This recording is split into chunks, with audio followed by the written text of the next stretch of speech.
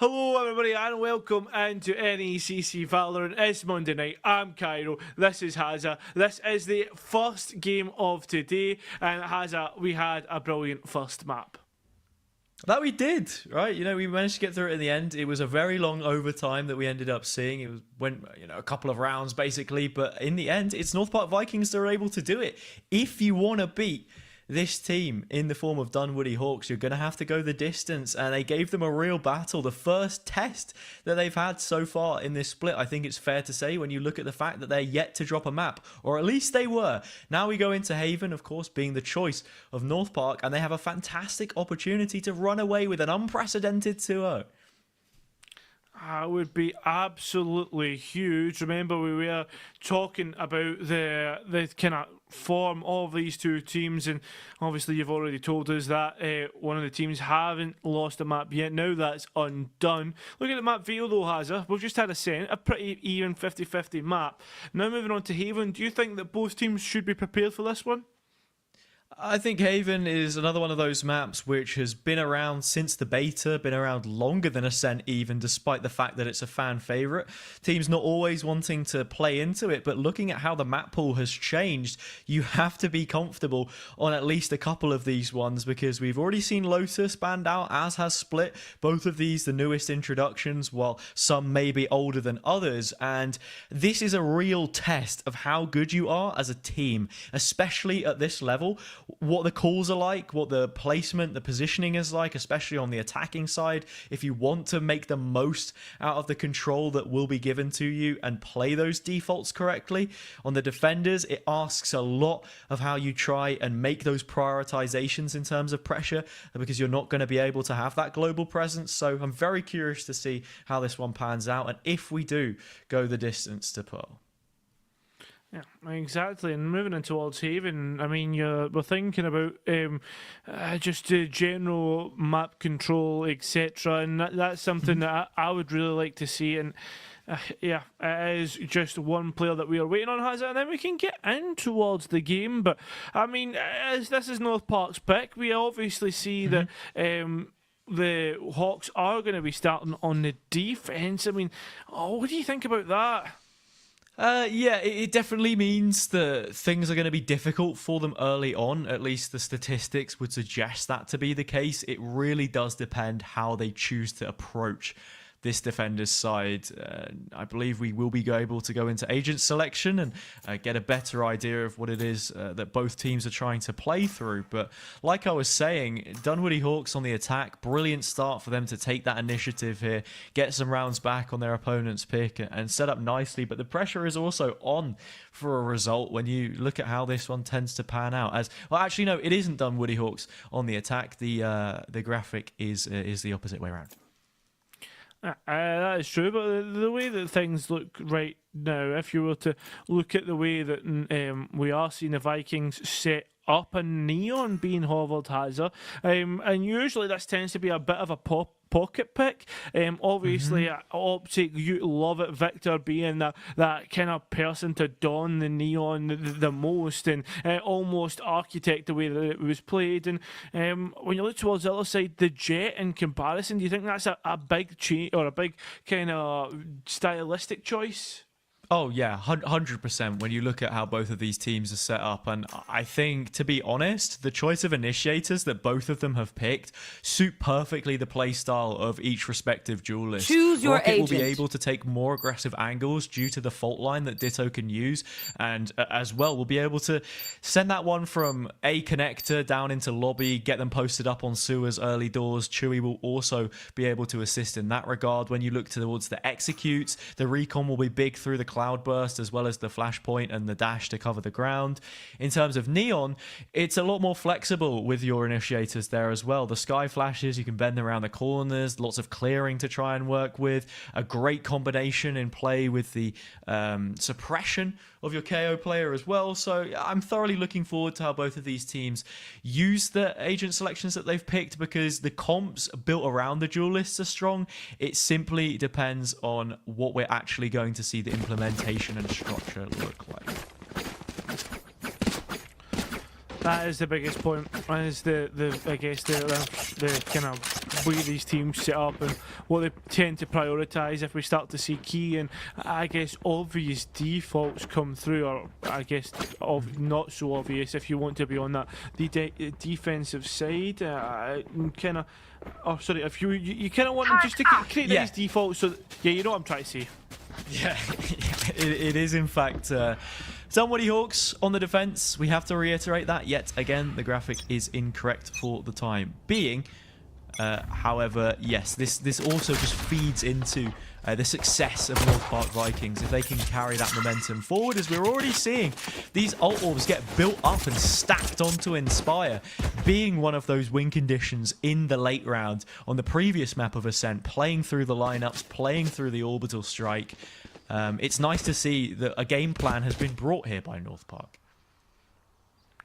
It truly is. The Jet already holding down and big bit of damage on towards Song, and it seems as if what a shot from Rocket, tips off the angle and already moving on towards potentially shooting in a second towards the bullets, but unable to do so. Or maybe Rocket is just on a mad one. Maybe you're wrong and Rocket is righteous, sending further shrapnel to the skulls of the remaining North Park players who are stuck. They lack map control here as well. We've even had a turret placed on the back line. Fix Crew able to find one of those players towards short. But as I mentioned before, there's 2 players to the front and 2 guarding the rear. They will need to try and find a pick. And if they can take down Saber here, it would be huge. Spike down A. Unfortunately, Saber gets out with one of the enemy remaining. Walk in towards AZ Twins. Classic, and that was just a classic double for them. That it was. We see Dunwoody take the pistol as they were unable to do so on the previous map, I think. I mean, we spawned 4 rounds in, but it was a healthy advantage coming out, in fact, for North Park Vikings. Looking at what the investment is like here, Song's gone onto a shorty, already prepping the high gear. This looks like a fast set play towards Garage, and it'll be interesting to see how it pans out.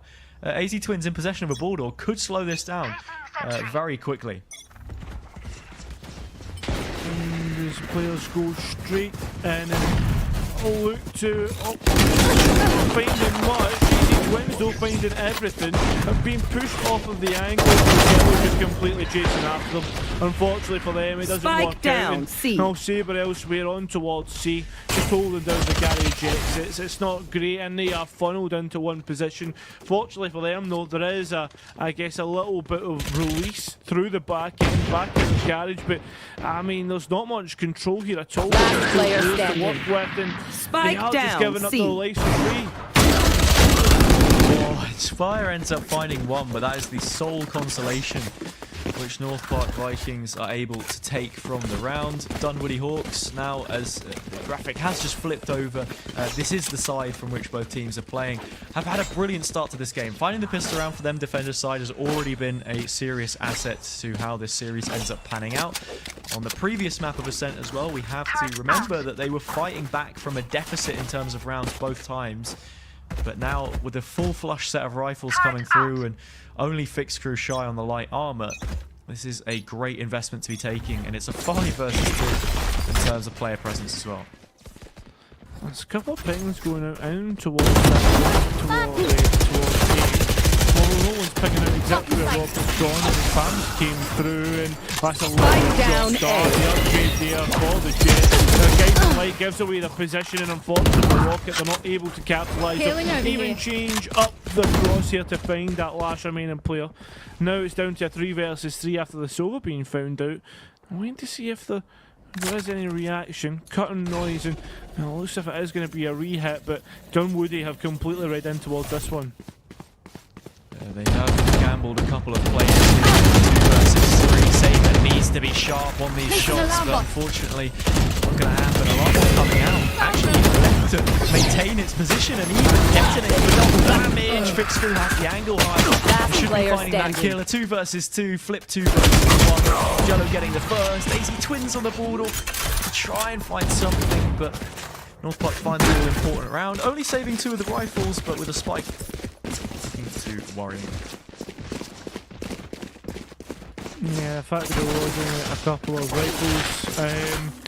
I guess the biggest thing is the fact that now Rocket was only on a frenzy in that last round, and now coming through to this one can invest in towards the biggest gun in the game, that being the AWP. And I mean, now one of those lanes can just be held down by one player. It's not much support needed. I mean, they'll be able to get out pretty quickly, Hazza. Depends how you want to play it for the side of the Dunwoody Hawks, but the defence done also well. Song up close and personal with the Bucky, trying to get a punish. And as an Eon player, a shotgun not always the worst of weaponry. If you're able to close that distance, the support of the initiator players is comparatively weak, though, as I mentioned before, as we're seeing the high gear used to just sort of navigate around a little bit, but no commitment has been made just yet. The B site seems to be fairly weak as the Spike is sort of queuing up to get involved. Right. Just I'm out of here. We're good. As the Bucky starts to get through, that lane doesn't quite work out either. Well, ultimately, is going to get caught in the initiation utility. That being the fault line of the breach. Yellow trying to get through. It is going to be, unfortunately for them, not much. Spike looking to go down on B, but there's not much control. Look at that. Up against the AWP, and well, the AWP faces up against them. Just all the way up towards Blood, and as they swing through, they'll get met with a big left. bullet skying by their face. Sky themselves now against two of the other side of the map. Doesn't get much, and Chewy will find block. Yeah, there we have it. North Park Vikings investing into the round, but unable to turn a result, and now Dunwoody Hawks can extend that advantage. Some big ultimates coming into play for them here. Null Command to the Execute, Orbital Strike to patch out the late round, but from this position, looking incredibly strong. Operator in play and already finding value from Rocket. And it's not even been a case of players being set up to make ridiculous plays, crossfires, or anything out of the ordinary. I think it's fair to say for Dunwoody Hawks, they've been winning these individual duels a lot of the time, and that has favoured them nicely. Well, the Gaiden Light just going through and towards shot. This is just going to be as quick as possible. Unfortunately, the rifle's not able to do much. The AWP, though, on the other hand, is shot down and ready to go for Rocket. But North Park, well, the Vikings are beginning their storm on towards the beaches of the east side. Spike still, well, Spike is going to be planted. And Neural Theft initiated as well. One enemy remaining. Inspire and Jello doing the work. It's now all up to these ones. And I think that's going to be a bit of a save if I've seen any. Yeah, if they could perhaps have turned those 26 assists on the previous match, then maybe, just maybe, there's a chance. Put 2 assists together, does it even give you a kill? I don't know. Inspire stops out the round, stops me waffling, and yeah, by pinching the operator, plucks a couple of kills to now flip this scenario fully on its head. North Park Vikings came into the round with nothing to lose, everything to gain, and that they have. Dunwoody Hawks with barely anything to show for, except for those ultimates, and I can't see them being invested too proactively here. The setup looking fairly static and familiar in terms of what they've been using for the past couple. Watch this. Now as they start to head through, a Gaiden Light sent over the site of C, and this is so direct from them, Hazard. They're busting out in towards the site the Neon found out, and now Jet I've got your trail. Through. It seems as if everything on the site, Fix Crew being massive there. No more charges left. Cage Spike down, players ready to go.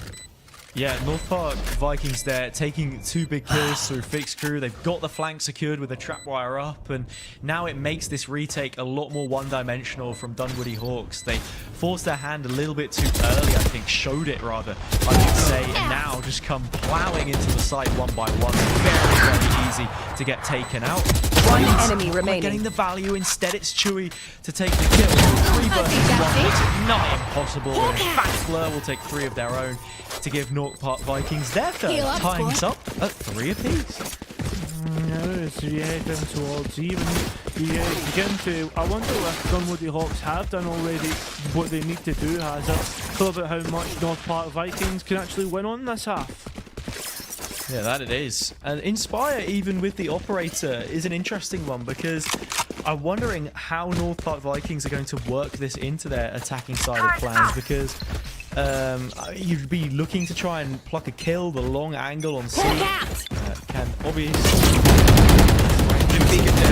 a very deep dark cover will deny for the time being. And perhaps Dunwoody Hawks want to limit test the extremity on A, as you do see Rocket posted up towards sewers, all the while collating information which is allowing for this stack of players to maintain their focus. It seems as if as these players slowly take space elsewhere, the Jet being held up in this position, that's a big guiding light. Gives away that someone has pushed up or is at least holding the angle where Blur's flashed into. It means that, well, North Park Vikings need to walk with trepidation. The war cry perhaps getting into all the sections, Window comes down Jello, fix crew, trying to fix up their team. And I mean, I've seen that molly before, but fortunately for the side of North Park, they will be able to get that shield back up. Rocket on the lock, might catch out this spike, but certainly sees it. The Brim may be making a little bit of an escape attempt here and does so, not thinking about what could be behind. The Rocket starts to come through. Dunwoody Hawks have reacted to this perfectly. They just need to find this one remaining player. They'll do that. And look at this, North Park Vikings nowhere near to react. Yeah, this is just calamitous stuff. North Park Vikings. Inspire believes that he's found an opening, so just looks to sprint towards A. When the kills are actually found on C, they have the site control. The cores on Jello has also been stabilized, and it's just this really, I can't think of a good word to describe it, dodgy, unnecessary play that comes through, and as a result, it's cost them the round. Even the sky smoke that ends up getting placed denies the sight lines and makes that defuse a little bit easier, as AZ Twins even uses the From the Shadows to quickly make that rotate possible and isolate the team eventually 3 versus 1. Feels like a group of guys who have decided, let's go and rob a bank, and just as the police arrive, it's like the person with the money runs out the back and gets caught, you know what I mean? It's just one of those situations that seems to have happened. And well, speaking of situations, this situation here is that the spike is going down. Spike planted. But the buying not the best in terms of, well, we've seen one player on the judge, that being Song of the Neon.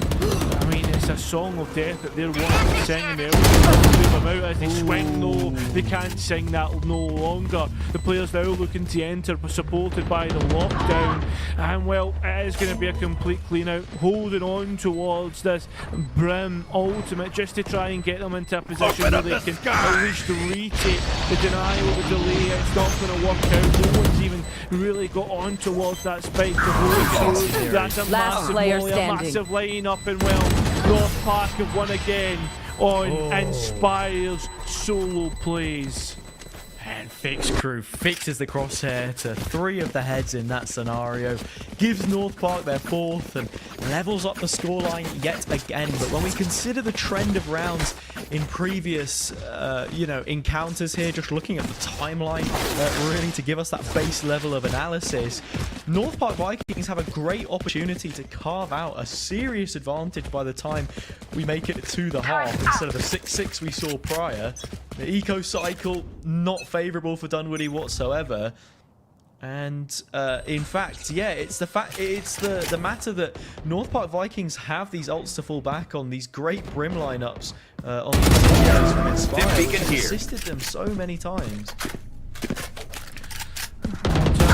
Assisting through, it seems to be just an assisting in towards the kill feed. The players just doing the business once again, Hazard. And then just looking to get carried on towards the site, and everyone just getting cut down. It's unfortunate, it's not great. One enemy remaining. In terms of everything that's going on, it just seems as if it's all up towards the KG of Sabre. Holding Song on. is singing to the choir as well with those bullets, finding so many kills. In the end, fixes it flawless. 5 rounds for North Park Vikings, and they have the lead.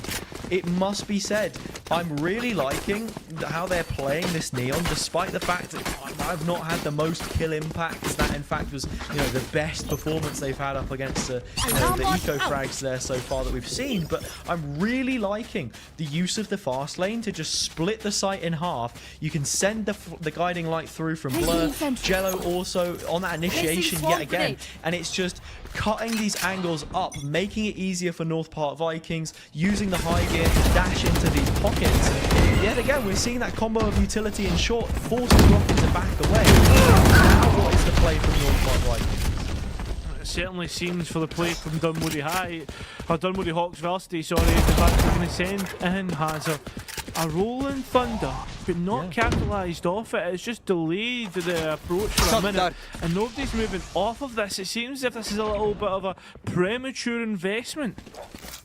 Yeah, and North Park Vikings happy to freeze from this position as well. And if they hear the sound cue on the owl drone, by not peeking this, it's information, which is a false positive for Dunwoody Hawks. They're going to back away from A, or at least advance into this dangerous territory if you'll Ditto, flashed on the angle, and it forces for North Park Vikings to try and find something themselves. But instead, Chewy takes the kill, all the while Song moving up in Garage. A real mixture of ideas from the attacking side here, and I'm just beginning to wonder where we're going to see the execute come through.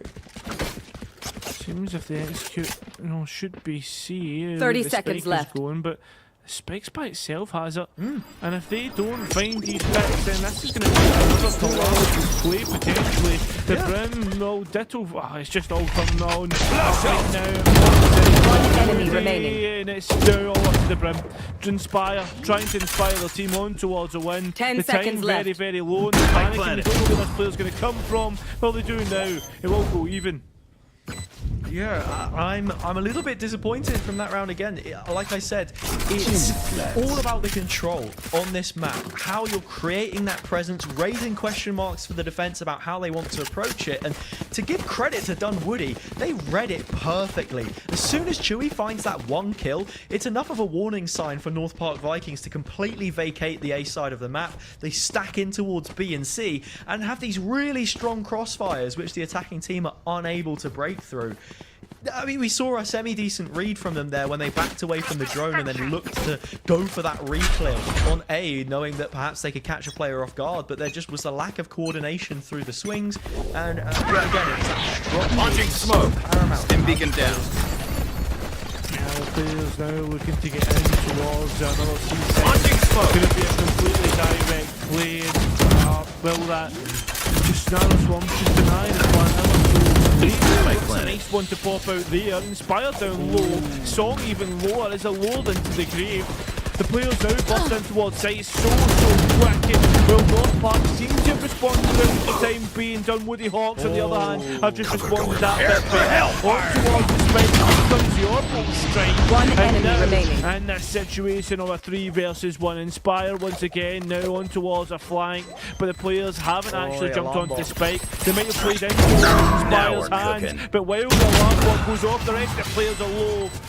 And well, that's it. The round is over. Time very much well in the hands of Dunwoody Hawks to get that spike defused. Yeah, Dunwoody Hawks now at the advantage. Both players on a slim amount of Last health round here. before the switch. And yeah, North Park Last Vikings, round they to have the use our game plan. creds and abilities. Dunwoody Hawks are Don't starting waste to your read into firepower. this a little bit more. They're seeing what the tendencies are. You see in that situation, Orbital Strike is up, Incendiary also available. Alarm bot. It's a fairly easy read to make. You have Inspire playing deep on these lineups, and they just take immediate control of the site, deny any additional presence, bait out that utility, and Peaks while it was now. close Placing call, sentry. in the end, they get it over the line. Yes, they do get it over the line, and at least for if you're a Dunwoody Hawks fan, you put yourselves in a good spot, especially on the defender's side. It's just absolutely massive. Spike again not being moved just now. It seems as if it's a much slow take from the North Park Vikings. And when we think about what those reads are then going to subsequently look like after we come out of this round, North Park Vikings are going to need to be so aggressive on the defender's side if they're to get similar value here, purely because you're running a Neon comp, or at the very least, stack towards one side of the map and play retake on the other, which makes it incredibly squeaky in terms of what your win conditions look like. But one more opportunity for them here to level the score. Spike looking to move towards B. down. Yet I've Tim got Beacon your trail. on that position. At least on a full gun around that area. They have spots to work with. Yeah, out Tom. I know exactly. Spike planted. Channel Swat ready to pop, but if Park just in the wrong location doesn't stop that plan. And Fix Crew stuck at the back of site is a massive spot, but the thing is though, Hazard, there's not much control in towards this site. This player feeling a little bit isolated, and they might get picked up pretty easily. As for the other side, it looks as if North are trying to insult in towards another spot, although as they try to crunch on towards Fix Crew, they've at least got out with one. Another line up there from the Brim on towards the Spike. As the Hunter's Fury comes through, it's not going to clear out much. Not One a enemy lot. remaining. Time's getting lower and lower. An easy win. Last player Look at the standing. situation they're in. That's a massive shot. That might have won the round out, and it certainly looks likely. Dunwoody Hawks will they'll go even into the next half. Very nicely done there from North Park Vikings to find the round. Switching sides. You see as well, again, it's just playing into that similar strategy, using the stall on the Brim util as much as possible, and now we have to find out what kind of value that can pick up for them here on their defender's side. You have the Cypher set up yet again. Interesting to get a view into what these aggressions look like. If it's going to be just playing the macro across the map, not really trying to pressure anything and just letting the players fight on their ones, or if it's going to be that more thematic approach of going in towards these retakes or not, we'll have to see. But yeah, nicely done from them there. They do well to win out, considering the fact that there is no real stall other than just that one piece of utility, and neither the positioning, actually, when you look at both A and C connector. But into the pistol, looks to be a full onset towards C, and speaking of utility, Fix has inside. Paranoia just does not come through for the Dunwoody Hawks. They now move on towards the six. North Park Vikings now. Oh god, I was just about to say North Park Vikings not looking in the worst of spots, but now do so. There is going to be another lineup coming through to clear the back of site next to Platt. But on top of that, Hazard, there's no one there. The players are now relocated elsewhere, now set up their post plant, and the players looking to try and maybe come from Garage. But look at this. Look to your left. One enemy The remaining. Brim managed to escape through their opponents, and then there's a shorty in their hands. The spam coming through. Inspire the player closing. Well, they will at least get one, but the time. No, it's done. Yeah, closing the distance a little bit with the Sky Smokes, but on the shorty, you really want literally any other pistol than that from that position, especially in a 3 versus 1. Nice intelligent spam that we see come out from Chewy through the smoke to take the kill onto Jello. And it's a difficult situation there where you're caught in two minds between deciding to fight for the site control itself on C, being the easier retake of the two, also when you consider what comp it is that North Park are running. Getting that first kill on towards the trap wire from Song in support, but then also being on a shorty in it being an incredibly quick trade. So rinse and repeat for Dunwoody Hawks. They'll look to send it here, but this time it's 3 players to defend it instead of 2, and with that fast lane coming up, they might not even want to immediately execute. It's all about just playing again with your opponent's mind. It's a big mind game map, Hazard. In terms of the mind games that are going on, most of these attacks have just been fully executes, and well, this execute seems to be hitting hard. As Dunwoody have already got 2. The player trying to lock in through Garage is Rocket, but there is one more player a work of their own, and that would be the Brim of Inspire. Rocket just holding on to this mid space, looking to come late in through Garage, and may have just heard that jump. Doesn't play off of it, just Last player standing. Finley turns round, wins out with a Vandal. And Fix Crew on 12 HP. I mean, to get things done here would be a tough ask, and it does so. Would be a monumentous effort. That it would, and for those reasons exactly, it will not happen. Rocket finding a second. 2 kill involvements Let's from get them these there to idiots. close the round and extend the advantage of Dunwoody Hawks coming out of these initial phases of their attacking half to 2 rounds as well. Now we see the full investment coming through from North Park Vikings. Not close to any real ultimates here. Inspire, a couple away from getting the orbital strike, but in terms of how they can build that up, it's going to be quite a laboured attempt. See already with that positioning on A long, there's an opportunity to perhaps go in towards the orb, but facing up against Rocket here, you've got to be very careful as to how this one pans out. Oh, the spam just not working out as well, but looking towards mid has it. Song's gone on a wonder, and this wonder could pay out a lot more. Just looking to head in towards that CT spot. His fixed crew still fixed on Garage. I wonder if the Neon will push through. It doesn't seem likely now. Oh no way. Trying to deny any information about their location. Molly goes Cage through. trigger. The not quite working through. Sawmills will find Rocket. I'm out. And Out of the charges. players now can't get in towards side. Turret's destroyed. Yeah, Song gets one from the position. Good for at least a single kill, which is decent value. It was really the pivot point for the North Park Vikings defense. Having a player push down mid can be so useful in terms of using those sound cues to work out what the rotates look like, but Song has overpeaked, quite frankly. Now, there's a player Swarm advantage for grenade out. Dunwoody. They can head back towards C. Nobody there to Placing defend it swarm whatsoever. grenade. And this Garage duel 30 will also seconds be left. very Swarm grenade important. out. Inspire does win it out back to a 3 versus 3, and the orbital strike is on the line. Too much Revealing apart from the lane as Inspire has got Ditto. Now re-attempting this shot. Blinded. Spike planted. Last player standing. Press W. Nope, the W won't be pressed any longer for Chewie. That's going to be a round towards North Park Vikings, and another one to get Inspired's orbital strike up, which we have to see as it has been Sorry to spoil the party. on either side of this half. Exactly. We've seen it be a big priority for North Park Vikings. You see what the game plan looks like for them here as well. And it's going to be important to get it online as quickly as possible because Sabre does now have possession of their lockdown. And I'm curious to see what kind of implementation that will result in here, goes here. if you are the Dunwoody Hawks on their offense, because we've not seen it invested yet so far in terms of the rounds that have played out. And this should do. as well, This there's is a bit a of a nice mind that game that goes can there. maybe set up from them in terms of what the conditioning would look like towards A, as we've already seen them make that presence felt. Presence.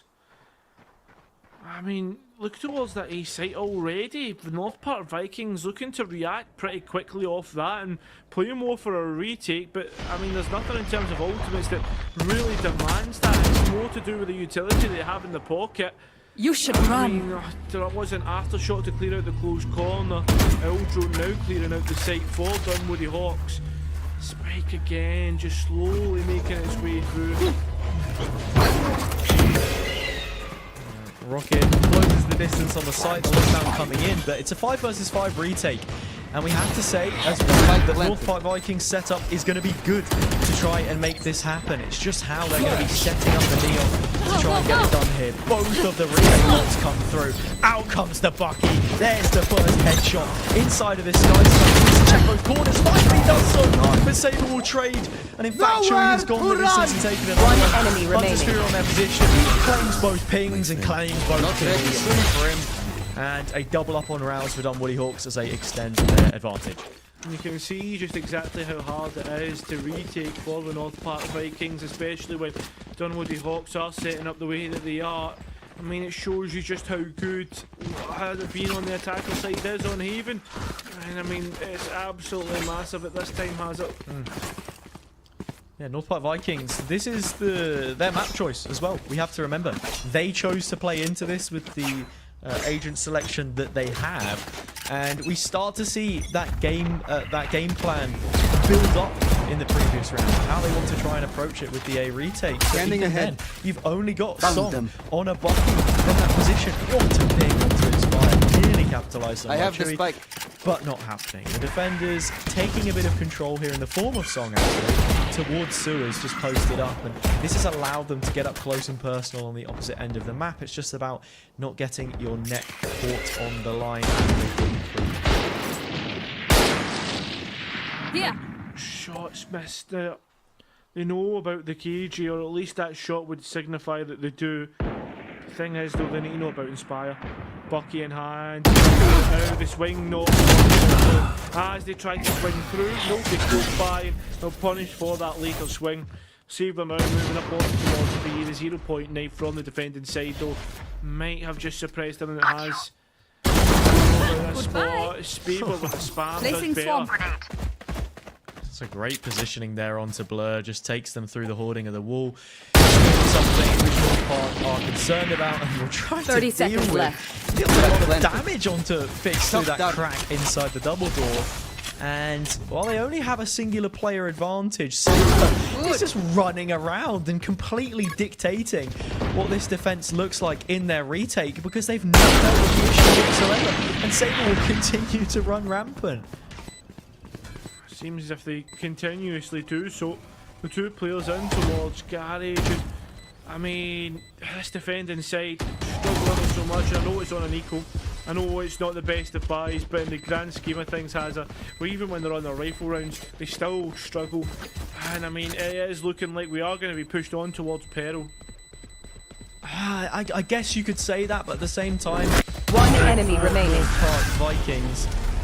That was an eco round, so now they have some opportunities to build things back up. But yeah, the eco cycles definitely won't favour them, and I feel as if, you know, you've got 2 buy rounds left here if things completely don't go your way, because you can see this one back onto an eco for what would be the 12th, and then it is across the, I guess, secondary stint line for Dunwoody Hawks, because it's not the finish line just yet. They need to reverse sweep, having conceded that first map, but on the attack, already looking We must incredibly shore up our rigid, defenses. and all of those pieces coming to play.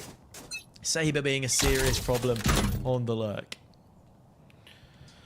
So also has that, I guess you could say this is the biggest round of them all at this moment in time. The players just going left and right, almost like one of those targets, you know, as they try to aim train your tracking, but in terms of the tracking here, it's North Park tracking down what's going on.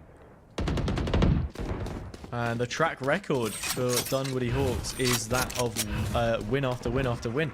The first map overtime loss that we saw is the first of its kind, in the fact that they hadn't previously dropped a map, and now they have a great opportunity to snatch back their opponent's pick, of course, choosing into Ascent, which they were unable to claim. Well, I mean, that's a big up there.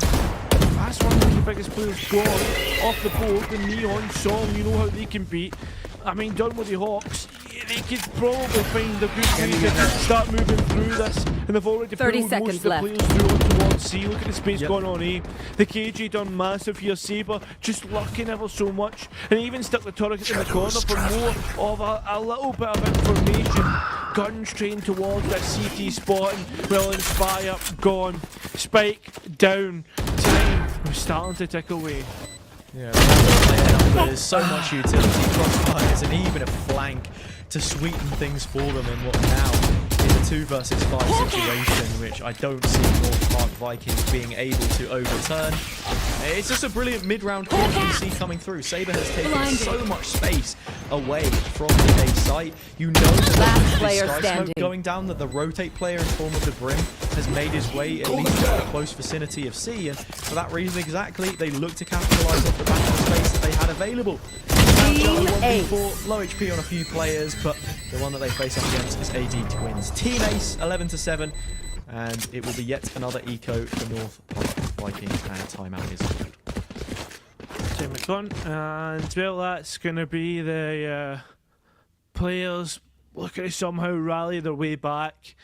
I mean, you've got to remember, it's just they're on the defender side of Haven.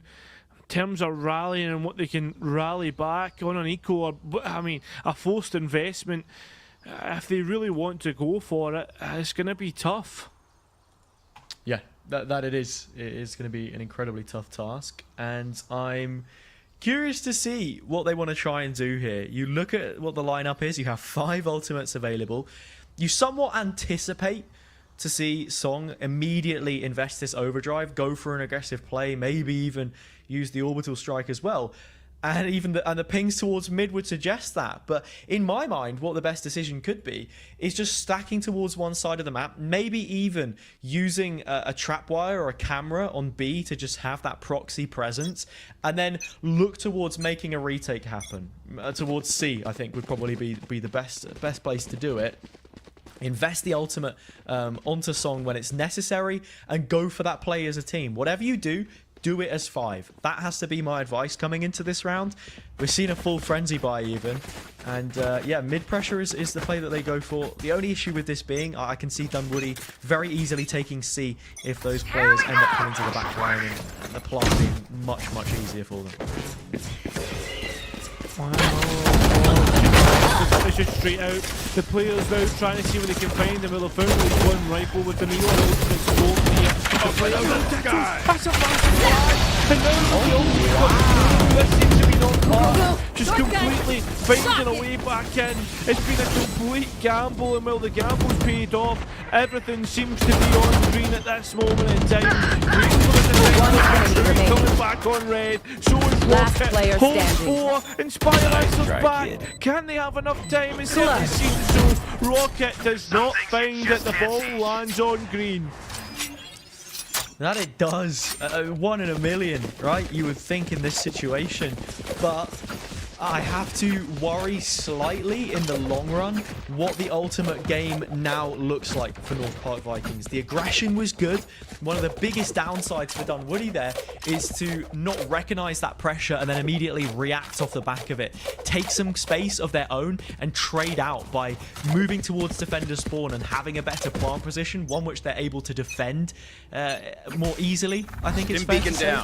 But yeah, North Park Vikings now missing out on the orbital strike, the null command, the seekers, and the overdrive there being committed. And this is going to make the next few rounds a lot more difficult to find above. Spike down. C. That's a massive entry. Clearing the space for the team, and while it seems to be clearing the space, the way, for Dunwoody has to find a way to we are going to see that lockdown just buy a little bit extra space, and the Neon already posed towards the flag. Can we see the KJ find this? Is going to be a massive, I guess, contingency point between the two. The Sun's not checking the top, so Lamport goes off. Sun comes through. Players now on towards long, trained onto this position. It's now all up to the players on scene. They've made the way through, has it? They're not even all the way on. The paranoia delay and time ticks away. Players from defender spawn working on their own time, failing to assist Song in their efforts, and from the 3 versus 3 it goes to a 3 versus 2. One and now enemy they're remaining. going to have to make this save call. Jello peeks garage and loses out on the operator. Things getting even worse. Second by second here for North Park Vikings, as now it is going to be 4 map points from which they need to overturn Match this point. result if they want to keep their hands on their own pick and force another potential overtime. Let's hope so. Let's hope they get themselves in towards that overtime and get themselves in towards, I guess, a bit of contention if they're not Park fan. But I mean, Dunwoody Hawks, I mean, realistically, they're looking to try and get this in towards the last map. That goes there. Massive if they can get it there, and it will be massive if they can do the work. That it would be. We'll have to see if it ends up being the case or not. It's twice as many map points that North Park will have to overturn here when you consider the opportunities that Dunwoody had to close out the previous map. As Inspire's able to find the first kill. That'll be big for them because it is on towards A. Rotate sort of thinking about coming through. In fact, it will just be for the regrowth in spawn. But yeah, nothing made of it just yet. Smokes down on that east side, just denying information for both teams at this moment. On the other side, though, the players on C, it's a massive C stack.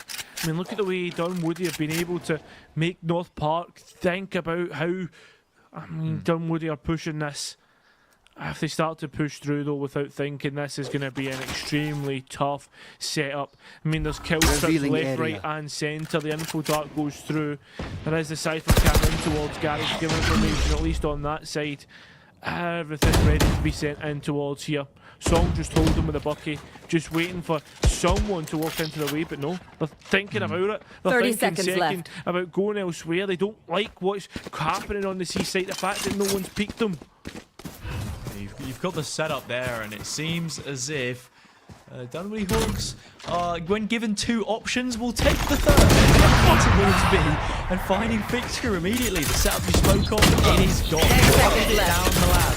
Nice use of the fragment to pull them off of the initial Spike spike. planted. There's a moment where Blur can deny. Will be able to take the kill once it has been played. The objective, of course, but Hazy Twins blown up high by their teammates rolling thunder. Last Spire player taking standing. one back. In fact, enemy two, remaining. even 3. We'll say that's the sight line, and that should Nice be try, the kid. map. No. Inspire gets his word in and brings them within 3. My ult's ready. Still going. It looks as if Inspire does want that up on the defender's side, and does have enough time My to smokes grab can block it. the enemy's line of Could sight. be big in They're terms blind. of the chess pieces that these gamers can buy up, Heiser. And then the buys, I mean, you look towards what Dunwoody Hawks have, and it's getting thinner and thinner. It's almost like my hairline at points. I wouldn't do yourself a disservice there, Cairo. You know, I've seen worse. I've seen much worse. But Name looking one at what person. name one person I could, but I think anybody I name is instantly putting me on their hit list. So I'm Yeah, not that's going true, to. that's true. North Park Vikings, yeah, they've got the operator to try and play through. Inspire with the one in hands. But then puts down the Sky Smokes on A, so almost 2 different strategies in one. And Rocket can close this distance almost immediately with a Tailwind. If you look at that positioning, and in fact will just completely claim the space, and now has control of A. Spike not yet committed, and it'll turn on the heel to join him. I have the Now, see spike. what was talking towards Jail. They've completely put the hands into this. So the hands of the Omen, the spike into the hands of the Omen, committed, and now this is a similar position in towards last round, except this time Jail, not Jail, Rocket was able to close the space, and Saber now crunching in towards the last remaining players. It's 3 players if they can get to it, but it's not going to be the case. North Park Vikings One are enemy certainly remaining. looking like this might be the Flawless. last hurrah, and it is confirmed. Attackers a flawless win. round by Dunwoody Hawks. Did they convert it? Make it one apiece. That they do. We will be going to the third map of Pearl. As you can sort of see around us here, it is prepared for that final map. And yeah, you have to give a lot of credit to Dunwoody in that situation on Haven. They made the map look their own. It was homely for them by the time it got to the attack. Saber so many times on the lurk, able to find value, even pinching a kill through mid in that situation, playing off of Rocket, who had been a brilliant duelist player in the first map, but then, repeating that form on map number 3.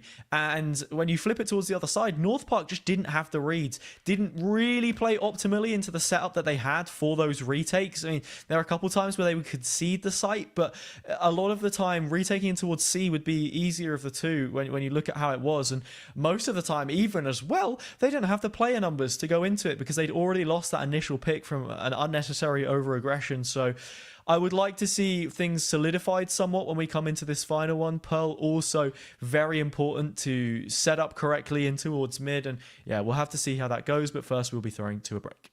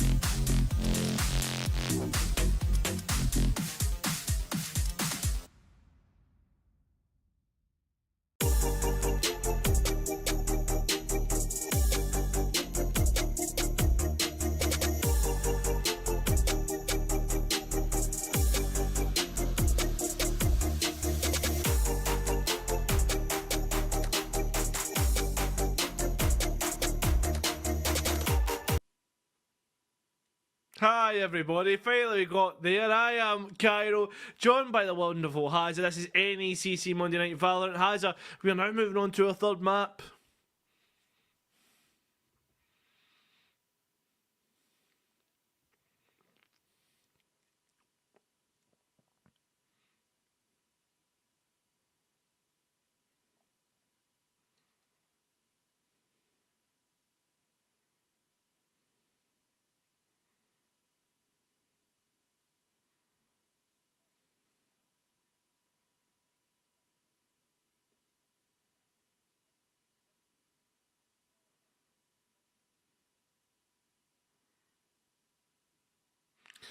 Oh, I mean, it seems as if something that we saw from North Park Vikings was a very direct style of play.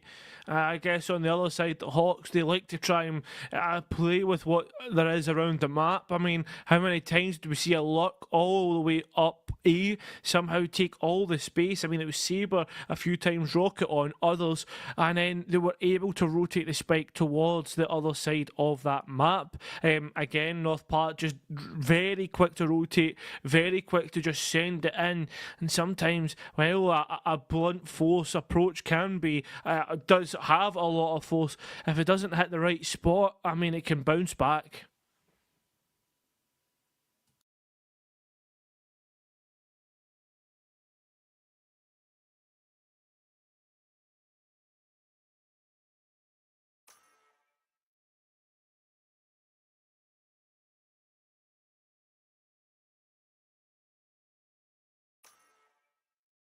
Select your agent.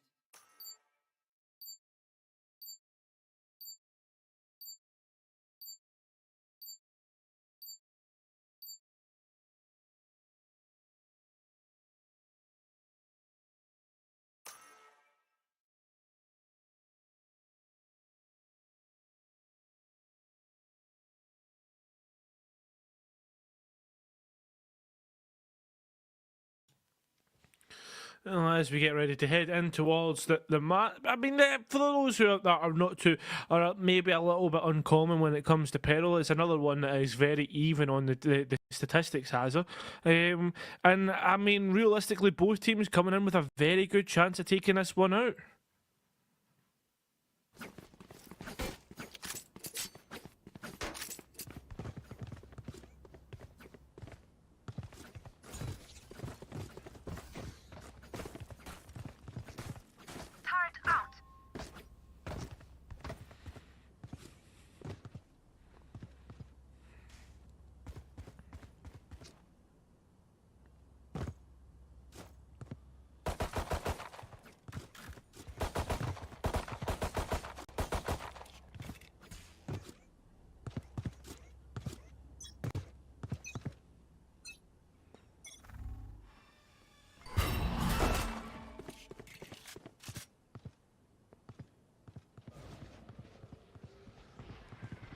Oh, yeah, exactly. I mean, most of the, I guess, the orbs and decent spots to try and get picked up if you are an attacker has. You think towards top of B, think towards A main as well, and think towards Jello sending it in towards the side. Rocket at least gets one back, but it's continuous trades while the spike is down, the time ticks away, the players having to bust out of. Oh!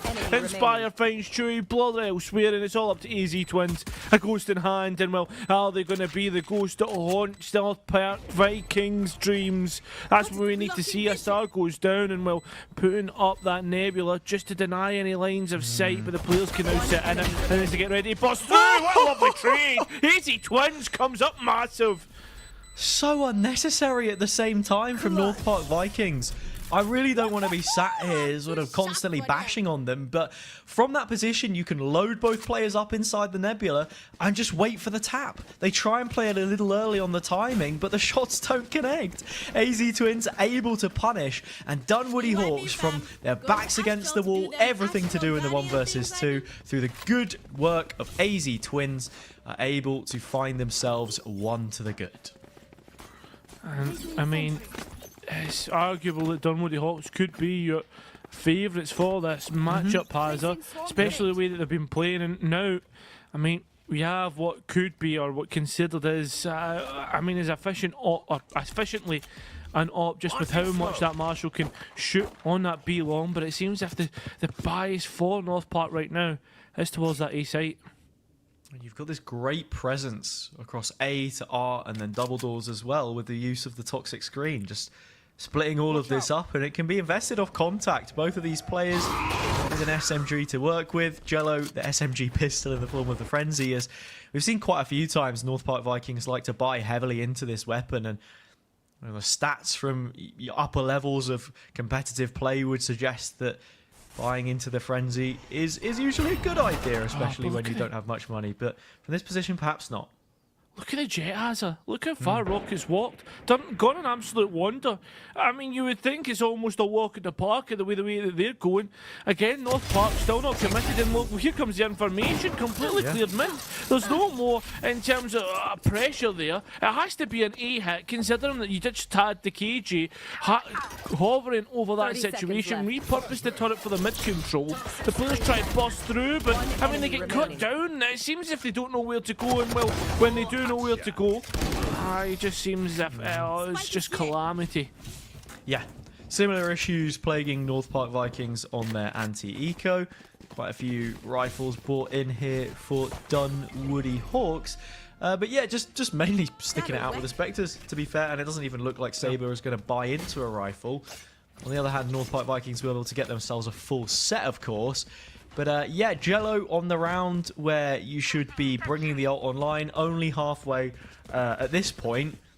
But can group up and isolate a duel onto Rocket, who is going to struggle to get work done from this pillar position, but could perhaps bait when you look at where the toxic screen is. And up close and personal, the Spectre can still deal a lot of damage. Oh, here we go. Propped up.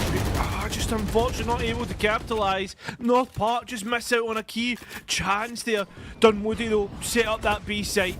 Now ready to go, ready to hold the crossfires. The Jet holding in behind default, and as the players start to run on, the Prowler misses out on a key bit. That's Rocket able to escape through the Cypher cage, but gives away a little bit of notification and sound. Song elsewhere takes out that controller. Fix Crude getting one back, but Rocket's still hidden. Potential, unfortunately not anymore. But now it's all up to the KJ. Cut down. Well played by North Park, Kaza. Yeah, they knew all about the flank as well by that point, right? It became obsolete at that point in time. Buy round, nothing coming from it. Well, sorry, I say the bonus, nothing coming from it. The Spectre's just not so good in that position. No awareness of the plant on the Radionite boxes either. So the stray shots through the Cyber Cage, not able to connect and deny that plant, make it a little bit easier after Prowler from Blur had actually missed their position. But we've seen a flex in the setup just a little bit here as well. The Killjoy utility stacked a little bit more towards the A site itself, playing mid quite passive. This will deny the amount of information that Dunwoody actually are able to collect. So North Park Vikings can get very, very close to these chokes, at least on the A side of the map, without Dunwoody having any information whatsoever on their positioning. Slowly contacting up. The 0.9 going to give things away. And, I mean, it wouldn't even be a bad investment, has it, considering the KG is close, but already there seems to be an idea with those Astro Stars going down. Here we go, the 0.9 coming in. Has detected the presence of the KG, so the util down. That alarm bot not working out, and well, neither is the Mollies, but Easy Twins rifle are finally all this util comes up online, but it's not been destroyed. It's not even been worked on. And Sabre's able to come up massive. Gets one with the turret, gets one with the gun. Now it's up to Song, but I mean, it's a song for the end. It seems as if the Fat Lady will be singing for this round, and don't worry, Hawks, well, they're going to be singing their own praises. Yeah, if the Fat Lady sings inside a huge reinforced glass dome under the sea and nobody hears it, has it actually happened? I don't know. God. But the fact that Saber's turret comes back online and is able to kill a North Park player on low HP completely unchecked, I think is the perfect personification of how this game has been going for them so far. Now we see the big time ults come online just in perfect coordination with what will be a mostly full invest. I don't know if we're actually shy of just a singular pistol there.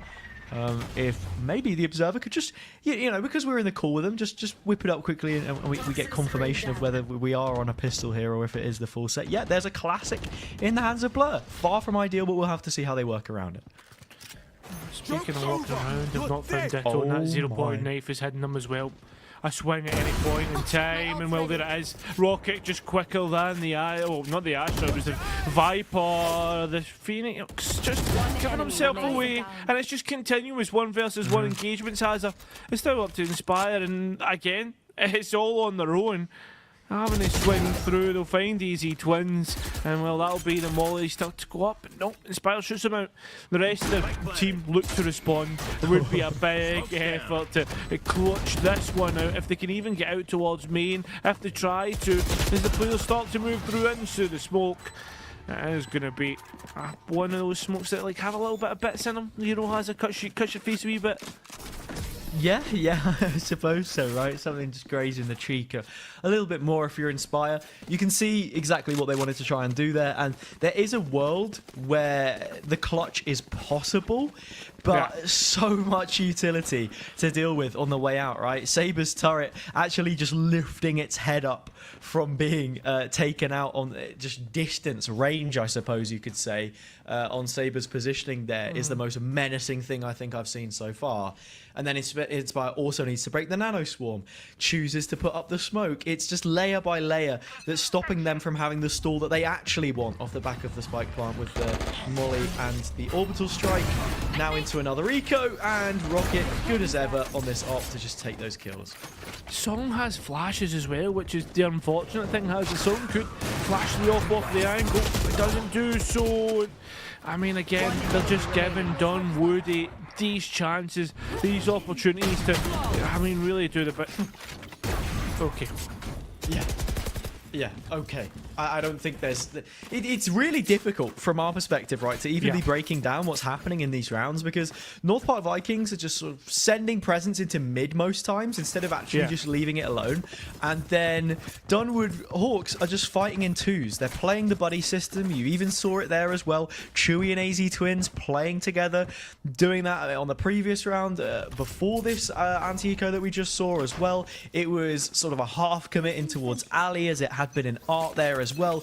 North Park Vikings, we need to see a concrete game plan come out from them, and this time it looks to be a full A. Well, it seems to be a full A, and I mean, look at this. Dunwoody, they've responded in correct fashion. They've realised to just vacate the site and not give anything to their opponents, as their opponents look to try and give something to them. Ditto trades it out. Yes, they're going to lose out on the Viper, but realistically, has in the grand scheme of things, I mean, it's only a player down because the utility already is obsolete at this point. Speaking of what's not obsolete, that lockdown down now. Yeah, the lockdown isn't really doing too much here though, because all all of the players are in main. You've still got your Orbital Strike online, also playing through the Incendiary, which will be a lineup for Inspire. They have already bought a pretty decent amount of time here. And in fact, because of the Nightfall, Rocket dropped to 1 HP, actually able to claim the kill. Heavy investment here yet again. And it's going to be enough for North Park Vikings to turn what should be their first round. Or second round, I would say.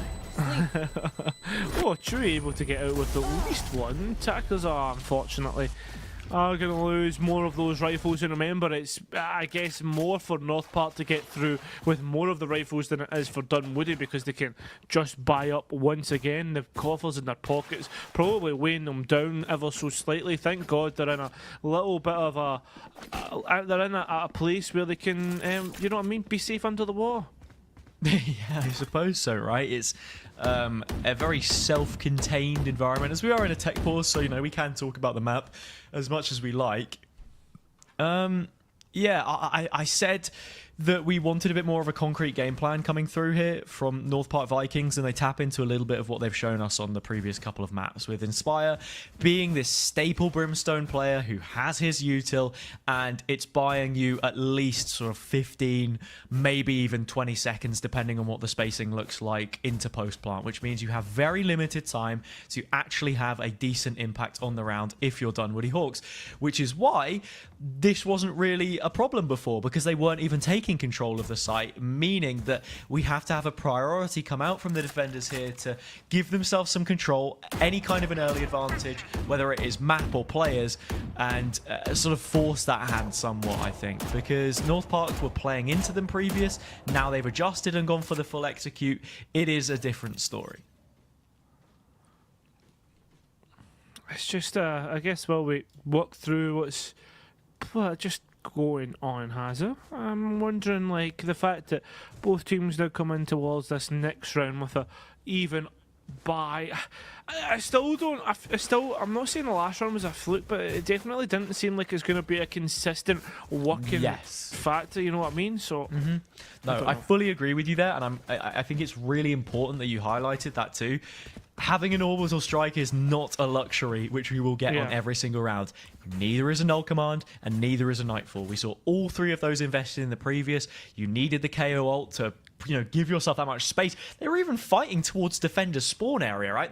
They'd pushed on the parallel to Flowers and were looking to take those aggressions, and actually even Song a little bit unlucky to get taken out, but just after the ultimate had expired. But that's one to take the space. The Nightfall perhaps unnecessary even, but it does end up managing to find Rocket because of the low HP with the orbital strike, and yeah, then the Incendiary as well, something which you can call on more consistently. But yeah, important for you to mention that, because this isn't something that they can consistently play into. Hello, Mr. Tactical. Yeah, I think. Do you know something?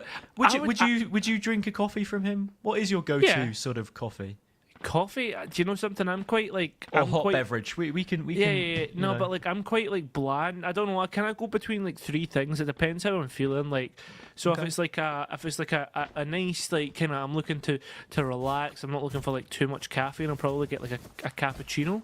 Yeah. Then if I'm like maybe feeling a little bit sweet, get like a caramel latte, you know. Nice. Or nice. Or if I'm like looking to not necessarily have a hot beverage, but you know, like one of those like cool coffees, you know, like a iced coffee, a frappuccino or something. Oh, okay, nice. Yeah, I wouldn't say I'm too much like that either. I just make mochas at home, instant coffee, hot chocolate powder, in hot water, milk, sorted. But I mean, an iced coffee is always nice. You don't like mocha? No, that's not what I was going to say. Can I be honest, like, in the grand scheme of things, right, see, when it comes to caffeine, I do not drink a lot of it. I am, like, the one gamer who doesn't. I didn't either, but it's those late nights and early mornings which make it somewhat of a necessity. And speaking of necessities, of win conditions for North Park, we said before they needed those ults to get it done. Don't have it this time around, and I think the biggest on the previous would have been that null command. We're going to need to see a perfect use of the 0 point here to shut down the util that is being played, and I think we're going to get it because there's no player from Art that can support and break this. Unfortunately, it doesn't land deep enough, and that means that everything which Saber wants to use is going to sit in play. It just cuts down on those sight lines, makes the spam more accurate, and Fixed Crew is found. Interesting plant spot, to be honest. Usually I think the default is good enough, Hazard, but this one it's planted a little bit more towards Art and maybe could allow the players just to get a defuse off pretty safely. The spam not going to maybe work out. Maybe it's lined up for one of Inspire's lineups, but it seems as if it's been lined up towards the bullets. The players trying to do the work, but it's Saw on the flank who gets most of it. Dunwoody Hawks, they only need one more round to make this a natural half for them, but they just can't seem to find it. Yeah, we've seen a brilliant fight back from North Park Vikings, and they are having a lot of success on A now, which means we're seeing a change-up come through from Dunwoody Hawks. That is going to be stacking those three players towards that side of the map in the form of Rocket, Chewy, and I thought Ditto, but instead their presence will be more towards the sort of mid area, using the toxic screen to make the navigation of B more difficult. You've got your Killjoy set up there as well. And curious to see how this one is going to pan out. They've actually slowed down the pace and not looked to challenge main immediately. Just holding down the angles. The Song elsewhere gets Rocket. Okay, good stuff here. Players just looking to continue controlling mid. But it's more this A main presence is completely gone right now for Dunwoody, and they don't know if they've lost sight. Well, you have seen that rotate now come through. Astra with 2 stars placed in towards the choke. Got Chewy who can just play off the shoulder and Art, but has a few more duties, obligations in terms of keeping a watchful eye over the precious paintings or positioning, more importantly, where these players can post up. Sends a Prowler through the smoke, immediately broken. Utility traded, but North Park looking like they want to set this execute in right now.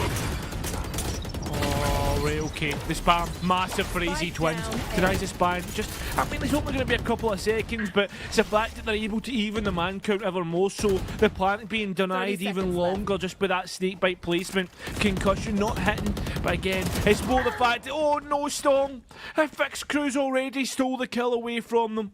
That control now firmly in the hands of North Park. The players have to burst out of Art, and it's a tough spot to do so. It's even tougher to hold out, especially when you've got a Cypher Cam looking at you. Chewy though, just that much better. Now we are going to see the Nightfall come through. Yes, the players decayed, have just slightly stopped, the sound gone. They might not know about Ditto on the spike if that's the way things are going to go.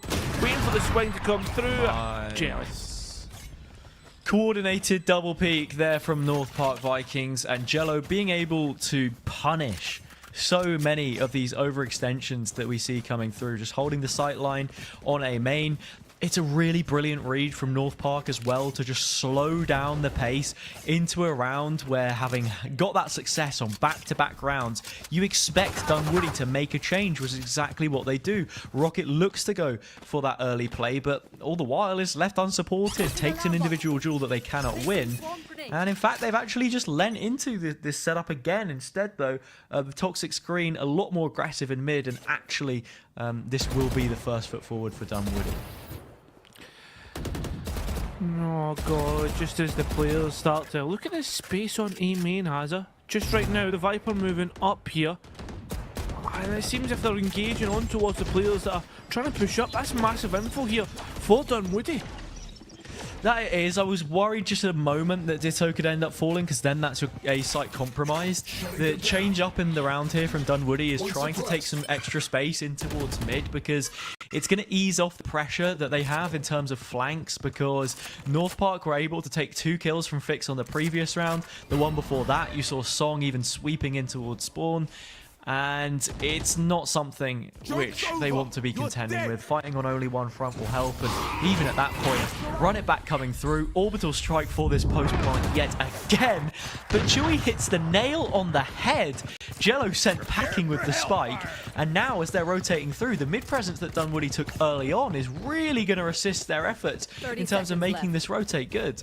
I was about to say, surely they're hearing all of this. Yes, there's going to be a 0 point and they've getting flung back, but where that lands, God only knows. Maybe in the next matchup that's coming through, but as these players run down, I mean, already the spawns for Dunwoody's there. I mean, it's not as if this has been a well-hidden secret. It's been totally committed through, and that's why Dunwoody are able to react so efficiently. They're just completely going through these players. There's only one player left, and well, he's out towards Terminal, and it's just going to see if Inspire can hold this down. It certainly seems likely, but it's just 4 that's being held, and it will be 6-4. That it is indeed a death sentence for the remaining player in their 1 versus 3. Not the first time that we've seen that one pan out in a game on Pearl from Pillar. But in this one specifically, Dunwoody able to get the response that they needed to. And North Park Vikings even invested the Orbital Strike as a parting gift from A, so they won't be getting it, realistically, for the last 2 rounds of this half. That's your checkmate on towards the lockdown gone. Cosmic Divide also coming online. Things looking really good here for Dunwoody to extend that advantage in the last couple. You win this one, the buy is broken. A snowball building up just when it seemed like we're in the hot summer season in terms of how North Park were really increasing the heat on their attacking half. Do you know something, Hazard? You had a real good opportunity to talk about Vikings and raiding season and the likes, but you just didn't want to go for it. You've just done it. You've just done it, so it's fine. I know, but usually you're the one to kind of have that little bit of, like, what do you call it, like... poetry, a little bit of extra... Yeah, I was going to say a little bit like, oh, hello, Ditto. Ditto is poetry in motion. Very nice shot from them onto Song. Yeah. Early kill found. I'm wondering whether we're going to see Jello here use his util to get the heal back in. And yeah, you can see the health bar just increasing at the top of the screen. But that's more utility gone to sort of cut up the site here. If it's the Blaze Wall, lots of angles that you could have denied now missing. No hot hands, perhaps, to send towards the back of the hall. North Park looking stunted here in their approach on a very important round. This is the buy. 30 seconds There's left. the buy. Just jumps being again. And Ditto still hasn't moved. Like, look how much control is up towards A. I mean, the only problem is that Art is completely unchecked at this moment in time. I mean, you think towards what's going on there, and with the players like moving down slowly, I mean, this is going to potentially be an avenue which they give up the site, but no, it's not going to be. They just give up in towards this connecting area instead. As they flood in there, the spike needs to make it on towards site, but the time's so low. It's done. North Park Vikings have given advantage to Dunwoody. That they have, but it's tentatively given away because North Park Vikings, I can't necessarily blame them for making a save call there onto the 3 rifles which they had left over, because at that point you're just looking for an overextension for Dunwoody to show their hand, make a silly play as we've seen a couple of times before, and give yourself an opportunity to punish and get that room to go for a spike. Let's go. Plant, because very mature performance from a team which has grown into this matchup brilliantly. And on the last round, you have these ultimates available to work with. Null Command immediately invested. Dunwoody conceding the site yet again, but the win conditions which North Park had before are not up for them. No. Oh, charging so deep. That's a good spot actually for the judge to be in, Hazard. It's going to be really good at closing off anybody that goes further, but it's more that, again, the art push that it seems Dunwoody like to try and initiate from. I mean, isolated, that's exactly where the Jet's going to be. A nice lockdown reposition from last time round when it got placed. It's actually going to force these players even further back onto box on main. Sabre gets the trade back, and Ditto now finding the advantage. Here goes Fix Crews down to a 3 versus 3. Players need to get in towards that, and look at the lineup, it's gone. They've missed it, they have to bust through the Cosmic Divide. It's all up towards the gardens, and it's a shooting crew. And it's already been halved. Time there for Sabre to convert this. Dunwoody high with a massive round, a massive half to get in towards the next. Sabre just sprays them down with the assistance of his turret from that position, and now Dunwoody have that brilliant advantage that you spoke of. North Park playing from the defense, using the Phoenix here, is going to be a lot more difficult. I think it's fair to say they really struggled on the defensive half of Haven, while Pearl not exactly the same kind of beast. It's a different beast, but a similar animal at the same time. We're still playing Valorant. And I'm curious to see what the approach will be for them here, because we saw a couple of times Dunwoody going for that mid-aggression actually pan out pretty well for them by restricting the control and inhibiting those rotates from North Park. But the shy presence that they've got and how spread out everyone looks right now doesn't lead me to believe that that would be the case.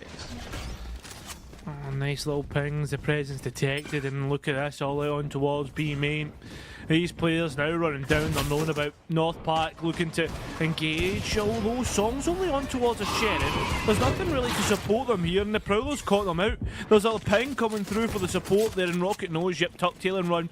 See if he can get anything, but the turn and burn doesn't work, it's them burning themselves. And that's the flank that you need to worry about in towards lane as the delay comes through further and further. But Easy Twins comes through massive. Nobody's found Ditto. This Viper still lurking through and even goes in towards CT. Spike going elsewhere. These players... Oh, Hazard, is going to be calamitous again.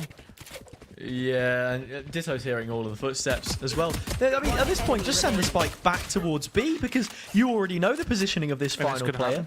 Jello trades it out 1-for-1, and yeah, they go for it. And there's layers to this as well, because we've even seen the aggression taken up in spawn. Alarm bot placed, immediately dealt with. Perhaps a little much given away, but Chewy can get this down. 30 seconds Jello's left. hot hands just wide Spike of the mark. planted. Pretty wide indeed as Jello tries to get back No in charges towards left. Heaven. And well, Saber, don't peek out. So one player you don't want to peek out because the other one's on Contact high play on the HP. Oh, wow, fantastic. They were distracted by the fade. I don't know if that was what was meant, but in the grand scheme of things, it works out nonetheless. That it does. And yeah, you even have the turret come back online for Saber there as well. So Chewy can just sit next to the pillar. Has, you know, an idea of where the player's coming from. You already saw the alarm bot got shot out. So it would be from there. And if not, it's a long rotate elsewhere. And it's really well read, again, by Dunwoody. They're making these good snap decisions mid-round, getting great positioning out of their players, such as Ditto, on the lurk there. And that's what you're able to do. It's a liberty that you have access to as a controller. Or it's in a double controller comp, I should say, as well. Even just recycling the Nebula here to get some extra space and make the safe passage across on towards B long and begin to whittle away at what North Park Vikings have to do. Fixed Crew's already shot out the turret, so the hidden player's been given away. But as for Halls, I mean, that's completely the opposite. Still lurking in the shadows with a knife ready and primed to get things going. They're going to place two mollies in separate positions, one in towards CT, one on the spike for the kill, just give themselves away. No one reacted too early, but Rocket does at least. Ditto on this same look that we've seen before, holding down, and the last two remaining players. It's almost like giving yourself up to the gods at hand. It's a sacrifice willing to be made, and it's a flawless round. Flawless that it is. Dunwoody now up to double digits, and they will be coming into the next with a timeout in their face. North Park Vikings, before, they've previously shown us that they are happy to invest these sparingly to steady that ship. And with Inspire at the helm, hopefully they can inspire some kind of a comeback in what wouldn't be a reverse sweep. You know, it would be that sort of scuffle over the line. Right now, it certainly seems like Dunwoody are primed to be taking this, and I quite frankly don't see that changing unless there's some kind of a mix-up in what the defensive setup is, because you have those trips on Fix, and I would like to see them placed a little bit more towards mid, perhaps use that to give you a little bit of control, because right now Ditto has just been tearing them apart by being allowed access to just sort of navigate through these little gaps and punish as much as possible.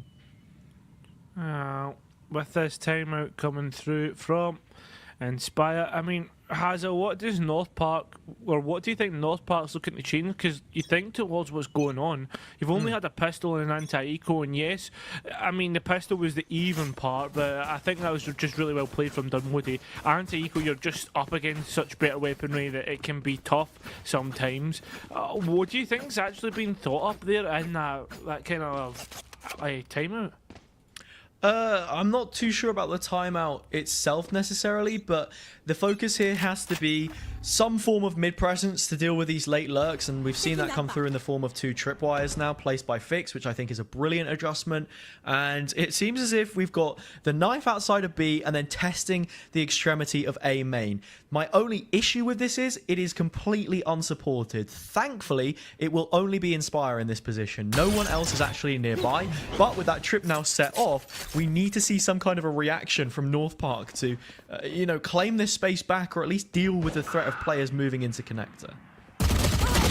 Oh, God. Spike Big down spam coming mid. through there. Well, it is the advantage, though, towards No Dunwoody. charges The left. upgrades there. The Cypher trip's been gone. And, well, they know that there's rats infested in towards the connector position. It's still how you deal with the vermin, how you get rid of them. And, I mean, has at this point, the site's still somewhat not been taken out. There's Jello in the corner. Oh, my God, what a shot.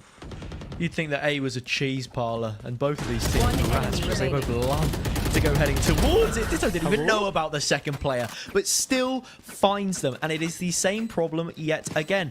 In through mid, Ditto able to claim that space, both the trips slashed, and more than anything else, it's not just putting the tripwires there, but then also having an idea of how they're being played off of, because what we saw happen was as soon as Inspire had cleared out A main, that was then a call made by North Park to rotate out of that position entirely and actually concede it. By not having anyone actively watching the trips, it means that so much ground can already be covered by Dunwoody by the time you get yourself back in position to actually do something about it.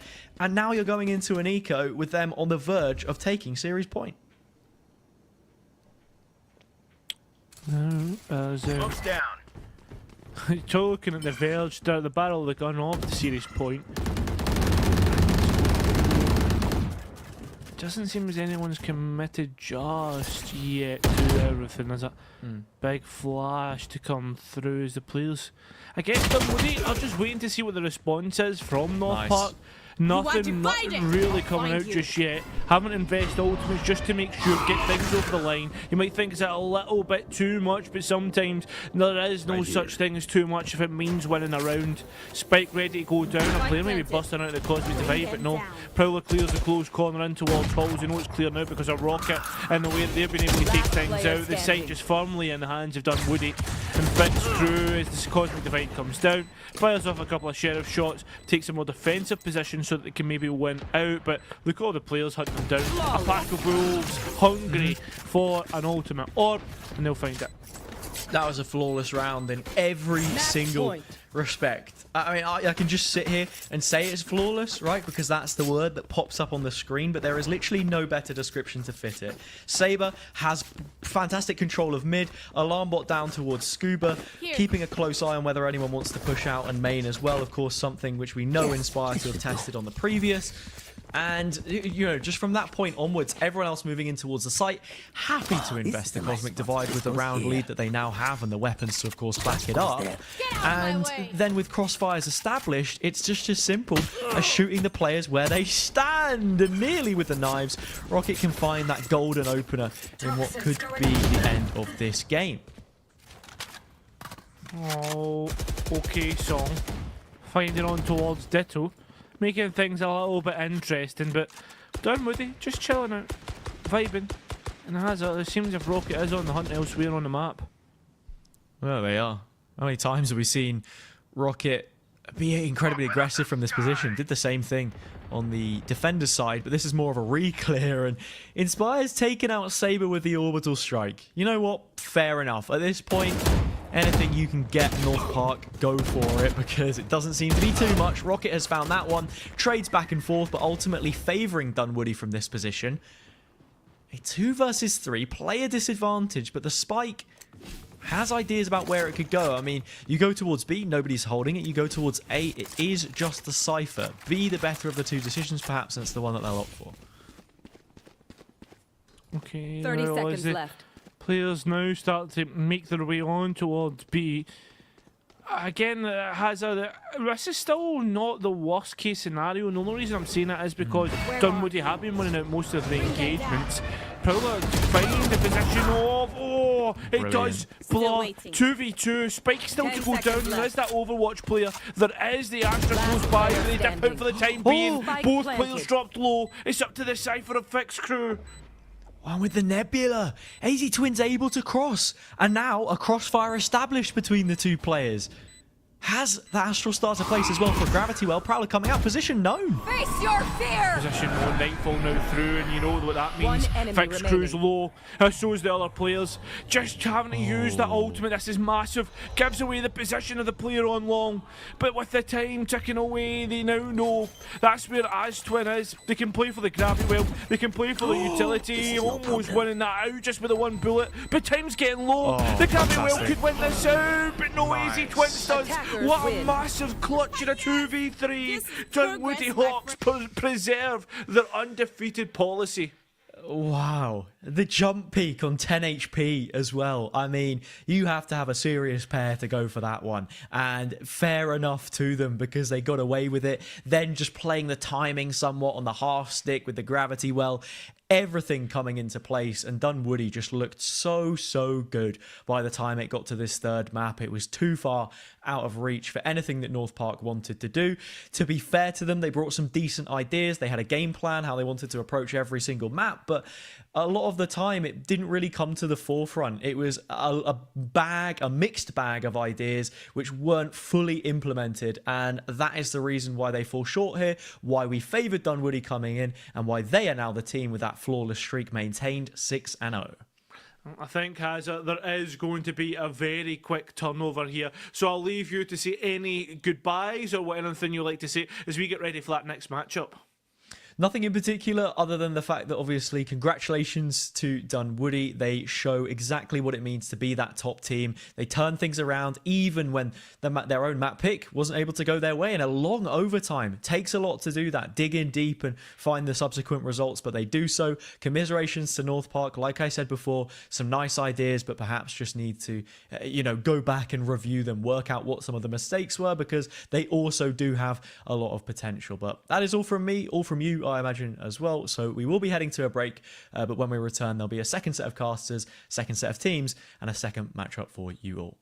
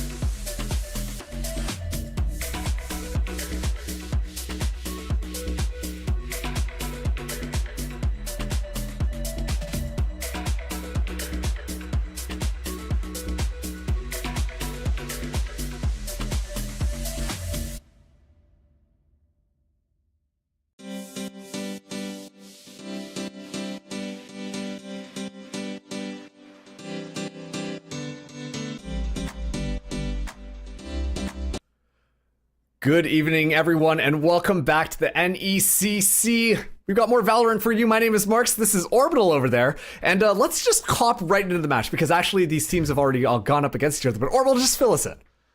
Yeah, we are already getting underway with the matchup here between York and my brain.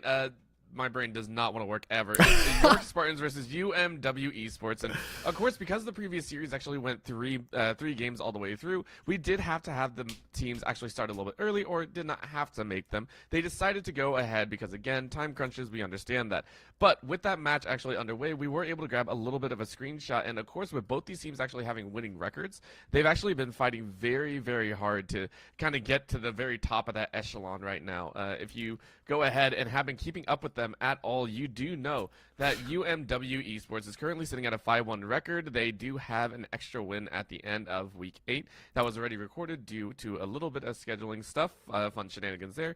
And then for York College, they are already sitting at a 3-1 on their end. So this is really tailoring out to say who is going to be at the top. So right now, though, we are hopefully getting pretty underway with this match because they've already played once. I believe York actually took the first map as well. Yeah, York did take the first map, but here, let's go quickly to the schedule just to kind of see what's going on here at a little bit of a macro level. And yeah, we've already gone through the Dunwood varsity game, and of course, we're in the York Spartans up against UMW Esports, but we still have one more game after this, so don't go anywhere afterwards because we just got so much Valorant going on.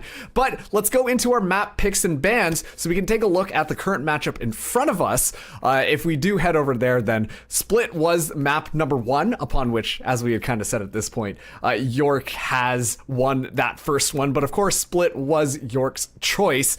The second map just on the horizon, that's actually going to be Haven, which is UMW's map pick. So you know what, it was a little bit of a stomp on map number 1, a 13-4 victory for York. However, hey, this is going to be UMW's map choice. Hopefully they have a couple of pretty unique things when it comes to going around onto Haven. As we know, Haven, you know, that 3-site map, so many things can kind of happen there. Oh, we got the map veto ready for you now, so let's just head over to the map veto, and we can pull that one up. So then, now you can see everything that I've been talking about. I'm a little bit sad that we still couldn't get that Lotus coming in, but like I said, it's going to be Haven up for map number 2, Orbital.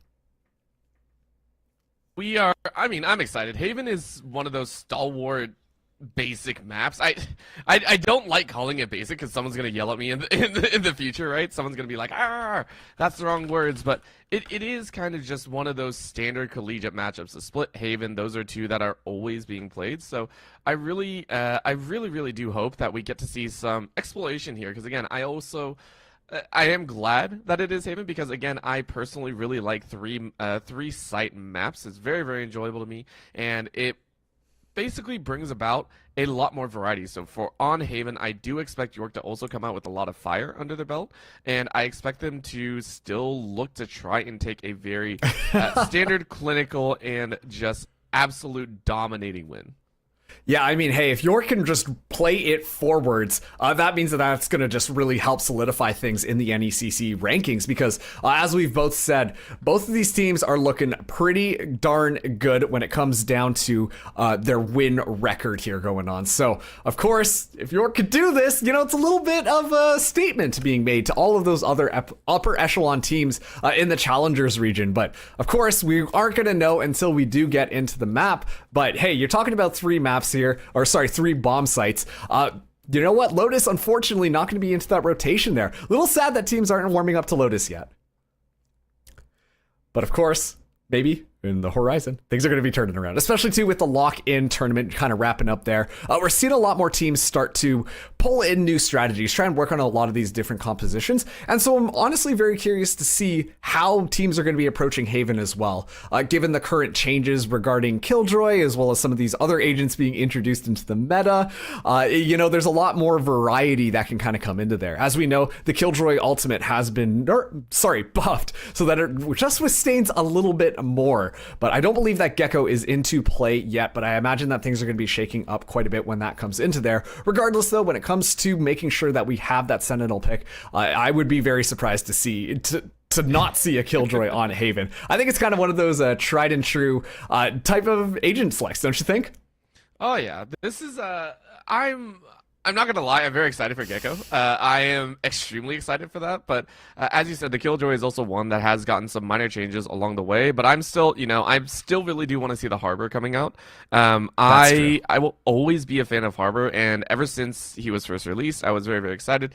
And I'm very excited to also see a lot of the pro teams picking up Harbor as well. I feel like the push utility that comes from Harbor, with the wall, with the AoEs, and just with the slows that come out, it allows not just for you to cut off line of sight, but it allows you to follow up on it much easier, right? So I'm very, very excited. Hopefully the teams have been playing Harbor a little bit more. Haven, I don't think, brings Harbor in as much. I feel like Haven is still very much stock standard, right? The Killjoy coming out here, I mean, we're going to see the Jet. Astra tends to come out sometimes, as well as, the Fade. I love Fade as well, but I love all the agents, let's be honest here. But I do think we're going to see that Fade, and that Jet coming out. And, that Sova to bring out some funny stuff. Yeah. And I think we're going to get the bare bones basics, nothing too crazy. So that's actually an interesting point that you bring up there, because for Agent Select, which is just going to be loading in right now, there's so much variety that these teams can kind of bring in there. When we talk about more traditional duelist/initiator combos, of course, bringing in arrays with Fade, as well as, honestly, I would argue that Neon works with Fade as well. But meanwhile, on the other side of things, you bring in that Sova alongside a Jet. But we're already getting some agent picks in here. And already I'm seeing Zipper lock in the Reyna. Oh, and a Yoru too. We're doing double duelists today. Oh, jeez. Oh, man. I also think we're getting... I don't think Gecko's allowed. So I think... yeah, I don't think that's...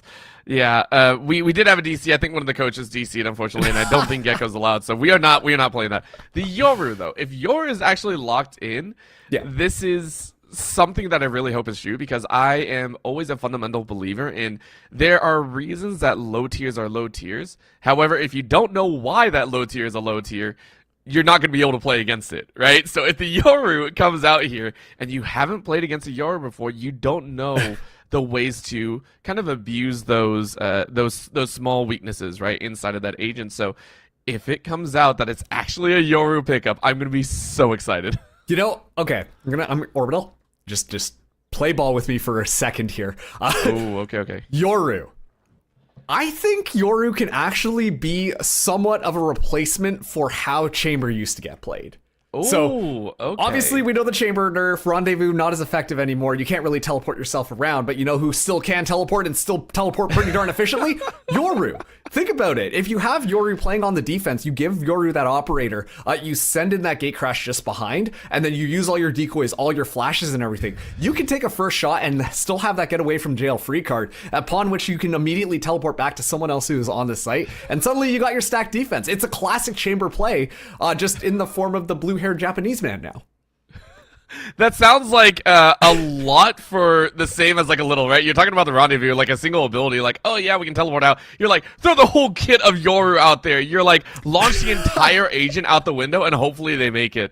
I can agree that the idea is there, and I love that if that actually happens. I'm not sure if that's actually worth it, right? Like, you're throwing out like $100 in place of like $5, and you're just like, that will work. But if they can't make it happen, and it does raise an interesting point, how do you adapt to certain styles that have been around for so long, right? The Chamber was such a staple in the meta for, I don't know how long, a year and a half, or whatever, not even a year and a half, I'm sure, but it was around for as long as Chamber was available. So the fact that you have to, if your team is so used to this style of composition and style of play, with that hold angle and try and teleport away, get a free shot, it does lend itself to what's the best alternative, right? What is that best extra option? And whether it's a little bit lower on that tier list, you might as well try and run it. Yeah. Will it happen here? Probably not. But I do agree that teams will be looking for those opportunities, and the same opportunity of what gives us that very small edge over an opponent. What gives us that small opportunity to shoot just a bit faster than them. Yeah, and you know what? We're going to be going into Agent Select now, and no Yoru this time. All right, take. I'm just saying. I just gave you guys the wisdom of knowledge. You could use that however you want. Oh God, I hope I don't see more Yorus in my ranked games. But all right, let's see. What these Mark said it was okay. Mark said it was fine. I'm so sorry to the greater Valorant community. I am a mess. But we are going to be seeing actually something that we talked about a little bit earlier. There, bringing in that Fade and that Raze. Good combo utility coming in from these agents. But I'm more curious about the smokes that are coming in here. We are going to be seeing Astra, which to be fair, on Haven, still definitely viable. It is. It just takes a little bit longer to set up. The only gripe I've ever had about Astra is that to actually drop the util in, you have to place the stars and then activate them, right? And for me, in the heat of the moment, it can cause a lot of problems. So if the Astra is the last one alive and you're trying to play very quick, it can eat just a very tiny bit of time. At the same time, those stars, they cannot be placed on walls, right? It can't create as good of one-ways, I would say. It's not... Yeah. I'm going to get a lot of flack for that, but you can only place it on the ground, right? It's a star. It's not like you can toss like a jet orb or anything like that. It's still good. And the Cosmic Divide, I think, is one of the most powerful ultimates out there. I am very much a fan of cutting off line of sight, cutting off pretty much all activation, right? If you cut off the opponents, if you make it a 2v3 or anything like that and force them to walk through the wall, it creates large opportunities. So is it great for setup? Yes. And that is why I'm hoping to see out of Glow and Zeri. And on top of that too, one thing to mention is currently how a lot of these teams have been sitting lately. A lot of these compositions that just stall down the timer. You know, you rush in, you get that spike down as quickly as you can, and then you just use your utility to stall things out. Astra lends so well for that. So that might be another trick that is being kept up the sleeves here. It's very fast hit on to B already, and looks like UMW are just basically going to take that B site for free. Still haven't gotten the spike down yet. I mean, they're just gonna chase in, and I mean, it's a pistol round, right? You're gonna try and dance it as hard as you can, but fan service says not today. I'll take one. Looking for another and swinging a little bit wide. Frenzy can't get much more than a few dinks. And Zipper and Zerwi saying, yeah, we'll take that one pretty nicely. Very nice start here. Edgar Allan Grow, though, last time had massive kills, but can't get more than one. And now Death looking for it, but Purple actually shuts that one down. Suddenly we're all the way down to a 2v2. Look at one side and then immediately flip back to the other. Using the gravity well in the back. Keep in mind, 80 in the back is actually able to shut down Purple. Now it's just down to a 1v2. Glow up against the world is able to isolate it and actually find the kills. And just like that, York off to a good start. And hopefully they keep this one rolling. I mean, it feels great, right? You were able to take that skill check, which I do call that a skill check, right? It's a gun check, skill check, whatever you want to say. It's the chase in, don't take things slow, and just go ham. Now the problem is we normally see these econ situations occur where if the plant goes down and you get a significant number of kills, you will actually see the attack decide to buy up and just go for a little bit of a Hail Mary, and I love it. This time around, you're not going to see that. UMW are saying, hey, we lost the round. We did get 4 kills, but they're very spread out, so we can't even go for a hero rifle. We'll just take this one on the nose and try and play for that third, which will be a lot easier to work in their favor. A lot of shotguns being brought to the table here for the York Spartans. Already though, so fast onto sight there. Ooh. Nick gets completely run down. 80 able to secure the kill. And just like that, it's gonna be another fast retake. And look at this, 80 already has the gun. It's immediately a trade. Sorry, never mind, UMW. They come out on top. They're not running into that B site. They're actually running onto A, and they're gonna be able to get that spike down. Plenty of time to set up their defenses while York only reduced down to 2 members left. I love this. So this is the gamble strategy of pistols, right? Hey, listen, if we can't take the mid to long range, we just take the run. We chase straight at them, and that's what you do. You barrel stuff these York College members. You barrel stuff the Spartans, and they can't react at all. So well thought up, well played by UMW, and now York, really you're just looking for exit frags. You're just praying to knock out some of the weapons that you accidentally handed over, and maybe you can do some work there, but unfortunately you swing 1 and 1, and so Zipper picks up an easy 2 kills. You know what, if they're going to have the weapon advantage, well, catch them with their utility out. That's basically the school of thought that York had subscribed to on that last round. And they were rewarded with it, and quite frankly, they should be more than comfortable to bonus on their own save round, which is kind of a crazy thing to say out loud, but they scooped up so many of the weapons there and kept so many of their members alive. They're going to be... UMW just have such a big advantage, and York, it's going to be tough for them. They're down to their pistols this time. Well, I love it because UMW decided to rush pretty heavily, and then York are like, screw it, they did it, why don't we? We see a shorty coming out here, and it makes me so happy to see this because shorties, I think, are the most enjoyable weapons to see just because it's like the concept is hilarious, but Death goes ahead, brings a little bit around town here, and brings a second as well, so already off to a great start, but Glow, you can't do it to him like that. Cribs, though, trades it right back. You know what? You take that dub. UMW go, we really lost 2 to the shorty. Yeah, and now it's all up to Edgar Allan Grow. Only a classic in hand. The paint shell's already expended. Still have a couple of blast packs, but already gets spotted out by 80, and 80 has just been ripping shop after that last round, able to follow it up onto this one. But what's, you know what? I'm going to still count that as a little bit of a York win because they did get 2 kills just based off of one shorty. I can agree with that. I can agree It's a with moral that. It was so good. Like, you get so much value and you're like, haha, I win. So you still make him buy. Granted, it's still going to be a painful uphill challenge. You can see the amount of econ that's currently riding inside of UMW. They don't even feel the buy that they just purchased up, right? UMW are just like, yeah, we still have like 7, 4, 6, 3K, whatever you want.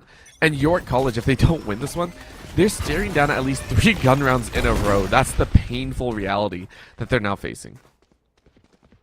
UMW taking a lot of space. Zipper already expended both of those blast packs, but was able to just more or less dominate A long. Nobody to be found. Now the flash ready. Nick waiting for it. A lot of utility being dumped in. The flash gets expended here, but nothing really stopping UMW from entering. 80 though, watching mid like a hawk. Fan service just on the other side of those doors could turn up deadly. But now we're going to be seeing the Cosmic Divide come in from UMW. They're going to be slowly making their way onto site, and now that the noise is cut as well, should be a nice and easy plant. It's going to be an out shot, but it actually just misses. Never mind, Zerby down to almost no HP, but barely alive at the end there. And the spike is now down. 80 able to clean up fan service. Things are already looking good for UMW, but this is going to be the retake that 80 now gets spotted out. I mean, pros don't fake and definitely don't fake those plans, but look at that. Edgar Allan Groh says, I don't fake, dropping in and taking some heads. But Cribs says, yes, you do. It's a 3K for Cribs as UMW clean up site. That was a gun round for York as well. We said what they needed to do. They need to win that round if they want to start a comeback. And now you have handed just about every piece of econ right back. Look at that. That is so rare that you see 3 to 4 members sitting with above 6K. Look at that. 4 members up there. That is ridiculous. Right now, UMW saying, wait, there's a recession going on? I don't think so. We're sitting nice and pretty up in our gold castles. Plenty of money to go around, and quite frankly, I'm a little bit surprised that we're not seeing an operator come in, but I think that that is just a reflection as to this fast play style, this kind of just run them down. And it is going to be a little bit chaotic to start us out. Purple actually able to find 2 kills just with that Sheriff. Doesn't get traded back, but I feel like the damage has already been done here. Purple still completely not spotted out. This time now is aware. Zerby trying to make that one happen. Crib's able to get one, but finally UMW do clean up. A little bit of a gamble, but only able to take 2 down in the melee. As UMW, they take their 4th. So far, I am wholly impressed with what UMW are doing here. They have... I believe this is their map pick, so it makes a little bit of sense. Let me just double check that. Yes, Haven is their map pick, and they feel confident on it, right? You can definitely tell in their gameplay with how aggressive they are playing, with how forward they're playing here on the attack. They're willing to take those trades. They're willing to just rush in and say, hey, we're going to take those fights, and it's not going to stop at all. Right now, they've identified that York College look to be in a little bit of disarray. York have not been able to deal with this constant onslaught and rush. And UMW just say, okay, if you haven't dealt with this kind of fast-paced action, we're going to keep sending it to you, this time straight up B. And Nightfall gets activated and very fast hit going on here, but look at this, just one smoke more than enough to really deter them. It's good spray down damage, but not able to secure the kill onto death. Zipper though is able to find Nick. It's gonna make things a little bit more difficult. Fan service in the back line there, trying to check his Killjoy counterpart. Not able to do that. 80 barely able to escape there, but still the spike in a very precarious spot. Zipper is gonna get flushed out by these paint shells. Does go down to Edgar Allan Groh. Fan service meanwhile finally gets death. And now this is looking like a pretty good round for York. It's evened out to 3-3. A lockdown still available for UMW, and now they're running over to A. They need just a little bit more time, though, and York are going to give it to him. UMW are just watching as the site is being allowed, and there, finally, York are going to rotate, but who's going to meet first? This is going to be the lockdown being used. 80 saying not today, and it clears out a majority share of the site, except a piece of heaven. Because that piece of heaven is open, they're going to try and take their time. Went inside, and there you go. Plant is down. A couple swarms on top, and lockdown is depleted. Ooh. Eyes are open. Purple said, 80, you don't get a chance. A well-timed shot takes their head. And look at this Cosmic Divide defensively being used. The Hunt gets shot down. Now they know that at least one is over in short. The squad is already moving in here. A defuse going to be going. Edgar Allan Groh able to get one. Cribs trays that one right back, but Edgar Allan Groh comes out on top. Nice little 3K to close out that round. York College are able to take their second round and keep 2 of their members alive. This is a step in the right direction for this team. It was It doesn't feel like it's 2-4 right now with how fast they've been playing, but it is 2-4. And it all does start here. You win the gun round, you try and fight back, and again, as we said, about 2 more gun rounds inside of UMW, depending on what they buy up here. So it's a long and arduous journey, and with Nick currently sitting with no weapon in hand, saying, I'm going to work. There it is. Okay, I was wondering where the heck that weapon was. We were sitting on the pistol there for so long. We are going to see that Phantom come out here, and we are going to see if York can do it once again. They do have 2 ultis on board, but you got 3 on the other side. So it's going to lock them out of sight. And look at that. That paint shell, Edgar Allan Groh, is an absolute beast. The artillery shell's reigning supreme. See, and that's why you bring in a Fade alongside your Raze. You get the C's going out there. It's not only going to make them stuck in the point, but also take a little bit more damage. And then those paint shells will do more than enough work. In addition to, keep in mind, Astra's utility also works really well. That Gravity Well can do wonders. So great stuff coming out from York. And immediately that gives them the advantage here. They still have a lockdown available, but keep in mind, UMW, they have a Rolling Thunder as well. And depending on how they want to approach this, that Rolling Thunder could really make a difference in their ability to take the site. Yeah, I would actually say try and use it on the retake, right? Lock down York and make sure that they can't get in. But again, with 5 members alive, you don't really have a choice. So it looks like they are going to rotate out. They had the option of defaulting, and they did do that. And they've identified A as a more open territory. The problem is you have gotten very little information. So this is going to be a very difficult entry, especially with Edgar Allan Groh in that Heaven side. 30 seconds left. It's going to be quite dangerous here. This should be a very rough attempt from UNW unless they're willing to wind down time and pray. Okay, there it is. That's the Rolling Thunder that we were talking about to enter into sight. Yeah, Showstopper out, looking for something, shoots it into the back end, will find Zipper, immediately gets the kill onto 80, but Cribs shuts that one right down. It's 2v2 now. Spike not in hand, but there will be enough time to get this Spike down. But look at this, the lockdown going to be used as well. This is not going to be looking good for UMW. They have to try and contest the lockdown, but time is ticking down. I don't know that they're going to be able to do it before it gets detained. Never mind, Cribs at the last second is able to find the kill mid-air. Can't use the gun, doesn't matter. It's going to be a nice clean round, not a clean round, a crazy round coming in from UMW. Yeah, that deserves a timeout there, and you know, I don't rarely say there was a mistake, but that was a mistake right there. I hate saying that, but York, you had the lockdown. You knew what the last member of UNW was. There was zero need to drop down from heaven. There was zero need to challenge. You just had to wait and say, okay, the lockdown will freeze them. We get a free kill, and we get to go in and defuse. It was so clean, but you jumped the gun. You think you can make it happen. And Cribs was just a little bit quicker with that trigger. I think it was just, what, 1 second away? Like, less than a second before you get locked down. Well done by Cribs to see that opportunity and take it. But a massive mistake from York stalls out what could have been their comeback, what could have been a streak of rounds. Unbelievable stuff. I legitimately can't believe that Cribs was able to walk away with it, but quite frankly, Cribs has just been doing such a fantastic job on this offense. So reliable, and also, too, staying alive. Look at that, top of the leaderboard right now with 10 kills. Only has died twice. And definitely just franking out. Cribs is really one of the instrumental reasons that UMW has the round advantage that we see. And keep in mind, coming in from the last map, UMW only won 4 rounds while York were able to scoop up all 13. This time around, it's a completely different story. It's going to be yet another pistol round for York, while UMW, still kings of cash, are ready to just push in, but they're playing a little bit more default, trying to catch them off guard, and that might be the case on C. I mean, this is a hard push, actually. This is a very hard chase up, and Zuri wasn't able to see Nick, so this could be a chance. Are you actually going to spot him out? You see one, but that's a double swing, and instead Nick goes down. Oh, Glow may have baited their own teammate. That is a definitively dangerous scenario to be in.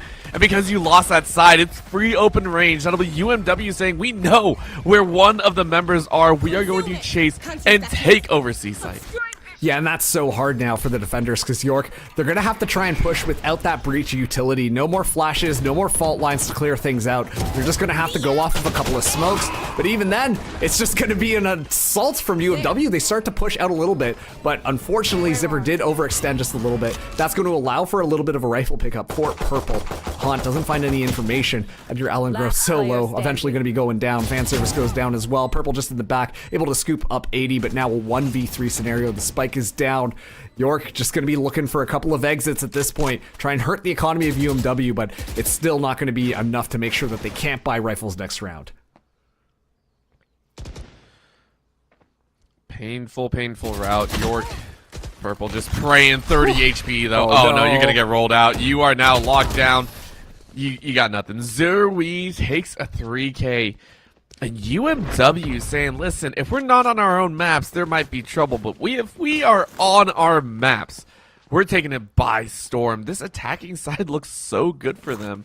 And I have to say I'm impressed, right? Cribs in the last game, back on Split, looked to be one of the rougher situations, right? They were on that Sky and got a 10-13-7 scoreline, 182 average combat score.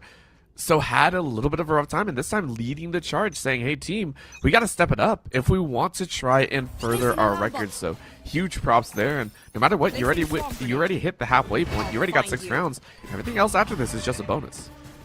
And keep in mind too, both of these teams just mirror compositions coming in there.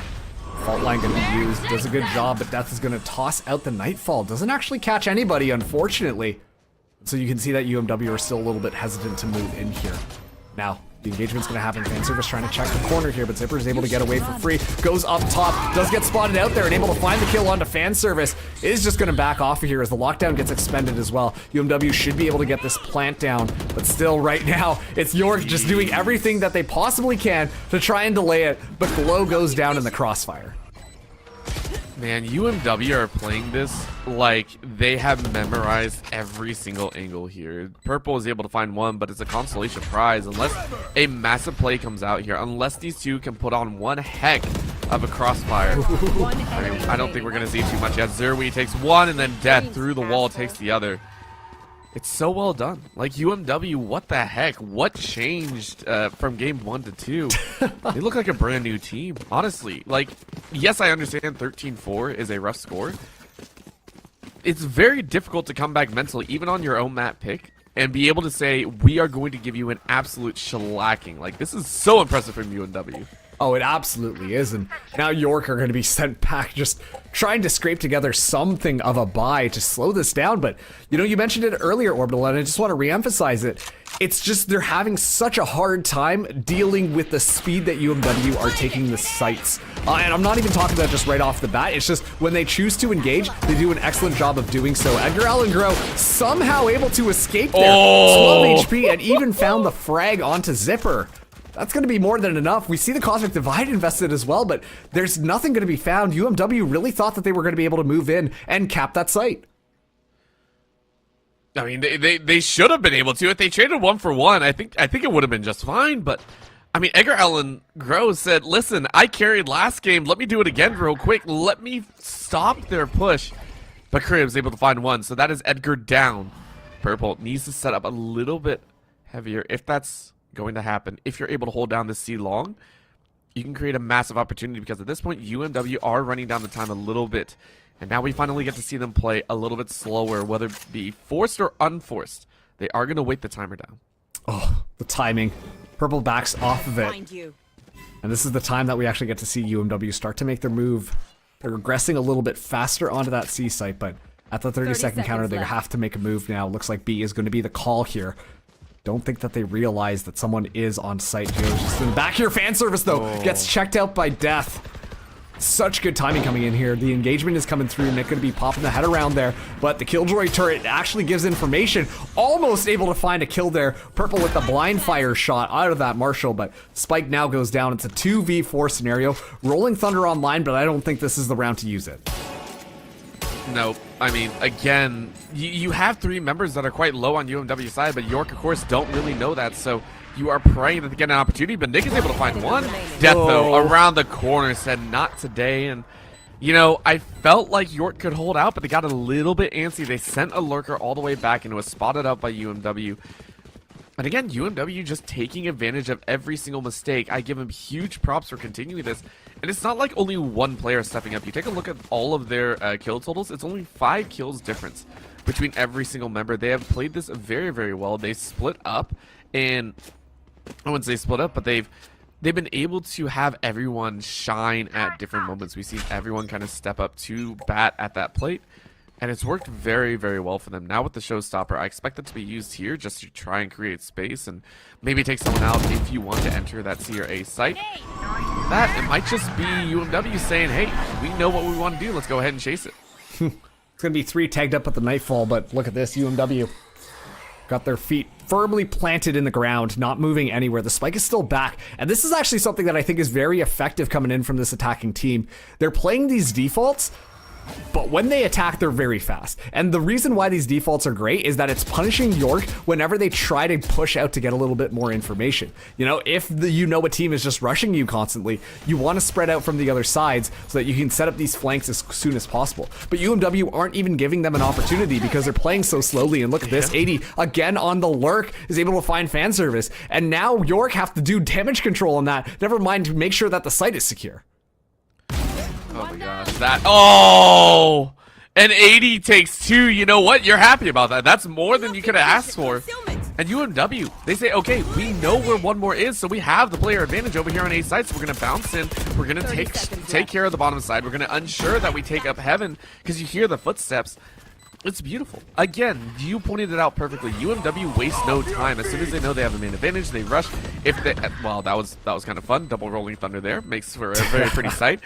Zerwi, though, finding Edgar Allen Grow, this is non-stop right now. UMW, when they sense an opening, they go for the kill, and it will never, ever stop. Death and Zipper annihilate the rest of York, and York are looking down the barrel of a 10-2 half. And quite frankly, like, you know, we talked about Krebs earlier, but we have to talk about 80 as well. The fact that 80 is one of the most consistent fraggers on the team from UMW, playing Killjoy on the lurk. That is unbelievable pressure that York have just been failing to deal with. And quite frankly, 80 is able to get so much space, which is causing York's defense to really doubt where things are going on and having to constantly watch backwards. You know, usually you get that Killjoy utility with the main spike rush because you want to be able to get the stuff set up so that you have a better post plan, right? But not this time. 80 completely changing the game here. And, well, I say that, but this time around, going in with the team, Zipper goes up and immediately gets taken out. What goes up must come down, whether it be fast or slow. It's really up to you at that point. But Nick, though, said, you know what, I'll take one more to the grave, and this is one of the better starts that York has had. And as soon as I say that, Cribs makes it 3v2. They are not stopping. Purple able to find 1 and 2. The transfer is good. And all you have is one more. Cribs has got to pull off another miracle. You were given a gift from God earlier on, and now you got to beg for one more. 2 HP and a dream, but you are cut down. The dream is dead. As Purple is able to find a 3K, you know what? It ain't no tie at 6-6, but a 9-3 score is way better than a 10-2. Oh yeah, I feel like almost just mentally trying to digest double digits when you're not the team that has it is so painful to do. But you know what? I'm very curious to see how this next half is going to be playing out here, because the way that these compositions are built, I mean, you can just see the way that UMW was able to take control offensively so effectively.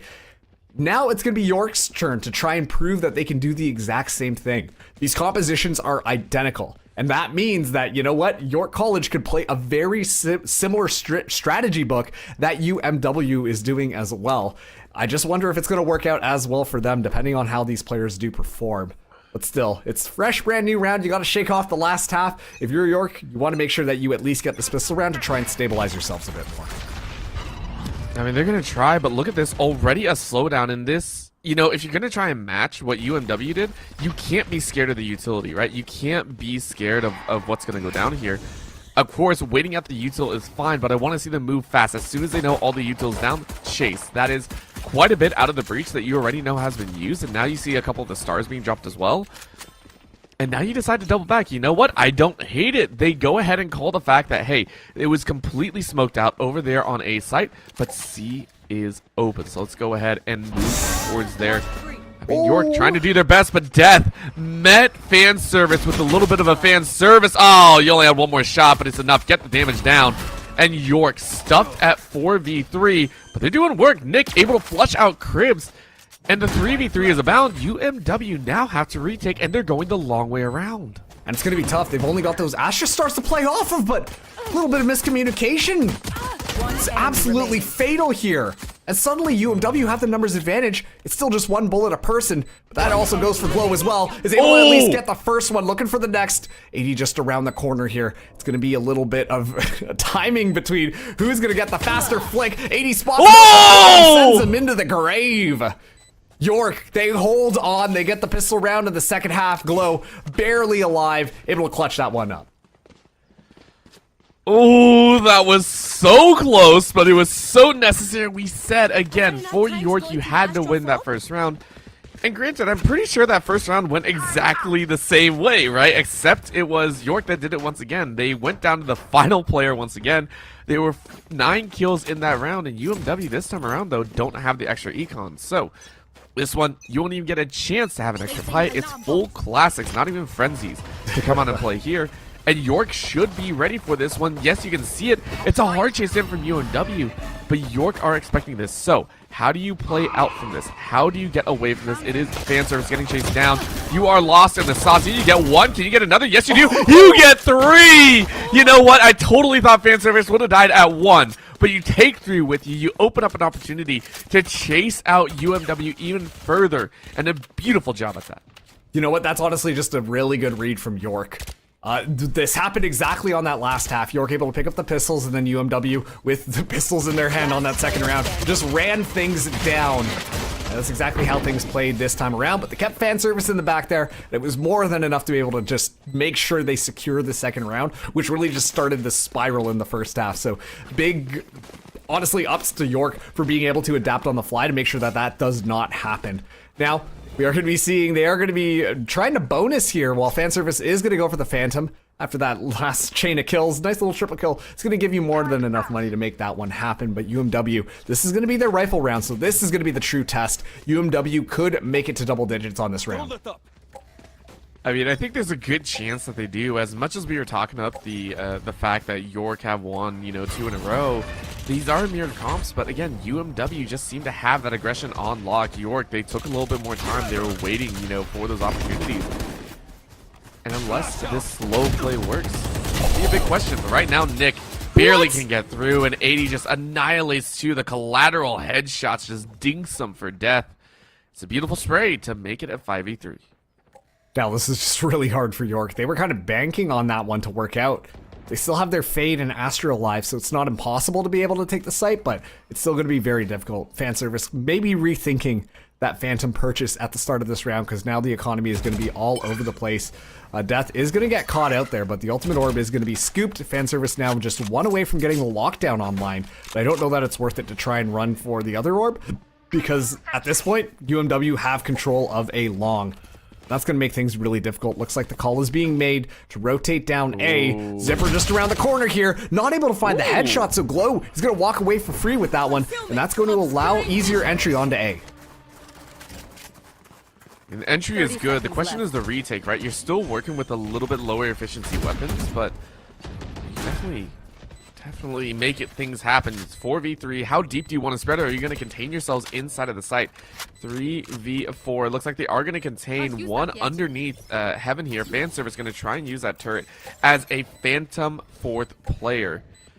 How long are York going to wait? That's really the big question here. How long are they willing to wait to try and make this play happen? Cribs, though, finds Purple with the util. And now the swing. 80 takes the 3K. One up top is dead as death. Finishes them off from above. It is going to be the 10th round for UMW as they get closer and closer to pushing for a game 3. And I'm going to be honest with you, I love the way that UMW decided to play that retake. We talked about the fact that they're just really waiting out the time there, but I think it was just to get some of those cooldowns online, because as soon as they were ready to execute, much like we saw in their attacker half, they were so confident with their utility to be able to just move in there, take the space, and coordinate their players. It was perfect timing for Death to just watch out from Heaven, but the rest of the squad just moved in there, and they were able to isolate the kills down 1 by 1. And you know what? Especially too with the 3v3, if you can isolate it down to a 3v1, then a 3v1 and a 3v1, it's going to be a lot easier for your team to be able to get that defuse. And already, Fault Line is going to get sent out here, slowing York down just a second. The information is going to be given as well. The hopping is going to be heard, but UMW not exactly put together buy-wise. The gun advantage definitely going to York, even though they're not sitting too pretty either. both teams grabbed whatever was in the bargain bin and they said, "This is what we're gonna play with." Right? It was just kind of that hat grab there. Yep, very, very. Well, I wouldn't even say thrifty though. Bargain bin is a little different because thrifty is like you straight up just forego anything in the bargain bin, right? Like thrifty is like you're looking for those low end ones. This time around, I do think they went for what they could buy because they want to win this round again. For York, they're trying to make it happen again. They were able to lay it down, but Nick, if you're able to find one, Glow is able to get the crossfire. Now you get another, but you miss all your shots, so that one hurts. Death is able to open up, and now Zerwi has an opportunity to chase down a long. Oh, what an opportunity. Now a showstopper on the top ropes. Zipper might have seen one. Yes, you do, but it was a quick jump out, and Death finds Edgar Allen Crow. Crib finds Purple, and underneath Heaven, Fanservice going to try and spin down, but can't get the last two. Zerwi able to get the defuse, and it puts them at 11. You know what? Valiant attempt from York College. What did I say? When they move in together, they look really darn good. Once again, just you could tell from the different angles that we were seeing from those players. You know what? We always saw UMW looking at a player who was looking at the wrong direction. And that is just how coordinated the attack that UMW are able to do. They're sending out just the right timings between when the players are peeking out there and when they're catching off guard. It's forcing York to look back, right, front, and center, and they don't know which way to turn, and the next thing you know, their head is in the ground. It's just so clean, so cleanly executed by UMW, and that's the reason why we're seeing them at 11 right now. Of course, this is their map pick, so you know what? They're definitely looking a lot more rehearsed than they were on our last map, but regardless, this is still very, like, applause-worthy. This is one of the best Havens that I've seen a team play. I wouldn't even just say that. You know, we've seen cleaners sometimes, but we haven't seen one executed this quickly, I think is the best way to put it, because of how quick they have moved, even on their own defense, right? That round 2 rush is not something that you see every day. Yes, it didn't exactly end well, but you don't see teams do that very often. You don't see teams actually go for those gambles because that's what it is. It is a gamble at the end of the day. You are gambling on the fact that the opponent is not going to react to you properly. They played excessively fast, and as soon as they get a single kill, they're like, hey, we want to push this fight. We do not want to give you a chance to regroup and reorganize. And it has led to York fumbling a little bit. So if York want to pull this one back, or if they want to have a better chance in Game 3, they have to recognize that UMW will chase hard, they will chase fast, and they will be on point more often than not. A little bit of a slower play this time coming in from York. Able to sidestep the initial utility that UMW has been constantly sending out on A. Interestingly enough, that's going to make a situation where UMW can swap up their defense, and that could completely boggle York's minds. Of course, you're not going to be expecting too much around there, but it's a very light buy for York coming in here. A couple of Stingers, a couple of Spectres on the board. But it's more or less just a stalemate. Keep in mind, both these teams, they have the Nightfall available, but York also have that Cosmic Divide online. If they really do want to take this round and prevent UMW from getting to map point, I think that this is going to be a necessary investment. Make sure that you can start to swing around and pick up a couple of rifles from UMW. It's going to make your entry a lot easier. Of course, you got to find those kills first. And right off the bat, we see they're queuing up for B. Oh, you should have seen the arm. Yeah, you see the arm. Oh my gosh, you see the arm. Edgar, please shoot through that wall. You know it's paper thin. You know it's an opportunity, but you're going to swing out instead, and you die to Zerwi. Oh, Edgar had it lined up, but they didn't want to go for the shot. Glow instead takes 80. And you know what? It's a 1-for-1. Better than what you were hoping for. At least you were hoping for a 1-0, but you'll take it. York. They had the opportunity and it falls a little bit flat, but C is now open. Fanservice takes Death, and it could be that chance. UMW down to a 3v4, and it's all on York. Can they make this happen? Cosmic Divide invested as well. UMW get themselves set up. Be seeing Fanservice hang out right beside the bomb here. Not necessarily the best position because those swarm grenades, you need to make sure that they're nice and close. Crib's able to pick up Nick off to the side. Now, the utility is going to be coming through here. It's going to be the fault line as well. Fanservice in a little bit of a predicament. Does get taken out by Cribs. And suddenly this is not looking good. Purple able to get one. Looking for the second. Can't quite find it. And now it's all up to a Glow. A 1v2 scenario here. Blastback's being tossed through. Cribs going for the defuse. Can't quite find the kill. UMW. They find themselves onto map point, forcing out map number 3. And that was a heavy investment for York.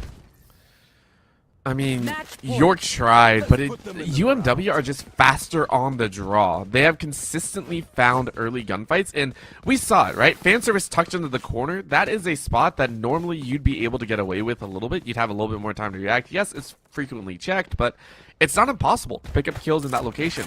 But Cribs was on point, said, hey, someone is right here. I will pre-fire this a little bit. I will take those shots and get the kill. And honestly, Cribs is the Edgar Allan Groh of last game. Has been on point the entire time, has been stalwartly at the top, and has actually been competing with the rest of his teammates to get those kills. That's how excessively aggressive they have been, and I give him huge props for that. Already York off on the wrong foot. Already lost fan service here. It's difficult because they're coming up against a Rolling Thunder as well as that lockdown. Things aren't going to be easy, but they have to win this round if they don't want to... Well, if they want to stall out map number 3. It almost seems inevitable at this point, but... Still, York looking for an opportunity. Nick, one away from getting the Rolling Thunder. If they're able to secure this ultimate orb, that could be the difference maker. Be seeing the fault line getting queued up. Death on the back of the site here. Looks like it is going to be C as the site of preference. Let's launch all the utils, see what you can grab, but Death was ready for him. Glow takes out Death. Zerui finds Purple, and it's all but done here. York, they're waiting. Can Nick create an opportunity? They walk in one by one, so hey, that's a chance. But look, again, it is that lockdown. The defender lockdown is going to catch no one. But it's now the Rolling Thunder's turn. You have so much clearance. They weren't able to get the plant either. York were forced off the plant, and now Zerui is inside of the site. Look at that roll, though. It's going to be blind, but Zerui still gets a kill. Nick, it's down to a 1v1. And the thing is Cribs can wait. Cribs can chill and just wait. There it is. The Rolling Thunder finds it. The blind is done. The perfect use of util to make it happen. 13-5 as UMW move to game 3. And just what a showcase we were able to see from UMW. You wouldn't have guessed that on split. York was winning by 13-4. Cribs just absolutely turned the dial up to 15. But honestly, like, UMW almost looked impossible. It's unstoppable there, Orbital. Oh, of course. And this goes to highlight that these teams are somewhat map specialists. They are very much attuned to the maps that they have selected. If Split goes one way and, Haven goes the other, it signals to me that these players know the fields that they're on, but they lose a little bit of confidence on the other side, right? And that's what we saw there. It was UMW full of confidence, brimming with confidence, saying, we will take these fights, we will chase these angles, and consistently catch you off guard. On Icebox, it's going to be a test of the first, I would say, 4 rounds. That's where we're going to see who's comfortable, who's not, and who's really going to have that edge in this final game. Well, don't go anywhere. We've got Icebox just around the corner for you. Who's going to take it? Is it going to be York or is it going to be UMW? Only one way to find out. We'll see you on the other side of this break.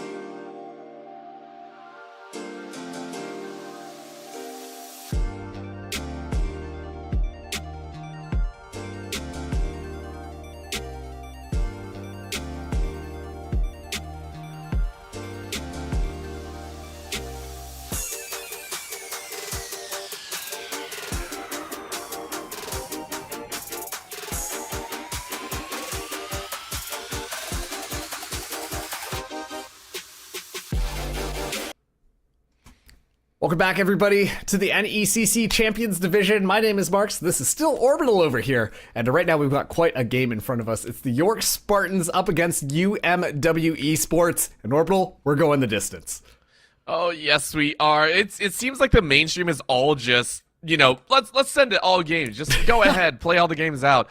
I'm terrified, honestly. This has been a phenomenal series, and again, even the first series of the day, it went back and forth in the same aspect. Teams are showing that they do very well on specific maps, and then they're trying to work their way on the other ones. So I'm excited to see what Icebox brings. Yeah, and let's just pull up our map vetoes and bans here. As you will see, here we go. We went through Split, we went through Haven, and now we're moving over to Icebox. Honestly, both, like you said, Split and Haven, very one-sided, but for opposite teams. And of course, it was the team that chose that map. And so it's coming down to Icebox, which one of these teams can kind of come out on top. I would be curious to see which one of them is going to be doing that. I'm honestly still feeling though, UMW we didn't see game 1, of course, but when we saw game number 2, their attack was phenomenal. Yeah. That's where they got, I think, 9 rounds to 3, and then they were able to slowly take the last 4. They're on attack once again, right? They're on attack once again, and so I expect them, even on Icebox, to still have that same sort of aggression. So as long as I see that aggression, I'll take that UMW side of things, at least for the start of Icebox. Now, will it continue? That's a whole different question. I mean, hey, it's a good way to get the momentum back into your sails. Obviously, a little bit of a heartbreaking defeat onto Split, but then you're just kind of asserting your dominance onto Haven. And if you can get the ball rolling early, if you are UMW, then this could be a very different map. But of course, curious to see what the agent selection is going to be on Icebox, because I feel like after the most recent tournament, things are kind of shaken up as to what is considered quote-unquote meta and what works on Icebox. At this point, play whatever you want. Just do whatever you want, go crazy, you know, have fun with it. We want Yoru, we want Chamber, we want Reyna. Let's bring them all out. I mean, Reyna, we still see every so often, which is crazy to me, right? Like, we still every so often see the Reyna pop up, and it's just like, we like the Reyna to come out here. I'm like, sure, go for it. The Yoru is just whatever's out there, and then the Chamber is just like, if you're playing Chamber, you didn't want to find anything else out there. Mm-hmm. But we do get the lock-in. Yes, I'm so excited we found it! Marks, we have our first one! Yeah, I mean, Harbor is a good pick on Icebox, but what I'm curious about, though, is whether or not this is going to be a suitable replacement for bringing in a Viper. Obviously, when we talk about Harbor, we know that there are multiple walls that he can utilize, but at the same time, you know, Viper, you can be anywhere on the map and you can just pop that wall up whenever you want. And I think that that is one of the biggest benefits of bringing in a Viper, because it does a great job at controlling whichever site you are not on, and also too just cutting down the sight lines when necessary. Harbor, you're good with the walls, but it kind of inspires a little bit more of a faster paced style of gameplay. You only want to use the walls when you are pushing in and taking that space. It's a very, you have to follow up on the util, which is different than what it used to be, and this is why I say Harbor brings about a different play style, right? Yeah. The walls, the pushes, and everything, if you don't actually follow up behind it, you lose out on a lot of the utility. It's just, it feels like the util did nothing in there. So the fact that you are being forced into that situation, you are forced to follow up behind it, makes them ideal for those aggressive pushes, and this is why I was kind of curious. UMW, it fits their playstyle so well. It fits it almost to a T, so I'm very, very excited to see if it works. Of course, the problem is the ultimate defensive setup here by York, and I say that very, very loosely, but Viper is going to slow you down. At all angles, if the Viper is able to keep track of where the Harbor is, your pushes are actually going to be a lot slower than you were expecting. So that's what I'm really curious about, and really identifying, you know, exactly where UMW are going to push all the time. Look at this UMW queuing up onto this A site. A lot of Killjoy utility over here. Interesting that they stacked both the Killjoy as well as that Viper. A lot of control here. Fanservice is going to get tagged out by this Recon Bolt. The wall is going to be up and behind and in front, but Glow actually able to find the first one. Nick finds the second. Just like that, UMW second guessing whether or not they want to make this attack. Fanservice going aggressive. Has to do back off here, but Cribs all alone. He's able to make a somewhat interesting exit here, but now able to escape. We're going to be getting that cascade moving forward, but engagement's not quite over yet. Cribs uses the Recon Bolt. There they are. Being able to spot one. Can you get a little bit more? The jump wasn't up, but Crimson Death say easy, easy. Does it. Another wall goes out, and you're able to spot a bit more. But what you have identified is, again, on the top ropes is one. No one dies from that exchange. Are you kidding me? Nick in the back corner is still alive, by the way. That is ridiculous to me. And now through the wall, you hear the plane going off, and Nick just pops out, takes the right click, and says, good night, good luck. Spike still not down here. Cribs able to find Edgar Allan Grow down to a 2v2. Spike in a very bad spot given the fact that they know that this wall is not great. Purple now getting a little bit more aggressive here, waiting for it. Is able to actually deny the spike play. That feels so good if you're Purple. Then just cleans it up with Cribs. And York, once again, they take that pistol round. Commendable. Again. This is now 3 times in a row they've taken pistol, by the way. It is 3 times in a row they've taken the pistol round. Of course, it hasn't always yielded the proper results that they want, but it's enough, right? They start strong, and for York, who had a devastating loss in game number 2, this feels great. Now, keep in mind what happened in game number 2. UMW, on the pistol, chased the ever-living crap out of York. They rushed the heck out of them up B. There is no real hard rush scenario here, unless you were trying to chase a mid, but really, who's going to do that? So they're opting to go on this A site once again. This is now the second time that they're going to try and chase this. Do they go for the exact same play? Do they boost the jet up on top? Nope. It's all crawling on the floor. Here we go. All the walls tossed up. A little bit of information though. Fanservice uses those swarm grenades a little bit early. Zerwi going to be going for this plant, but look at this. It's just so much stall utility, just completely overwhelming all where that spike could get planted. Now that it's down, it's in a very precarious situation. Purple able to get one. Death finds the other glow, trades that one right back. Zipper can't quite find it. Nick able to just clean them up, goes in a deep, makes the sweeping play onto 80. Sweep him right under the carpet, why don't you? York, they make sure that UMW are not going to be repeating that thrifty round. Marks, do you remember what I said is the way to stop UMW? Yeah. I said it's to adapt to their fast-paced play style. How do you stop them from chasing, from pushing so aggressively? That's one way. Viper, the Sage, every single wall available just nullified everything UMW wanted to do. That, you know what, if you can't do it in the individual playstyle, use the util, use the abilities. I love what York have done so far. Absolutely, and honestly, when you just look at it, this composition has so much stall utility. I mean, 3 out of 5 of the agents are bringing in more or less mollies, if you count those shock darts, of course, that could just kind of plow in the damage without even having to peek things around. And that is really just dampening the speed that UMW are going to be moving in with. The high tide is up, but as soon as it expires, things are going to get dicey, so they have to make their move in now. Death has that barrier orb ready to go. It's going to go up here as Cribs finds Purple. Fanservice, though, not able to find anything. Going to be going on the other side of that high tide. Be careful there. A lot going on, but the Cove's still left standing. Now, it's going to be 4v5 on this retake. I mean, the Pirates are trying to steal away everything but the Harbor. You know, the Harbor's trying to make it work. Again, the gun round is going in the favor of UMW, so at this point, how much econ can you knock off? You do not want to allow this to be a flawless, but it's a team ace for UMW. Well, you know what? I did say York, they were gonna try and be a little bit more defensive and set up those walls. That one, it's a little bit difficult to do so against full rifles all the way through. Yep, and now this is gonna be the round. This is gonna be the round. Of course we know that this is gonna be the round. Of course this is gonna be the round, but York, this is where they're also gonna have rifles to kind of come into this next one. UMW didn't drop a single weapon, meaning that they're more than comfortable to try and take this gun duel, but it's gonna come down to the utility usage. Is York able to actually buy everything up properly to try and use some of these stall tactics? We're seeing UMW go for a different attempt this time. Looks like they're just running it down onto mid, potentially going in through kitchen. A lot of utility being already tossed out there, but Nick able to find 80. The spray down is good though. Zerwi able to trade that one back. Now Fanservice is in an optimal position. Finds Stu looking for that third. Not able to necessarily find that a Zipper comes from behind. Oh, I mean, that was beautiful. Zipper turns it around and says, hey, if you fire through the wall, I can do it too. Down to a 2v2, and sight is completely open here on B. How quickly can they get the plant, though? It's a pinch coming in from York. They're sending one on top and one on the bottom side.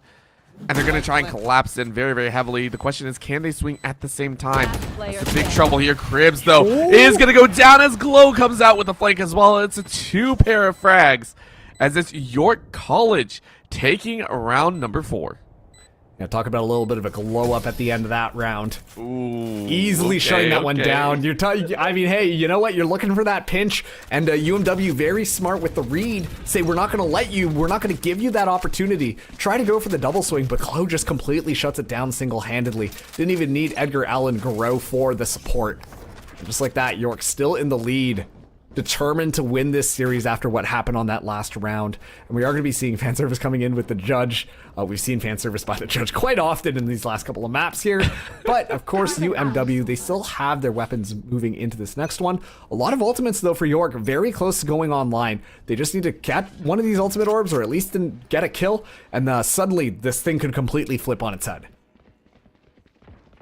I mean, we're hoping so. I'm also hoping to see Edgar Allan Gros be able to start stepping up a little bit more. Currently sitting at the bottom of the scoreboard in games 1 and 2, was a phenomenal player, kind of leading the charge, throughout some of those battles. So I want to see him also be able to step up. I want to see them be able to, really utilize that Jett to its extreme.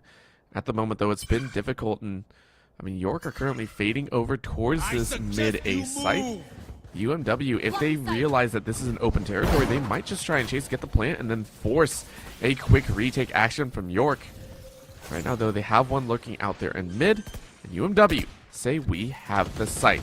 Retake coming in from York College. Yeah, the spike just goes down there. A Reckoning was used, but didn't get too much value for UMW. Now it's going to be 5v5 onto this retake. No flankers inbound at all, so by pure numbers, they should be able to win. The Cascade comes in to get a little bit more space, but Edgar Allan Gros able to find Zipper. Now, Edgar's moving back and on the hunt. A lot of information given, actually. Is able to escape there. 80 is able to find Purple as well. Viper Smoke is going to do a good job at slowing things down. A bit of utility is going to be flushed through as the bullets just reign supreme. But still, now is when Nick strikes, able to find one, but it doesn't matter. The attackers are able to find quite a few kills, and they're just going to clean things up. Fan service only with the judge. It's too far away. Cribs bringing it back. Able to find the kill there and get that Hunter Sphere online for next round. I mean, massive play from UMW. They saw the opportunity and went for it so hard there. I give them props, right? Getting that quick plant, deciding to go for it, and it's right back to their own tactic. And it was a little bit of a lapse from York College, right? They left that B site completely undefended. Normally, you have someone actually set up a little bit closer to yellow, and then you're able to actually watch that B alongside and kind of cover, give the information back. But York had actually said, okay, we're going to put everyone in mid and A and completely disregard B, which gave the opportunity. So UMW, I don't think they're going to have that easy of a time. And Purple said, absolutely not. The first time you try and peek mid is the first time you die. You will not kill Purple my literally ally. just clipping the wings off of Zipper, but the rest is going to get expended to bring that Blade Storm back online. A Cove used to try and make sure that they have that barrier orb to get the spike down. But I'm sorry, what it's is this? Martial madness. We're seeing multiple kills being brought in. That's now 3 headshots for the side of York College. Unbelievable stuff, and a Viper Spit gets expended as well. UMW just down to 3. Lots of ultimates online for York. Give me those back.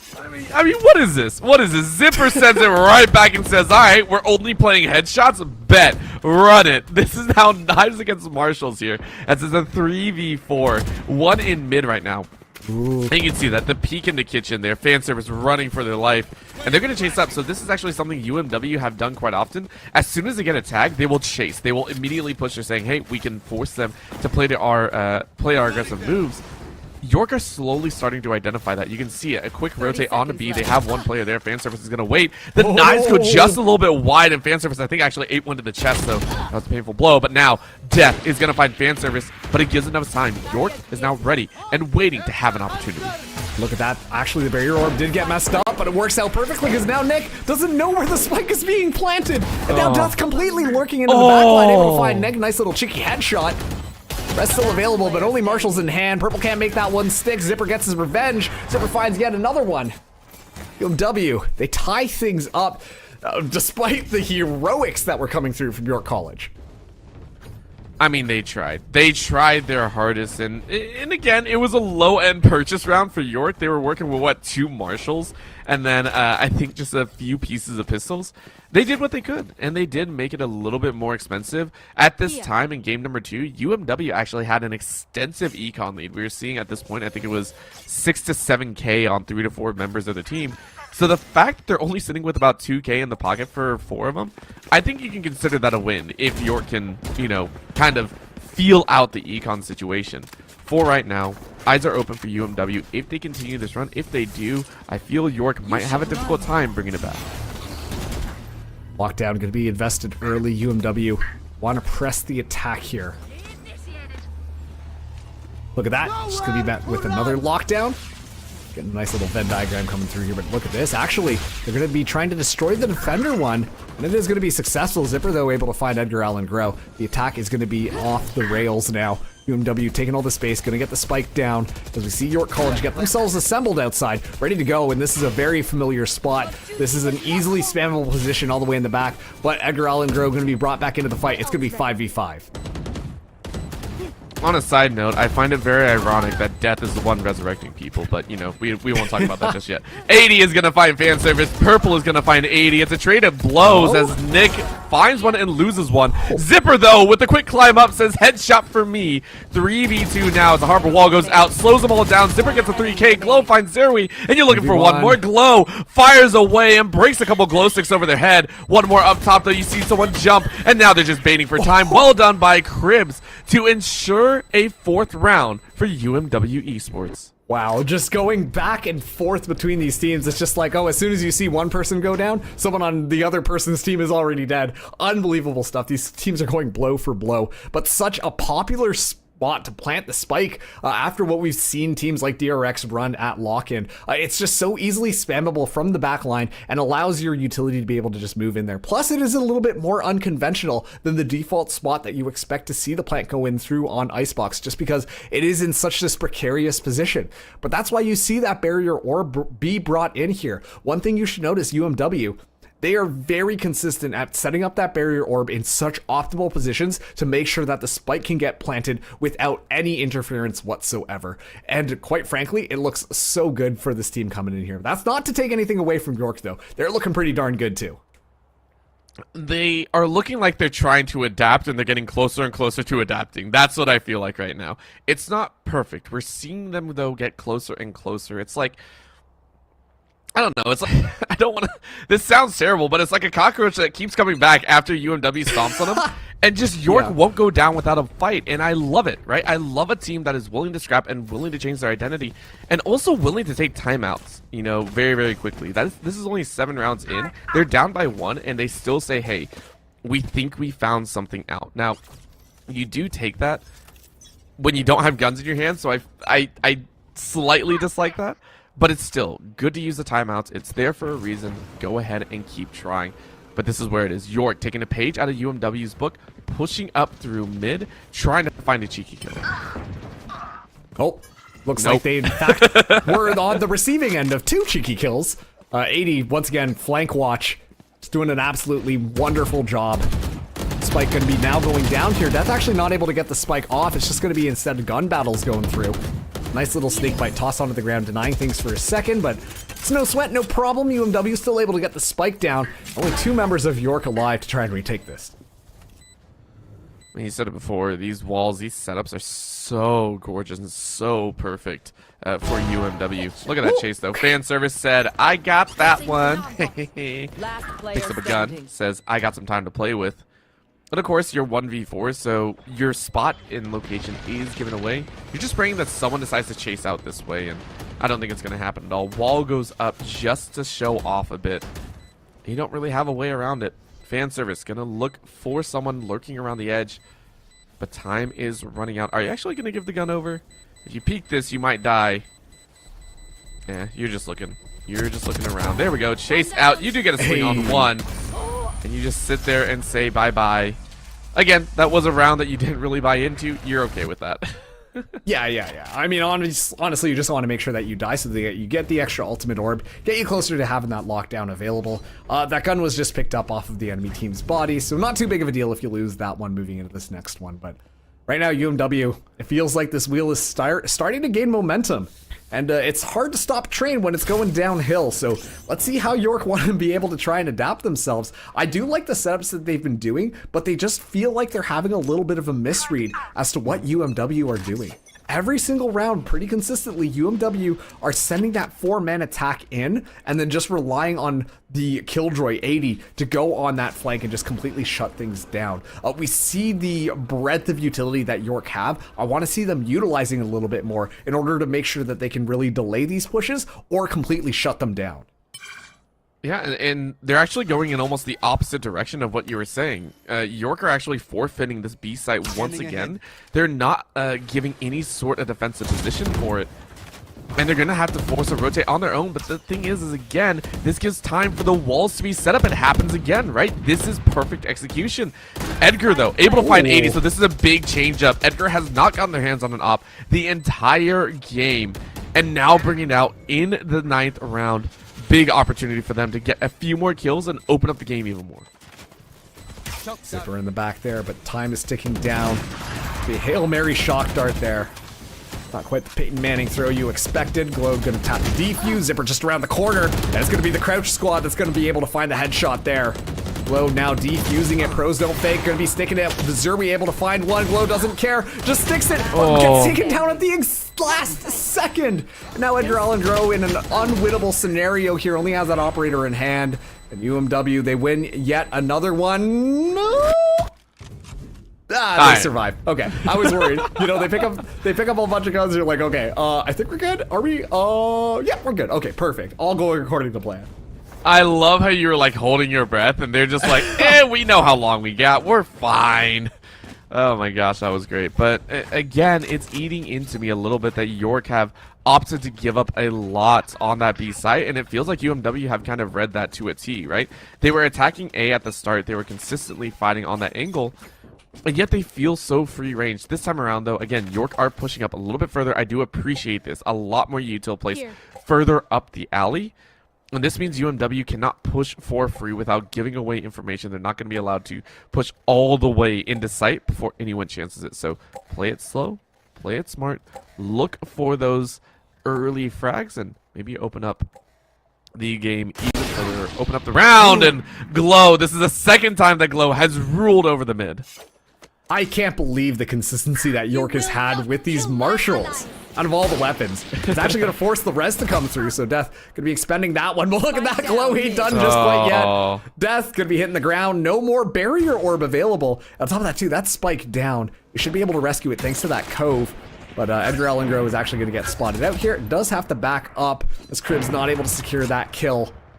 Things are looking all right for York. You know, they forced out that res. And on top of that, too, shut down the Sage. Things are going to be hard for UMW to plant. I suggest you move. Well, there goes the ulti here. Here comes the waves of glory, hopefully, for UMW. That's what they're praying for.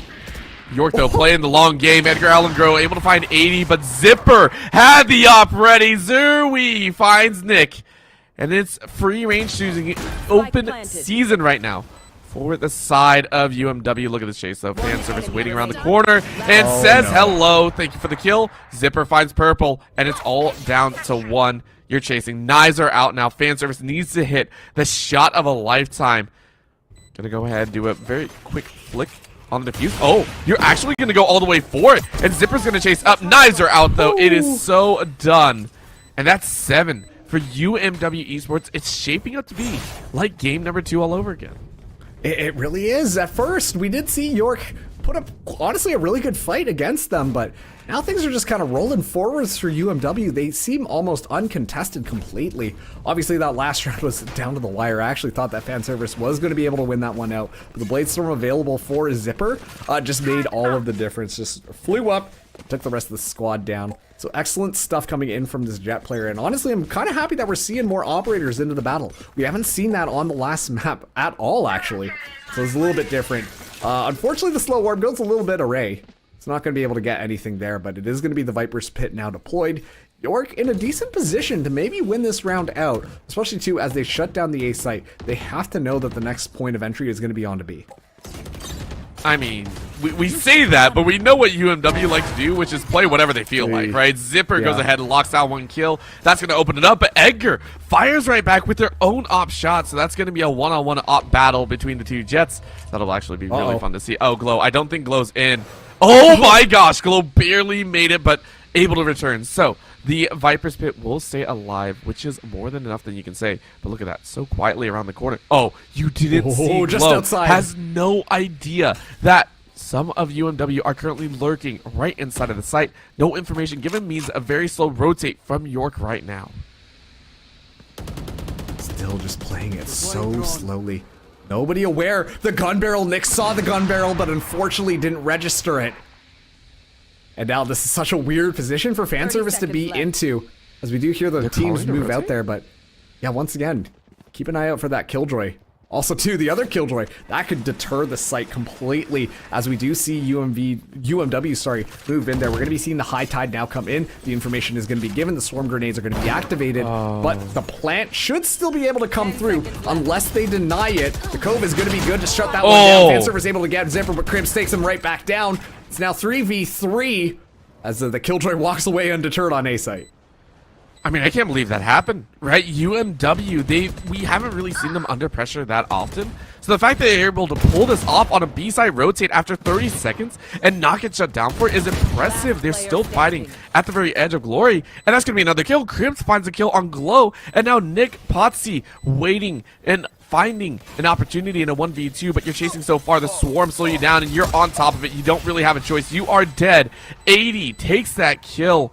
And it's 8 rounds to UMW. It feels like they have York's number. I still can't believe that 80 was able to survive all the way till the end there. You saw that Killjoy walk through the Viper's Pit all the way to the back of A, just hanging out down below, and then still able to just survive and then make the rotate all the way around, punishing anyone that they saw as well. Wonderful stuff as your flanker, but of course, UMW, such a commanding lead on map number 3. York, they do have ultimates this time around. Hunter's Fury as well as the lockdown. Bladestorm, I imagine they're going to be saving for more of a rainy day here, but actually seeing the judge come through, Edgar Allan go, going to pop it right off the bat. You're going to get an operator for your troubles. That's dirty, right? Like, to try and kick things off with just a knife straight to the back of the head is huge. So very nicely done. Cribs fighting it back. Purple trading it out evenly. So it's a 4v3 right now. UMW working with one player down. It's going to be a chance. Death is getting the plan down, but look, a little bit of a showstopper. It's going to slow everyone down. Hunter's Fury, though, able to find Death. The snipe through the wall. Nick has only been able to find damage lately, but the kill is well worth it. Cove used as well, going to be shot through. Look at that. Of course, it's going to be a barrier orb set up. Didn't expect anything else. Oh my gosh. Getting a little bit of option paralysis. Edgar Allan Grow has the knives ready to grow. Cribs. Oh, Cribs, no. You hate to see that. Pops the Hunter's Fury. Cancels it halfway through to try and get the swing through, but just gets completely taken out. But you know what? It is the last round, so the ultimate doesn't really make a big difference at the end of the day. York able to stabilize themselves a little bit. Make that a 4-8 half. You know what? Little steps, right? Last time it was 3-9. This time's 4-8. You know, if they go a little bit further and they win this pistol, hey, you get within 1. If you take that chance, or maybe within 2, I'm not sure. York College, though, this time on their attack, we haven't been able to see their attack as much, right? Again, we missed out on game number 1. This time around, though, I want to see if they can pick up the aggression. We saw that they were able to stall out a little bit in the early stages. Now you get to do somewhat of the same thing. You have enough barriers, you have enough walls, and you have enough vision control that you can deny UMW their own set of vision, right? This is a battle of who can block off who more. And I know that sounds weird, sounds very basic, but that's all it is. Things kick off here.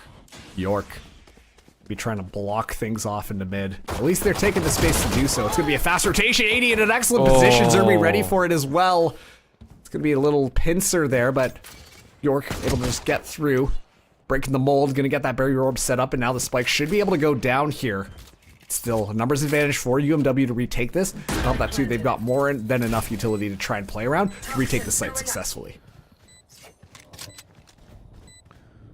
Made it look easy to get the plant down, but are they going to win the pistol? Are they going to get 4 in a row, Marks? That's my question. Like, that's all I want to see here. I want to see York get all 4 pistols. Look at that beautiful curve on the wall, though. I love it. Love the fact that it's so freeform. But Death goes ahead, tries to heal up, is getting ready for this chase in. A little bit of a slow orb, but the poison is up, so it's gonna take a chance. Zerwi gets a perfect setup here, but they do knock out the diffuser. Glow, though, said not today. Fan service takes another. Cribs is the last one alive, and Glow says, give me that 3K. It is York to take their 4th pistol round in a row. Or at least the first opening pistol round of each half. What a ridiculous time.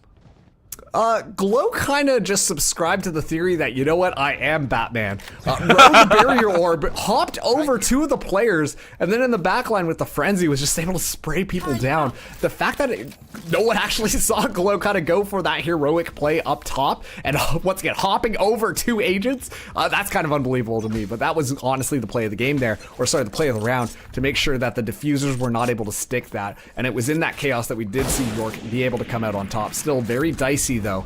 Now we're seeing that Marshall madness come back. York very good with these Marshals, but look at that aggressive push up mid. Oh, this is a UMW special. They're just chasing. They're saying, screw everything. And 80 finds it again. Are you kidding me? They should not get away with this. Thank you very much. That is York reading it like a book this time around. Edgar with a Marshall says, get back, stay back. And they'll take their 2nd round and a half. And it was much deserved. If they lost more members, I would have been very worried. But UMW now with guns out should be able to take their round here, and then we'll actually get to Valorant. That's the way I like to say it. That's a new one. Haven't quite heard that one yet, but let's see how things go. York, they're still on that little bit of a discount buy just because they did lose a couple of members there, so unfortunately not everybody's going to have a nice little gun. And on top of that too, those Marshals, very effective on that 2nd round because no one really has light shields or anything like that, so it's just going to basically be an operator. But this time around, people do have those heavy shields, which means that they have to find those headshots to make the Marshals count a little bit more. We're already seeing the High Tide get used there. Zipper going to trade a couple of bullets, but nothing too good. And see, this is the problem with bringing in a Harbor compared to a Viper. As soon as that High Tide goes down, they can't set up another wall. They have to rely on those cascades and smokes in order to smoke things off, but it's just not as effective. It really is, and I gotta agree with you. As much as I love Harbor, it's a very attack side of the walls and aggression there, so you don't have it as much anymore, but it is enough to deter. But Edgar again and again, what is with this Marshall? This Marshall is getting so much value right now. It's not supposed to shoot like this. Why are you shooting through the wall? Come on, Edgar, you don't get another kill like this, right? Like, surely there is no way you get another kill. I wouldn't think so, but you know who is? 80, looking for 2nd actually. Doesn't able to find that one. Zerwi, though, is able to make sure that that does happen now. We're going for the bullet spray through. The barrel is spotted, actually. Zerwi just in the back and Snowman as 80 goes for the push in. Adriel and Grove, Marshall scoped in, looking for something. But now it is going to be that High Tide that comes back online. It is on cooldown, so it is available. 30 seconds left on the clock. The Spike is in a very bad spot here. York just need to look for a couple of kills as Purple makes an aggressive move. I mean, they're going to have to try and cheat up. Only a few seconds left. Purple is able to find one. Can't find Death, but Edgar Allan Grove finds Zerwi. But, I mean, you got a Marshall. I mean, there's not too much you can do. You don't look down, and Death brings Death from below. Very nicely done. UMW maintain their lead. It was a dicey one. Granted, it was a very dicey one. It could have gone very differently, but they do survive. Yeah, and honestly, at the end there, you could tell Edgar was like, oh, I have to die. Yep, that's right. I have to die. More worth it to get the Blade Storm online than to carry a Marshall into the next round. And so now that Blade Storm is going to be utilized. Make sure that the economy can survive just a little bit longer. A very typical 3rd round is what we expected, and that's what we got from UMW. Now let's see this aggressive push potentially coming in onto A. A lot of these defenders moving in onto the site. Buy is a little bit scattered here. Immediately, we see that recon bolt go off, but meanwhile, look at that. UMW, they get scouted out. They at least know that Death is going to be lurking on the bottom. They just have to be careful of Zipper. Here. And Zipper's just going to kind of hang out, just wait for an opportunity. Edgar Allan Grove looking for one as well. That's the 2nd knife to kind of just hit, but it only does a little bit of damage. Edgar really wants to hang on, wants to try and get that reset, so you're going to try and play a little bit more cautiously as the rest of the team is already rotating over to B, and this is something that York have done a lot better at as well, making those snap calls, saying, hey, we're going to move a little bit quicker, we're going to try and take that chase out, and it's yielded in this, right? Nick finding an early frag opens up the B site even more. It is completely exposed and will allow for a good plan by York with all 5 members still alive. Yeah, keep in mind, Edgar finds a nice little headshot, eventually does get taken down by Cribs, but Nick trades that right back. Zerwi from downtown able to find Purple. Viper Wall still available, actually. They haven't used it at all, so that means that they could use it defensively here, but Glow gets taken down. Viper Wall no more. 2v2. It's going to be Zerwi as well as Zipper. Two very good players. Nick gets the information. Fan service acts on it. Zerwi spots out fan service, but not able to find anything. High Tide is going to get activated here to give a little bit more space. Unfortunately, the spike. Oh, it's in a great spot for this defuse. The Cove is going to be coming in as well. We now hear someone going to be going down here. Nick goes down, but I think the time delay might have been just enough. It's going to be the defuse coming in. Down to the wire. No way. Defuse comes through at the last second, even though fan service gets the kill.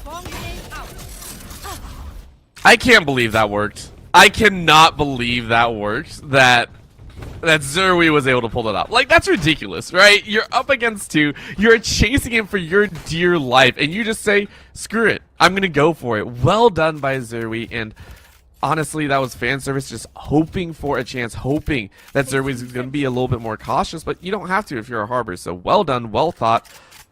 Excuse me. By UMW, and now York I mean, I'm just flabbergasted, right? York now had to play with an awkward bye. UMW have all the money in the world, and just like that, the streak is snapped. Yeah, they played so well. It took your breath away. Obviously, that's what happened there. They were able to catch a couple of scalps, but not able to find any kills. Could be a lockdown used. Very early on, the High Tide is going to be going up to try and delay this, but it doesn't matter. York more than happy to move through. Death able to find Edgar Allen Garou. Now the Reckoning is going to be activated as well. The Defender's lockdown used. Let's see if they're going to try to go for this plant. It looks like that is going to be the case, but given the fact that the Reckoning is still online, a lot of players are going to get detained here if they don't make it out. Oh my Zipper shuts God. fan service down, and actually no one gets detained. They just make it out of the range. Now it's 3v3 on this retake, but Zipper goes with the blades, goes up, looking for the kill, can't quite find it. Glow uses Oh the my best like a gosh. pressure, but is able to find Purple through the crack in the wall. Now it's all up to Glow. Glow goes down, and so do the rest of the members there in New York. They lose yet another round. UMW clean that one up fast.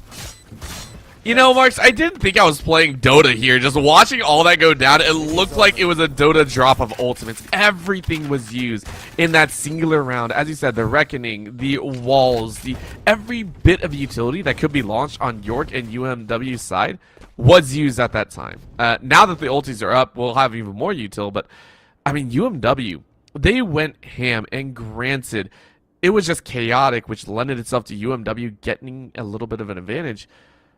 But I mean, UMW have played this from square one, from round number one at an aggressive pace, have been willing to take these trades, and York have been caught on the back foot almost every single time. Huge props to UMW, who are clawing back here in game 3. Well, you know, after game 1, they've looked unstoppable in games 2 and 3 here. Yeah, I mean, obviously map number 1 didn't quite go the way that they wanted it to, but now things are looking pretty good. All things considered for UMW, now 2 rounds away from winning out this series. Once again, both these teams have such a good track record, and we're already into week number 6. Time flies. Oh man, This is a good time to really just, you know, make sure that you're above that certain middle level. You want to show to the rest that, you know what, hey, we're actually a really good team, and you should be looking out for us. And quite frankly, UMW are really proving that here in this match on Icebox. Coming into this next round, we are going to be seeing 3 ultimates available for York College. But honestly, they just need to get the spike down first. If they can do that, they can play off the Viper's Pit, play off of all of this utility. And this is going to be their gun round as well, so they can't afford to lose this one. Otherwise, they're going to be back onto a save in the next. and I mean, you don't want to be on a save on match point. Like, that is the worst feeling in the world. So we'll see how hard they can hammer this one out. York are flooding into this B site once again. And they're saying, hey, we've never actually all-out aggressed on this site, but it opens up for UMW. Take a look at how quickly and how far they're pushing up here. UMW have no fear. With the Harbor in the back line on this B site, they're going to be able to suss this out. Wall goes up. That's from the Viper. They say, hey, we know that something is going on here. It's going to be optimal here. Fan service finds 80. Beautiful opening frag to solidify York on this site. Yeah, now fan service has to deal with 2 more. Look at that. The res is going to be used as well. They have that information that at least 2 are coming in onto the flank. It's going to be tough, but the Viper's Pit is deployed. That makes things a little bit easier for York to be able to play off of. The Owl Drone coming through there. Fan service shuts 80 down yet again, but Death trades that one back. Nick does the same. Death comes up again. And just like that, the Viper Spit goes down. Suddenly, York only down to 2 members left. It's going to be the Hunter's Fury coming in as well. Gets one tag, looking for the kill, able to find it. Almost finds death as well. And look at this, fan service goes in, makes sure that no one is able to get that defuse. It's down to the 1v1 yet again. Zerwi not able to do it. And just like that, York get around, but it's just by the skin of their teeth. That was lovely, absolute, and definitive chaos. That's all it was at the end of the day. Everyone's going, get on the spike. All of UMW are like, we gotta defuse. York's just, I hear someone defusing, take him out. That's all I was thinking through there. I loved it, and York scrambled very, very well for it. Granted, they would have liked to get away with 1 or 2 members, but that's enough, right? You stuff the economy of UMW once again. You now have given yourself a little bit of extra breathing room, and you're up against 2 shorties. Like, this should be a round for yourself after all the ultimates you did expend. That was a round that the input yielded great output.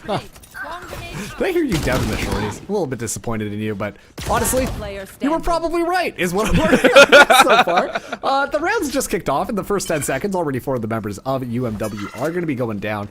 So York College basically just going to be taking a stroll on Easy Street. To be able to get that spike down onto B. And there is flank watch as well. Death only has a classic in hand. Probably can't do much against the squad of 5.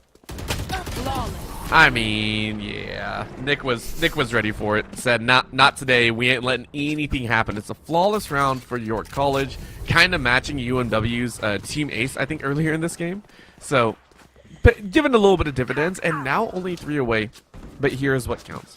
Once again, we are in this gun round situation. UMW is sitting with the Hunter's Fury of their own, and then the Resurrection on York and the Lockdown on the Killjoy for fan service. These are 2 big ticket ultimates. The Resurrections have been hit or miss, right? We've seen some of the opportunities, like the Resurrection in mid just ended up and getting killed again.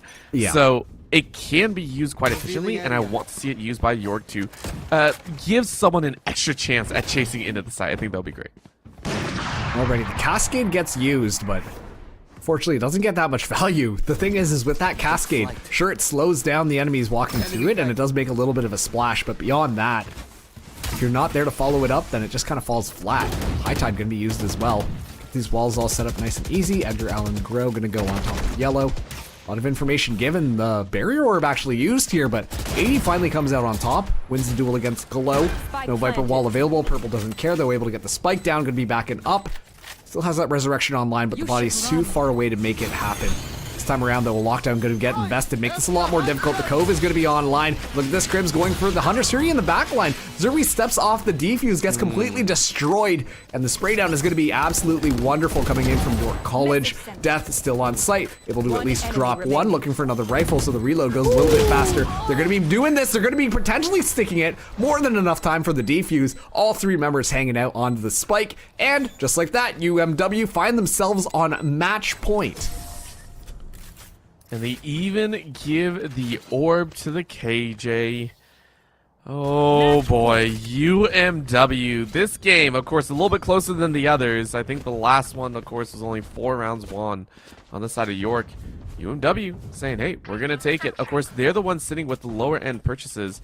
I think Zerwi is going to go ahead and buy up. Might go with a little bit of light, are able to buy full armor, so might be the util that he actually had to drop. But Death going to work with that light armor. With 5 seconds left, UMW are going to try and finish this one off. They are spread in a 2-3, and I like it. It's the default setup, very safe and very secure. Of course, for York, they got to suss this out. They got to say, okay, how do we identify who's on where? They're also starting in a slow default, just making sure that they don't let themselves get taken out too quickly. Nice and slow.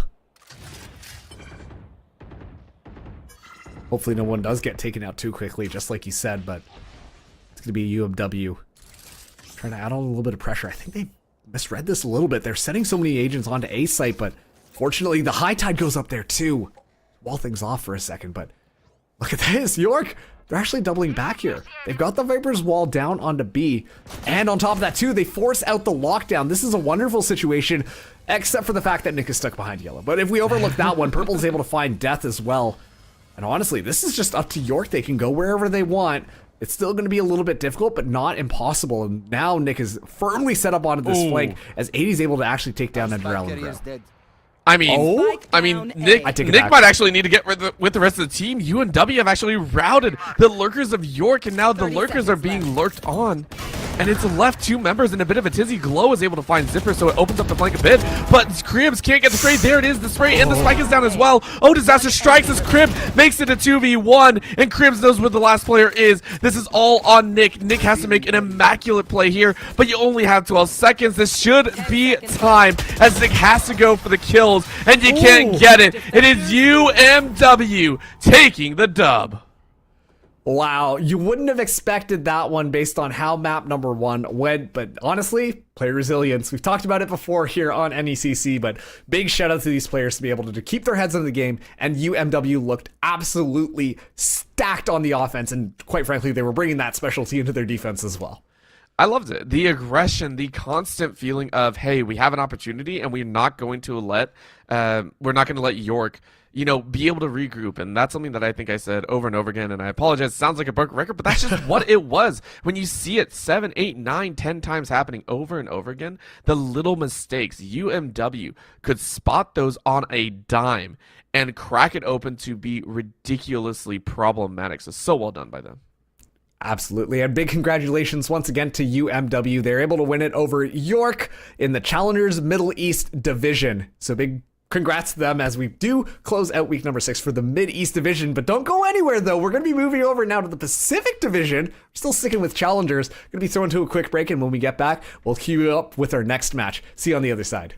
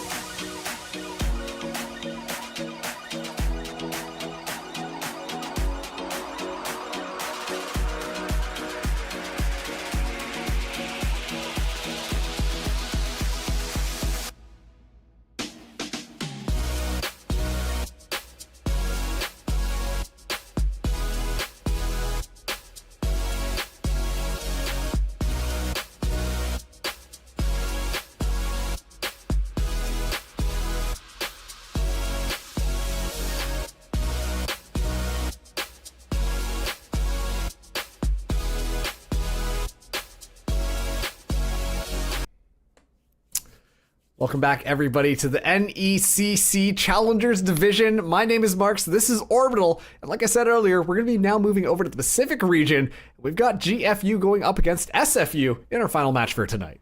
Oh, I am excited for this as well, as teams are still continuing to battle it out. We have undefeated SFU, so we got to put some respect on that name. They are currently 5-0, haven't dropped a series. They have dropped a couple games though, and this is what's interesting. They're 5-0 in series score, and yet I believe they have played some of the largest amount of games possible. They have gone 3 times to a game 3, and in those they have gone to OT, I believe, twice in 2 of the games. So it's been quite hectic. On the flip side, GFU have done one better. They've gone to 2 3-game series, and yet in one of those, they went to a 20-18 game in OT. So, I mean, these 2 teams, they have some history behind their matches. I wonder what the record in the NECC division is of the longest Valorant match ever. But you know what? Hey, that's probably one of the top contenders there. 20-18. That's almost Counter-Strike numbers of rounds that these 2 teams are for today. Hey, that was we're it. back. We saw it. We're gonna be no. Let's bring up the schedule so we can talk about kind of all the matches that we've gone through today. So, of course, we started things off in the North Division. Sorry, not the North Division, the East Division, with Dunwood Varsity up against North Park Vikings, making it all the way to the 3rd map, and honestly, a pretty darn good game. And then we went over to the Middle Eastern Division, which we saw the York Spartans A go up against UMW Esports. And would you look at that? Also a 3-map series. So we've been treated to a lot of wonderful Valorant tonight. A lot of teams just kind of going back and forth. This one, I dare say, is going to be a little bit more straightforward. I give a lot of credit to SFU, a team that can go 5-0 in this type of style. It does worry me a little bit. 1, it means they have a lot of resilience, and number 2, they have very practiced compositions that they're going to go through. So I want to see them be stalwart. They're a team that are currently chasing the OP, like the undefeated streak all the way through. So I want to see what they can do. On the other side, of course, with the maps that we're going to have, GFU are going to try and take them down a peg. So I'm very, very excited to see what we get. Yeah, but like you said earlier, I mean, SFU, they have been going to map number 3 quite a bit, but you know what? I just want to focus in on these map bans right now because sure, we're going to be going to Icebox first. Hey, everybody loves Icebox. It's cold outside. It's still winter. But map number 2, we're going to Lotus. And that's SFU's pick as well. We've seen so many different strategies coming out from the top tier level of gameplay, whether or not you're looking at challengers, whether or not you're looking at lock-in. So many different strategies and compositions are coming out. And now let's see how it kind of trickles down. That's right. Trickle down strategonomics. I'm coining that right now. That's happening. And I'm curious to see what SFU have in store for us. Chaos is all it is. I'm very surprised that Lotus and Fracture got through. That is what's surprising me. Because normally we see, Split and Haven or Ascent, at least one of those maps get through. They will almost always get through. It's like the collegiate favorite. And yet we have none of those. We get Icebox, Lotus, and Fracture. All 3 of these maps are considered doomsday for teams, as some of them have not practiced, say Lotus or Fracture. This is going to be absolute chaos. I'm so excited to see who comes out on top on Icebox and then who decides to take a run on Lotus. I can only imagine the individual plays that we're going to get to see. Yeah, and you know what? Fracture just at the very end there. If we do end up going to Fracture, I think that's going to be a pretty fun one as well. I think, quite frankly, across all of the maps that are in current competitive play in Valorant, I do think that Fracture is starting to get figured out pretty heavily. As a matter of fact, I think that Fracture and Pearl, we're seeing a lot more teams try to play out these different compositions because they think that they can take an advantage with some of the strategies that they've prepared. Orbital, I'd like to remind you, we're already on week number 6, so some of these teams might have, sat things down a little bit, went onto the ValorantStrategies.net and tried to figure out a couple of cool things that they can whip out here. And I think that, it's going to come down to that more so than just kind of this gunplay that we've seen really dominate some of these earlier maps. I hope to see it. Of course, Fracture is one that if we get to it, we get to it. Lotus as well, though. I do agree. There are some very interesting strategies, different rotations that they can make, and especially with the quick access that you have and the information that's given if you go through some of those doors, it can get crazy. But I do also enjoy the fact that we are going back to Icebox first. I want to see what teams can whip up. Last time, of course, we saw the Harbor. It attempted to do what a Viper could, but again, the old school tech wins out a little bit more. The Viper was able to really take it away for a time. For a time is what I like to say. And again, things got a little bit dicey towards the end, but it didn't do as well as we expected. I guess that's the best way to put it. It had its shining moments, but not perfect. So I want to see what these two teams can do on Icebox. And I want to see Chaos once again reign on top. I want to see that round where everyone dies and no one knows what happened. I'm just... How do you feel about people wearing bat costumes? Because at this point, I'm convinced that you're actually just an agent of chaos, and vengeance is going to swing down from above and somehow take you out. I've got Batman on the mind, and I don't really know why. But regardless, you know what? Especially too on Icebox, I just want to quickly talk about this because traditionally, Icebox was seen as one of the most stale maps to date. But as agents have been swapped around, as the maps changed a little bit, suddenly teams are trying new things out. And you know what? I have no idea what some of these new adaptations can come from. Before, KO was a mainstay on Icebox, and suddenly after this new patch, not the case anymore. We hardly see any KOs coming in anymore, and we're defaulting back to somewhat of that double wall composition where you bring in that Viper, bring in that Sage. But of course, now that Harbor's into the mix, and quite frankly has been balanced out a little bit better, I do think that that is also being tested. On top of that too, some teams, they just want to play with the mollies instead. Get the spike down, and then back up. But we're going to be going into agent selection now, so let's take a look at what these teams have in store for us. Well, so far, they are saying, Marks, we heard you, kind of. We have a Killjoy there, and that's one of them. But the Vipers, right? The Vipers, you had rightfully said, was one of the mainstays, kind of covering a lot of territory with the newest update. But Peanut can't be playing that, right? Like that. Oh my, okay. Okay, so Peanut says it doesn't matter if it's a low tier, I will still play it. That is a gutsy call. Same with the Reyna. So this is like 3 or 4 patches ago, like, or, I mean even further, right? Like this is a composition that you would see almost last year, or like even further in last year. That's crazy. And I'm going to be honest with you, this has to basically be a comfort pick. We saw similar things with C9's composition when they were playing in VCT lock-in. Just kind of going, bringing in that chamber, keep Ye on it because you know that Ye's going to frag good. But of course, Peanut and Luco, they really have to turn it up to make sure that they are maximizing the utility that bringing in these two agents are going to be. While SFU, little bit unconventional as well. We're going to be seeing Kaizen go in on a Raze. It's been a while since I've seen good Raze play on this map. As a matter of fact, it wasn't since basically Fade came out and players were really trying to combo that Fade as well as the Raze for this fast action hits. I also feel like Raze is one of the few agents that can be a very small counter to a Viper, right? The showstopper is very nice, just like, hey, I think someone's in the pit. Let's go ahead and fire it. It clears a wide chunk of an area, so that might be another little favorite that they like to run, but I agree. You don't see it on its own very often. You usually see it paired with a Fade. You usually see it paired with a combo breaker movement. Kaizen's going to say, hey, screw it. I'm just going to try it, see what happens. We already see the chamber on the other side, so our eyes are kind of drawn there. I'm excited to see what they can do. I'm excited what both teams are going to lay down for us here in game number 1 of all things to kick off on Icebox and give us a treat of what we're going to expect here as we get into the crazier and crazier maps. You're also excited for Street Fighter coming out soon, huh? Yeah. Listen, don't worry about this, okay? Just leave me. I'm also excited for like Dragon Ball to come out again. Like, oh my gosh. Yeah. We do love ourselves a little bit of Budokai, but also too, GFU, they like themselves a nice little fast B-side hit. Already the paint shell's gonna be used, so Peanut has to get out of there. Almost gets got regardless, but it's just so fast. Oh, what? What? It will actually take 2 down on the way into the grave. George finally trades that one back. George, good for yet another here. You wanted chaos, you're getting just that orbital. Look at this, the flank coming through as well, 3v3. No one knows how those kills went down. 100% no one knows how any of those kills went down. Peanut finds a random Sakurajima just hiding around the back end. That was just utter chaos. That was, oh man, I got 2 headshots. Oh gosh, I'm dead. Oh gosh, now I'm dead as well. No one knew what was going on, but GFU said, hey, we have an opportunity. We're going to chase it A, and SFU are not going to be able to stop us. But look at this. It's a swarm grenade still on site, and it actually gets spotted out and taken out, so that's going to be great. Ace now going to get the spike plant down. They're going to be backing off of it. Now it's 2v3 onto this retake. SFU have to make something happen. But with this Viper's Wall, it gives them a little bit of room to work with, especially too now that George is down. One enemy Vanquish remaining. trying to even things up, and Kai finds Peanut. Beautiful shots here. Ace can't do anything, so Kai swings with the 2K, and it's round over. SFU Esports White able to take a phenomenal first pistol round.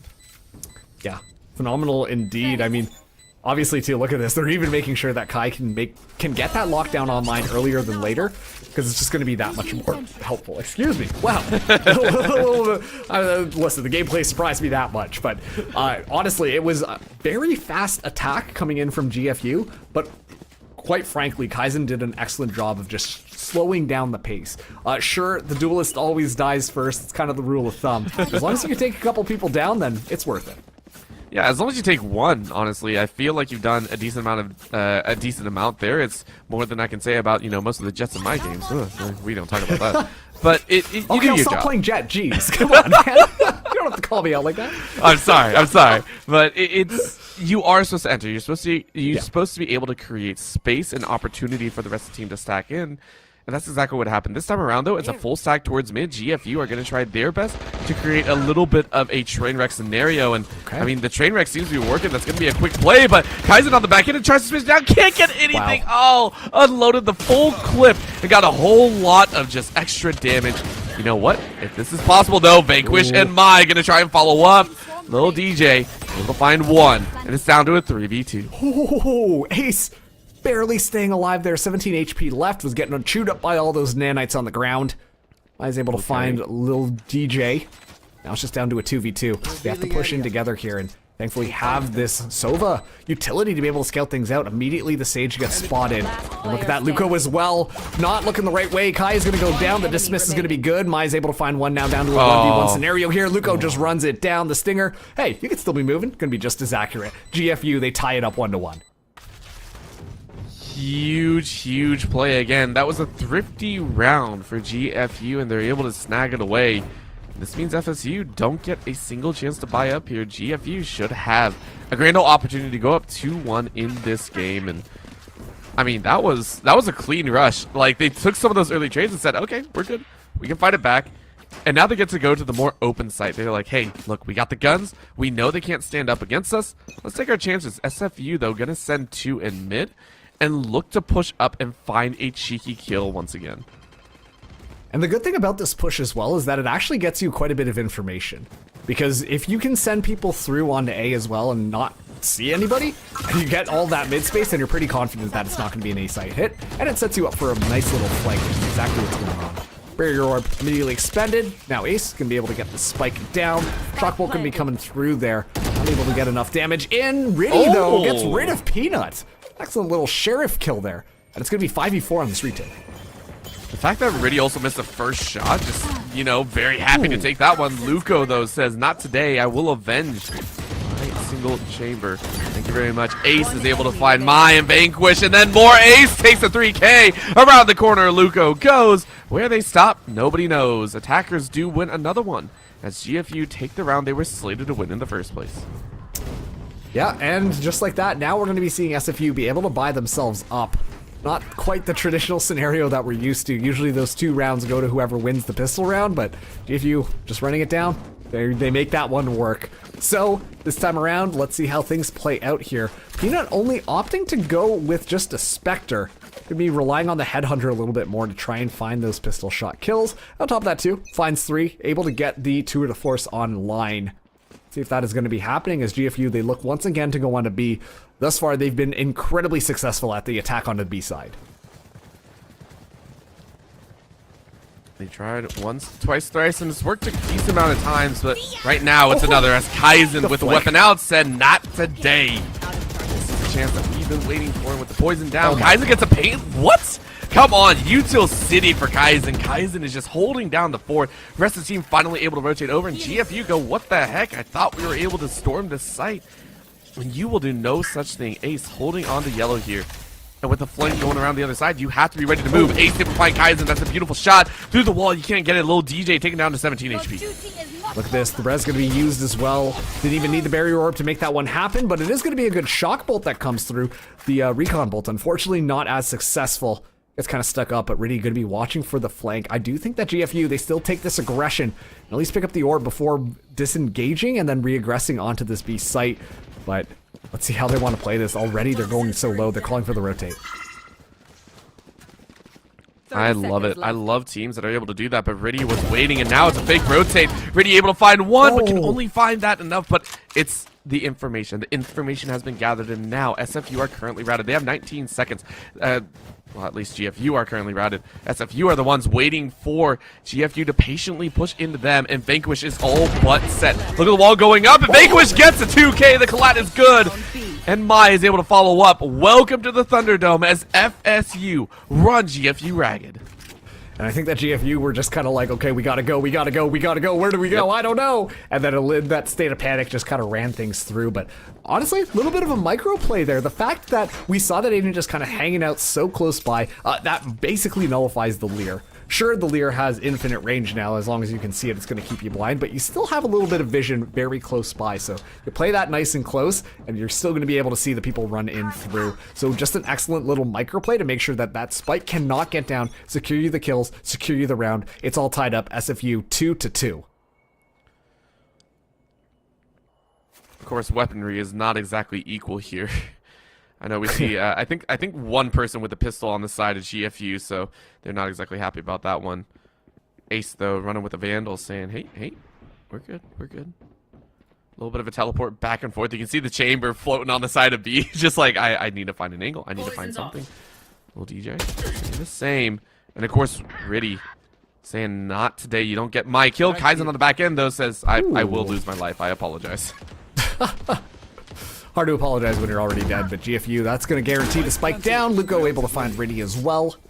Things a little bit easier here. A couple of ultimates online, but I don't think that this is going to be the opportunity to use it. Little DJ does get spotted out by that turret, so at least they know that somebody's going to be back here. Ace holding this angle so dang good.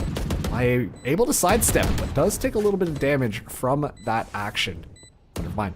Still nice and healthy. That was going to be going up here. Hunter's Fury still available as well. Spots it out for a second, but just misses the timing as George is able to find that one. Kai, though, trades it back on to Luca. Kai good for another as Vanquish comes in. And now this is going to be a very interesting situation. Little DJ on the back line gets sprayed down to a 1v1. Peanut has to come in here and spray this one down, but is going to get taken down by Vanquish. I don't know if there's going to be enough time here. It's down to the wire, but Vanquish goes down with the spike. GFU, they secure the round just by the skin of their teeth. That was a dance with death, and death caught everyone. So well done to GFU to dance as quickly as it could. And George, I mean, George got one of the best plays that I think I've seen. Just one of those small ones. Threw out the recon bolt and was able to shirk away. I think it was Kai at the top side. Kai went to go ping that and then turned, and George was just staring down with the barrel and just said, nah, I'll take that kill. So very well done there. But now the ultis are in play, right? You talked about this before. SFU sitting with 4 ultis pretty and saying, I'm okay with it all. GFU, though, with that 2 to force, still packs a lot of punch, and that's going to be more or less that game changer. SFU, though, rocking with just a bit of util in their pocket and wondering how the heck they're going to play this one. It's a good question. It's a very interesting defense, actually, coming in from SFU. Spreading it out. They'd left that B side completely open, just allowing that alarm bot to give the information here, but Kai has to stay alive for that to work. Lil DJ is able to find that one. Now that's going to be so easy to move in onto B. Keep in mind that 2 to force is activated as well, so they can watch Snowman for days. George going to be making their way onto this A site. It's so hard. Right now, GFU, it looks like they don't really know what to do. George is able to find Vanquish as well.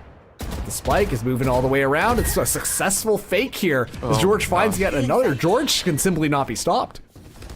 George is having a blast. George is very curious about what's going on here and just taking things to town. Look at that.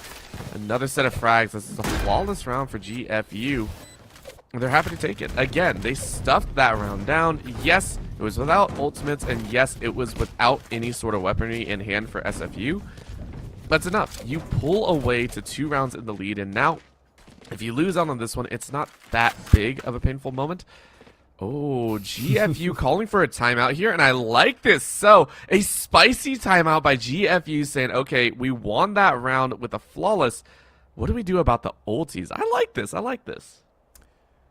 And quite frankly, I think that this is going to be a really good time to take a timeout, because what's going to happen in this next round, if you're SFU, you need to use the ultimates to secure this round. If you don't do that, then your economy is going to be broken. GFU, they have to win this round if they want to make sure they can make that score differential hurt even more.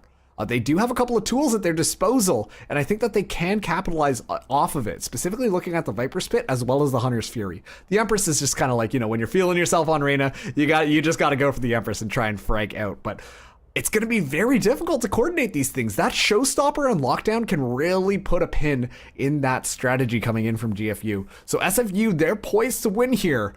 And GFU, they're strategizing to see what they can do in order to scrape together this round to pull themselves out of it. I wonder if it'd be right to say that GFU are trying to ice out SFU, right? Like that is, oh man, I missed that term, but I mean, it's too early in the game, but icing him out, trying to make him second guess using those ultis. What does GFU have going on? What are they going to try and play? SFU, they're totally boxed up. It's a 4-1 setup on this A site. And look at the chase. Kai takes out Peanut so quickly and just drops him from the game. What a shot. SFU say, we are in control. GFU making advancements. Not quite on the site just quite yet. They're taking their time with it. Barrier Orb already gets delayed, but look at that ace on top of the wall. Able to find one. Hunter's Fury now coming in from Mai. Looking in the back line here, but it doesn't matter. Kai actually finding all the kills necessary while Ace is still completely unchecked.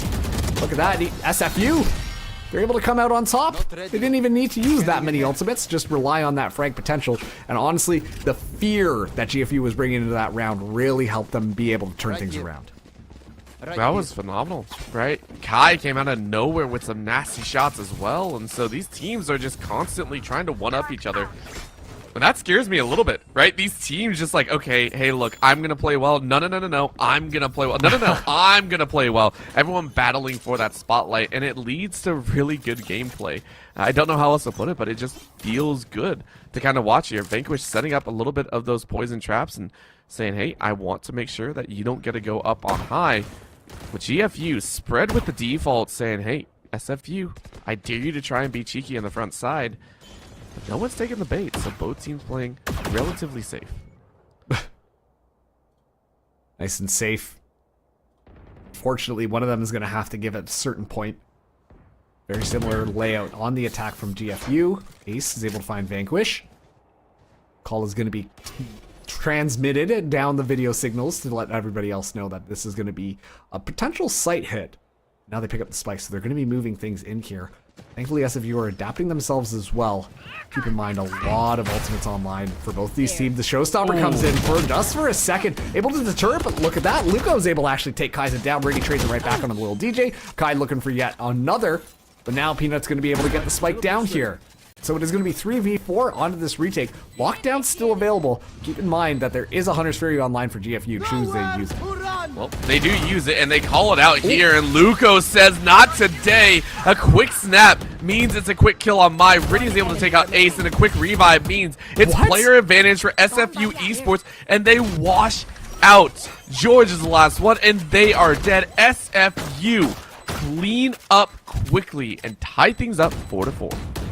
Wow, it's almost like the Lockdown was tossed down as bait, it felt like. Because it just allowed for that Hunter's Fury to come through from GFU, and you saw that SFU were very quick on their rotation around, almost using the Hunter's Fury as a little bit of like smoke coverage. Then as soon as that Hunter's Fury goes down, then we see the res come in, and then it's just overwhelming numbers. And if there's one thing we know SFU were good at, they're just good at taking those gun duels. No utility to really deter them that time around, and it's just going to be a nice and easy cleanup. All tied up 4-4. Honestly, a little surprised that it's going this way, but GFU are scraping together a little bit of a buy. It's going to be Luko coming in with the hero rifle. They still have 3 ultimates online.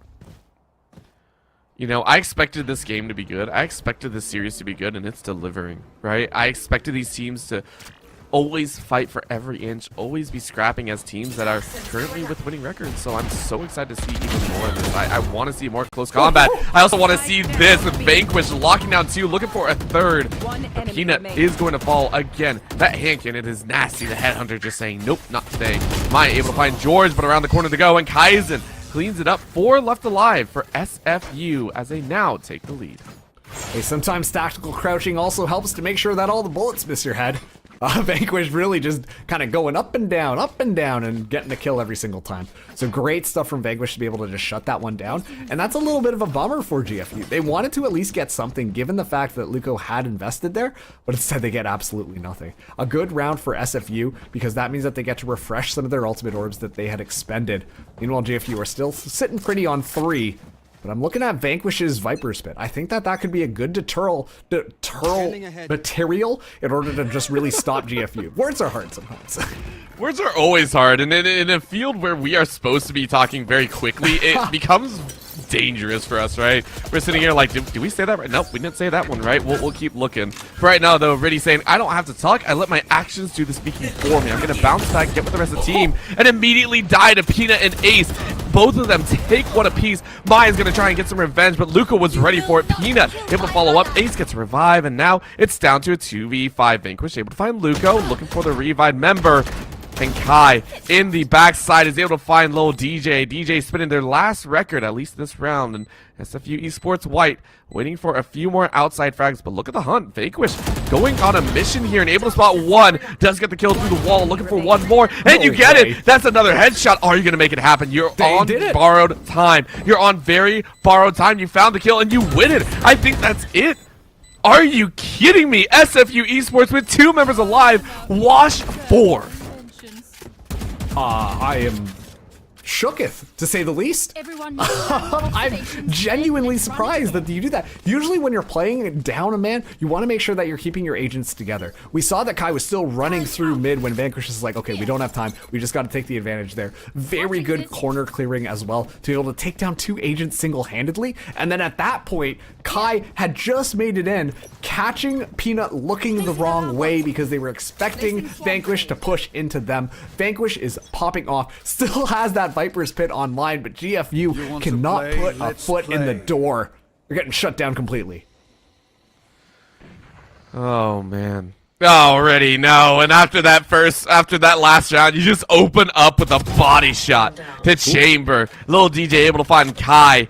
But look at that, another shot. Lil DJ able to bait out 1, but says, I don't want to test it a second time. I don't like that. We'll go ahead and back away. Vanquish saying, yeah, that's what I thought. It ain't the op, but it's enough. 1 kill apiece to either side. SFU still waiting for the bait to be tossed in and GFU to push. And this is one of the issues with the GFU attack. They spread themselves so thin and are just relying on being able to find a couple of easy frags before they decide to push into it. The thing is that SFU are now playing a lot more strategically, playing things a little bit more slower in order to try and shut things down. But look, that really goes down. The operator pressure is completely taken off by Luco, and George finds Mai as well. It's going to be a nice and easy A site plant.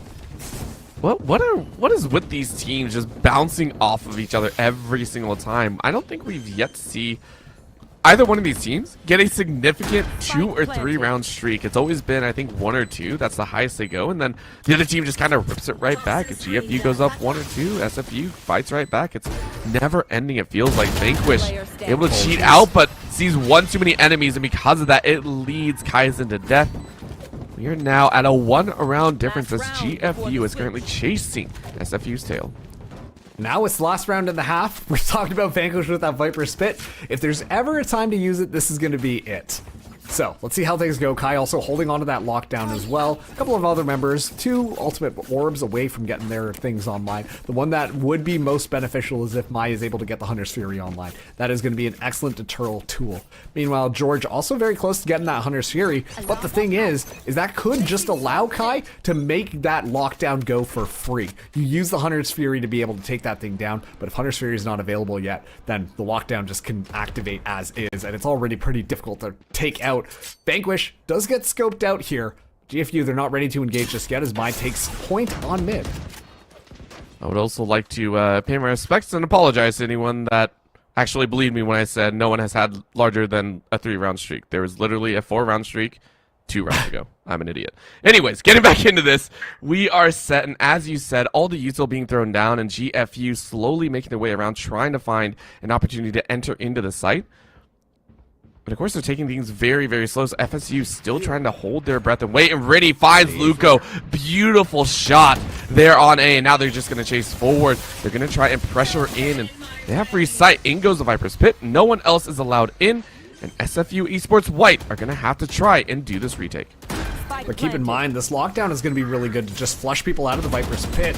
Now they know that Peanut's still in there. No. Oh, the information was given, but Mai not able to secure the kill. Now we're going to be seeing the lockdown investment here. They just have to be careful about DJ. But look at this. George was actually able to get the Hunter Streak online. That is going to be instrumental in allowing GFU to survive in this round. Ace finds Mai. And now it's just down to a 2v3. Viper's Pit still in front. George holding it back. Kai just coming in here. Oh my gosh. Shot. Able to find it down. Now down to a 1v2 inside of things. Tosses down the alarm bot to get a little bit of information. The alarm bot does go out here as little DJ in the back. Completely domed, but it doesn't matter. Ace just good with it. Perfect timing there as the spike gets tapped. The headshot comes through. GFU still alive in it. It's all tied up 6-6 as now we're swapping sides. I've rarely seen someone sneak up that efficiently. That was very, very impressive. But Ace holding it down now. The Sage, the healer, taking the lead in the frags. And honestly, SFU, they've been shut down here, there, everywhere. But now they get a chance back. We are tied at 6-6. The teams have been fighting valiantly back and forth. Neither has really taken a significant lead, and I mean, it looks pretty even on paper, so I'm so excited to see who decides to fully step forward. And I mean, I'm not calling it right now, Marks. I'm not calling it. I promise I'm not caster cursing it, but it feels like we might be reaching an OT if these teams keep playing at this level. You never know, because actually I question a little bit of the viability of GFU on this defense. Obviously, it's not as great having Chamber now after these post nerfs, but Luco starting us out strong. Kaizen already down here. He already looks to move in, but the Duelist is already down. A lot of space is going to be a little harder to take. Barrier Orb is going to get used here. I don't know that it necessarily... Yeah, it's going to allow for no area to plant at all. Luco falling extremely low is able to walk away and get the heals here. As SFU, they're a little bit boxed in the back of sight. GFU just waiting around them like sharks, looking for that drop of blood. They're also waiting on the back end. If they do call for a rotate, SFU are going to be cut off. So, as you said, blood in the water. They're just minnows in a sea of piranhas here. Ace ready to go. Mai is now down. And then again, a little bit of poison to flush them out once again. All eyes are on them. This could be a flawless round for GFU. You were talking about the Chamber. Well, you know what? If Chamber doesn't get the job, everyone else will. Lil DJ fires away, gets one. Vanquish able to find George. But look at this. A couple more shots. Lil DJ takes the 2K. And it is going to be the pistol going in favor of GFU. Okay, here we go. GFU starting things off well. Just like that, that's going to start their 3-win streak. So, let's see if they can play this one forwards. We did see a little bit of creativity coming in from GFU when they lost that first pistol round, and they were able to win things out by more or less just kind of running things down. I'm curious to see if SFU want to do the exact same thing. Do they go for a fast play? Do they slow things down, try and play a little bit more rattier angles, try to catch people off guard? Or do you just take mad mid control and then just run onto the B side or the A side? It's honestly just whatever you want to do. But given the fact that we're seeing frenzies, I think it's going to be a fast play. Oh, yeah. They're going to try, and Peanut wanted nothing to do with that. You saw that immediate teleport up, said, nah, ain't my time to die.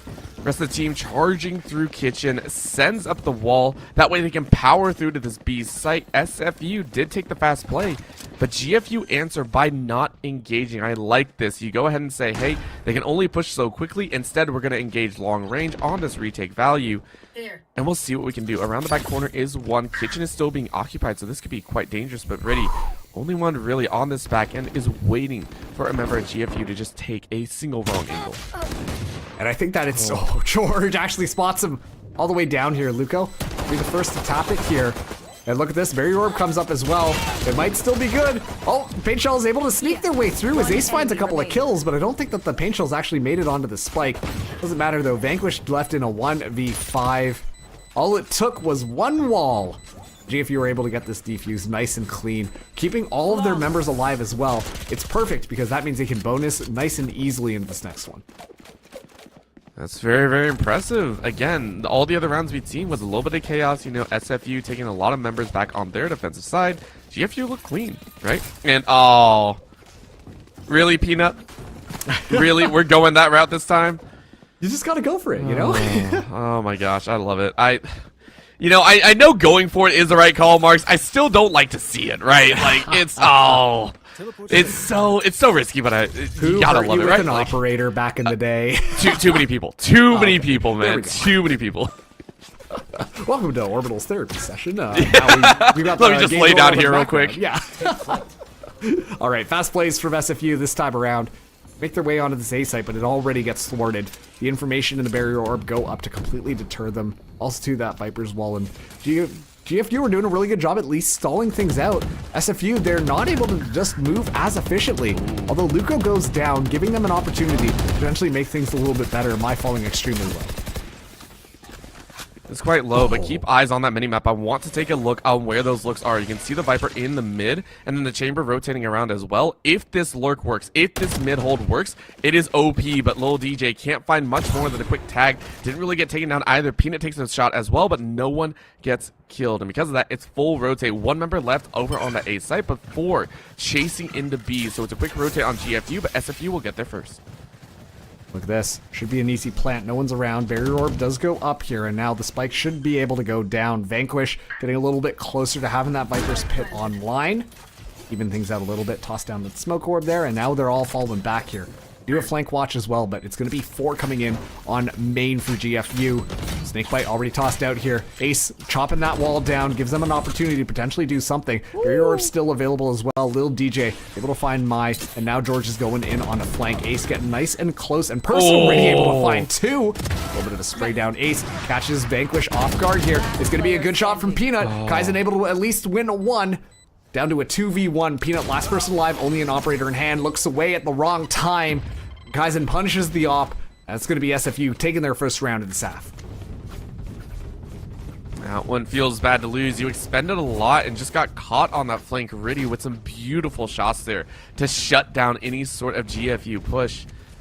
But they get guns, right? They do get weapons in hand. Peanut will be working. I mean, they gambled and they lost pretty heavily. So yeah, you're on the judge duty here.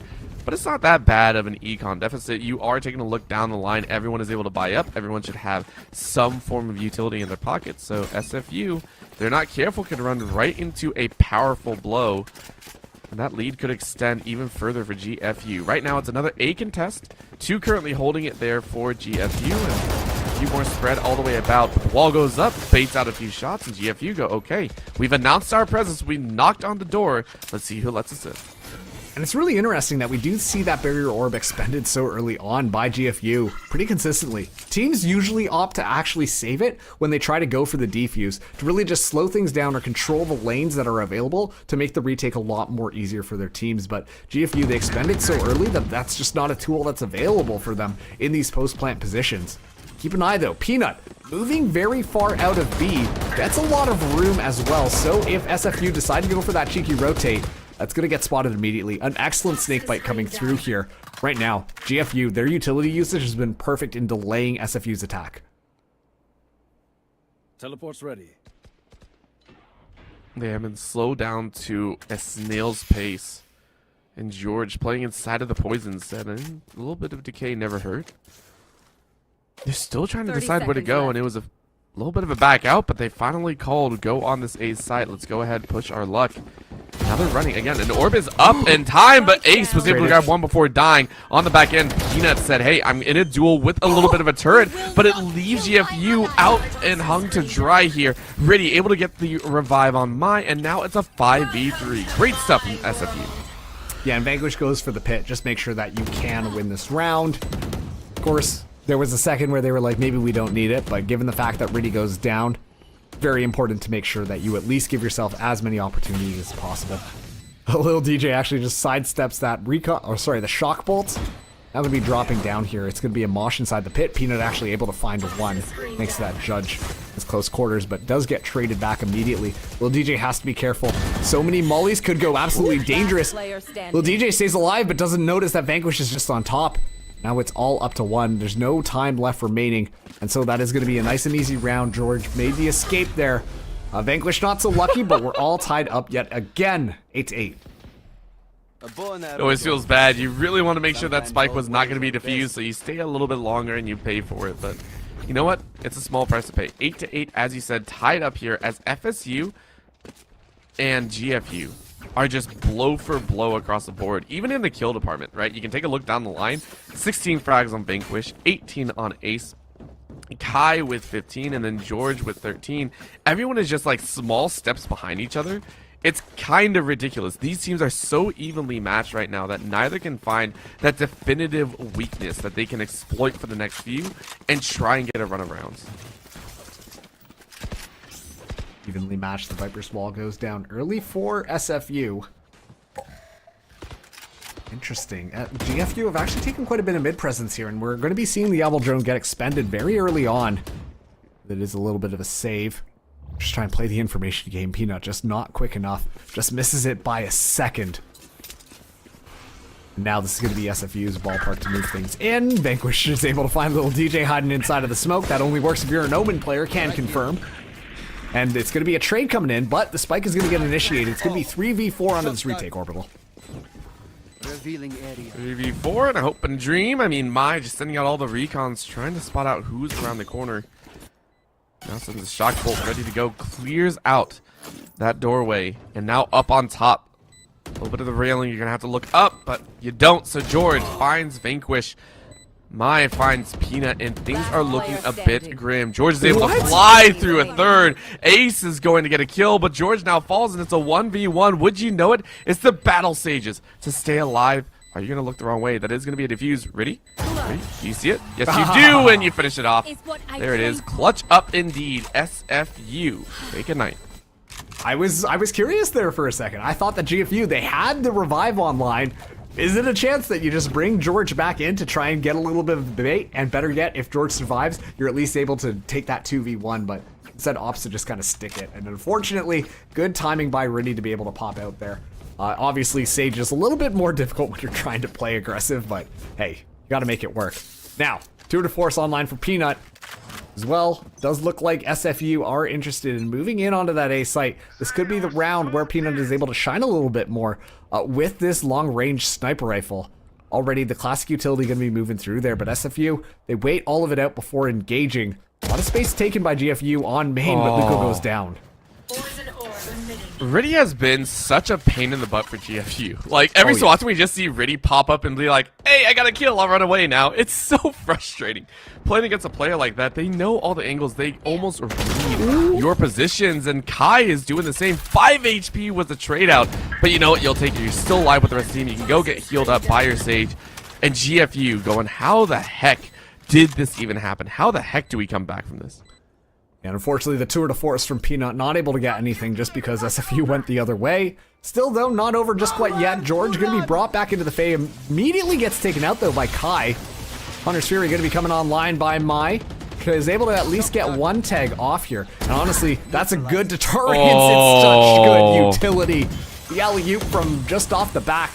Now it's going to be a Boombot coming in as well just to sweep the carpets a little bit more here. Peanut can't use anything just because of how this is set up. But now is the time to strike. Mai going to be going down just on the other side of that Viper's Wall. But the spike simply just not enough time left. So we are going to be seeing these exits come through as Riddy takes out Peanut. But Peanut didn't buy up this round because the Tour de Force was available. Lil DJ, though, can't keep the weapon either.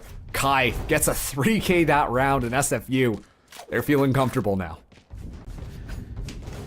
And for as good as the Chamber has been able to get into these fights and get into some of that util, they, as you said, has fallen short of what we expected. And, you know, we didn't expect too much. The Chamber, of course, like you said, has been out of the meta, but they've been playing okay. For GFU to push this hard to a 10-8 and is now going to use a timeout, is now going to try and figure out a different way to shut down SFU.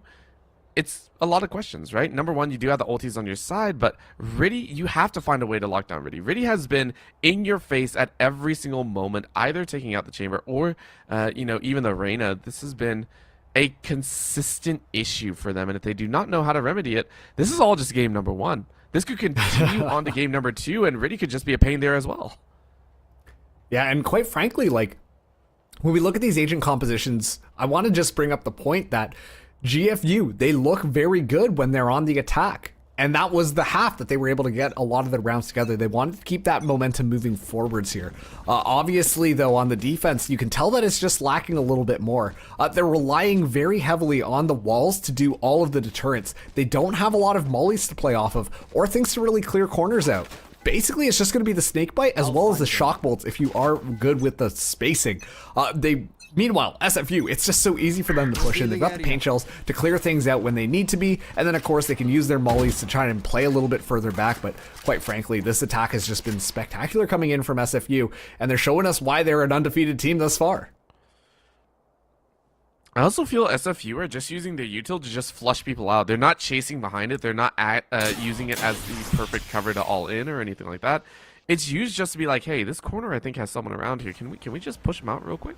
Or, you know, double check some of those angles, make sure that mid is obviously not fully on gauge. But look at that, Peanut shows and tries to get a little bit more. I mean, you were spotted by the owl drone. You had nowhere else to go. So you take the shots, you get a little bit of damage, which is all healed up already. But you gave information away. So 5 members are now from SFU on that BE site. Yeah, George, though, able to find Kai in the back line. 3 members coming in onto the flank. I'm not sure that they're aware of this. Riddy, though, is still being that thorn in the side, able to find 2 kills. Mai finds the next. They're convinced that the Sage is actually in front, but Mai just sweeps that up on the site. An easy round coming in from SFU. Of course, they did have that gun difference coming in here, but you know that's got to be a good momentum booster. While GFU, they're sitting there twiddling their thumbs a little bit more. They have to make something happen this round, otherwise it's going to slip away. Have you ever just seen a Sage get so tired of waiting for teams? Yeah, let's go for it. 16-4 and 11. Riddy has been a silent, little annoying burden on the GFU side. And Kai and Vanquish have been doing phenomenal as well. Kai's currently sitting at 18, Vanquish at 17. They've been monsters in their own right. And SFU are going to continue using that power. GFU currently sped in a 1-3-1, saying, hey, we should be okay. A little bit of an orb goes out. Slowing orb said, not today, you don't get a chase after us. And now they're going to take a look. SFU giving it a little bit more time before they chase into the site. And this is something, too, I'm noticing from GFU on the defense. They're very quick to use a lot of utility to try and flush things out early. What actually ends up happening is that they don't have much to play off of in the later part of the round. You're seeing now the lockdown available. Kaizen finds Luko's head. And look at this, George comes in response, uses that Hunter's Fury, is able to take out the lockdown, but Kaizen is now going to be going in here. Does have the showstopper available, looks for an opportunity, dumps into the back, just a second too late, would have spotted Peanut out here. Paint shells are going to go wide in order to at least flush Peanut off the angle. George unfortunately loses the duel, and now Peanut, spots out Mai just onto the side here, spots out Riddy, but Riddy finds the wall bang. Riddy can simply not be stopped tonight. SFU, they're now on map point on GFU's map pick. Welcome to the pain train.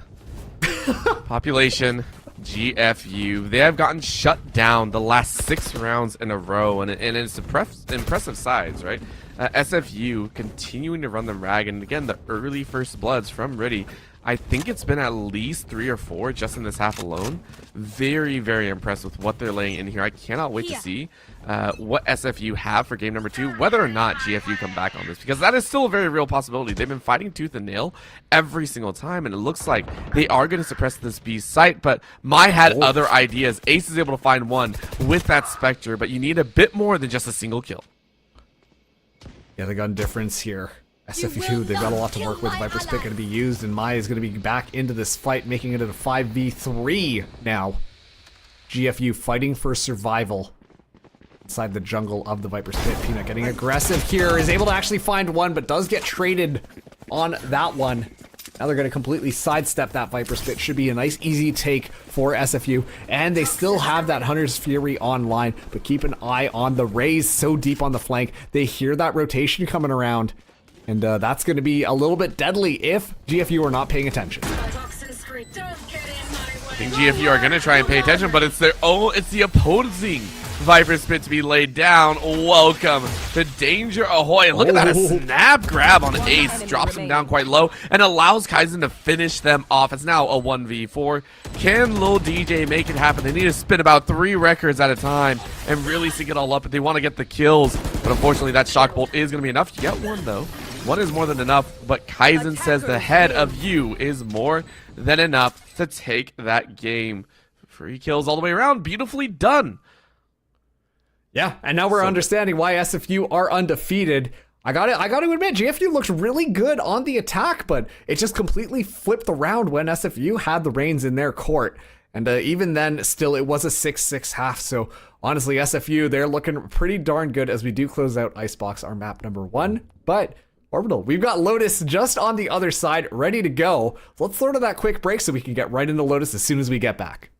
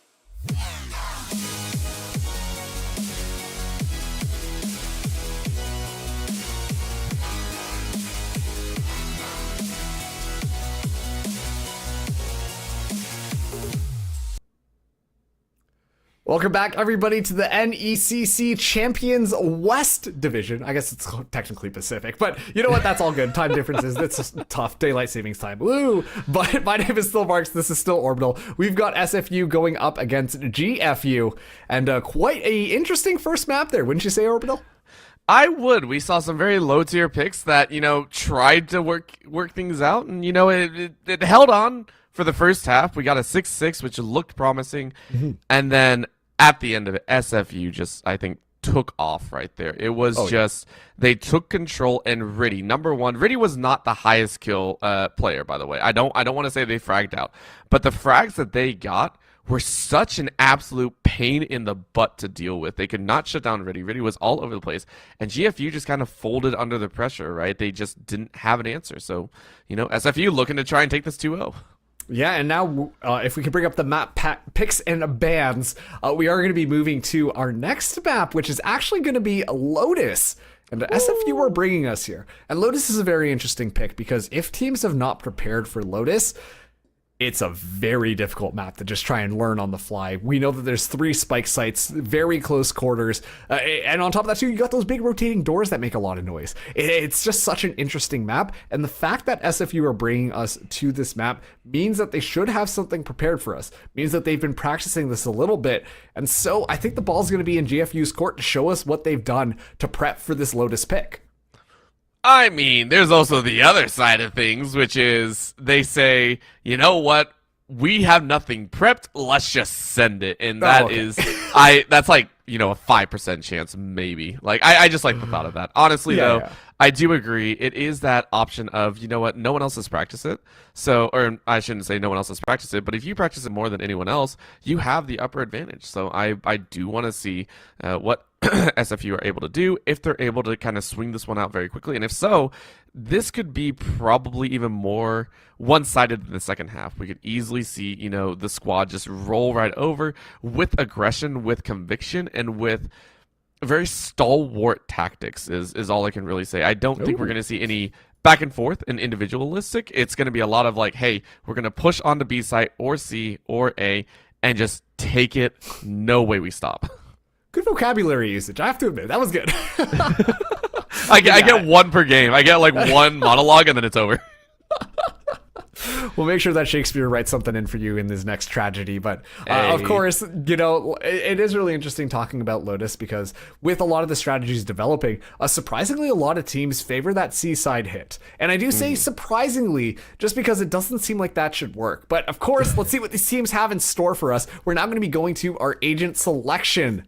It's do or die for GFU. They're looking to force out that map number 3, but on SFU's map pick of Lotus. And let's see what agents are going to be brought into the fray. Don't you dare. We already had one issue with that. Please don't hover Gecko. We please no. All right. So getting into it though, it is going to be that KJ once again, and Kai is going to be running that one.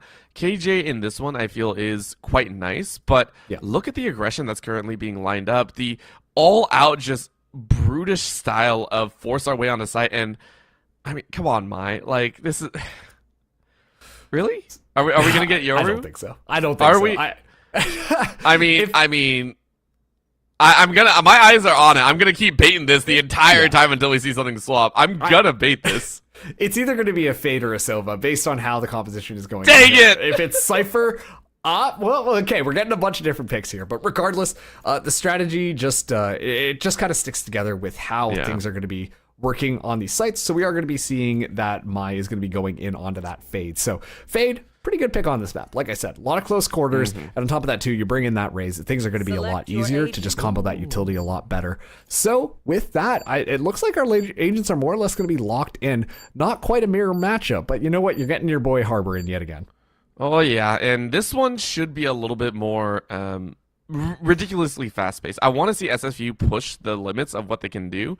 We saw it last time, right? In that on their attacking side, they went crazy. But Lotus, I feel, it allows for you to do that on the defensive side a little bit more as well. There are so many different corridors that you can go through. As we spoke about, the door causes a lot of noise. It can be used as a distraction. It can be used as opportunities abound. And I expect these teams to try and push the envelope of what they can or can't do. both teams have identified that, hey, on their attack, they look okay, and they do control their own side quite well. They have that baton in their hand that they get to conduct and say, here, we want to go this way. GFU, though, they're not so good at following, so that's what I want to see them improve on this time around.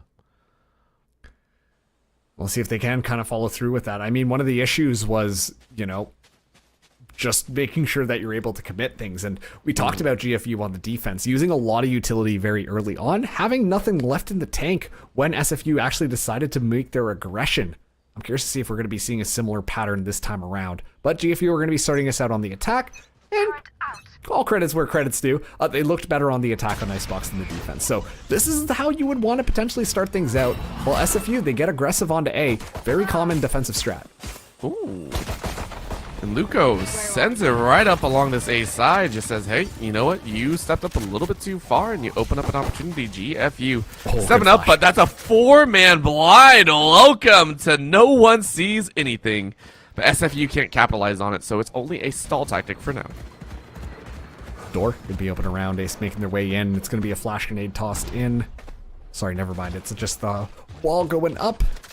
High Tide blocking off all the vision. Vanquish able to find Luco. Now the spike is going to get activated here. Kaizen coming around on the back. Does have to be careful, though, as George is going to be back there. Ooh. Kaizen is able to take that trade. Makes the deal. Ray! Not on the stage. Still making a little bit of pain come through. Who else from SFU to really just step up on this pistol round? SFU sweep up.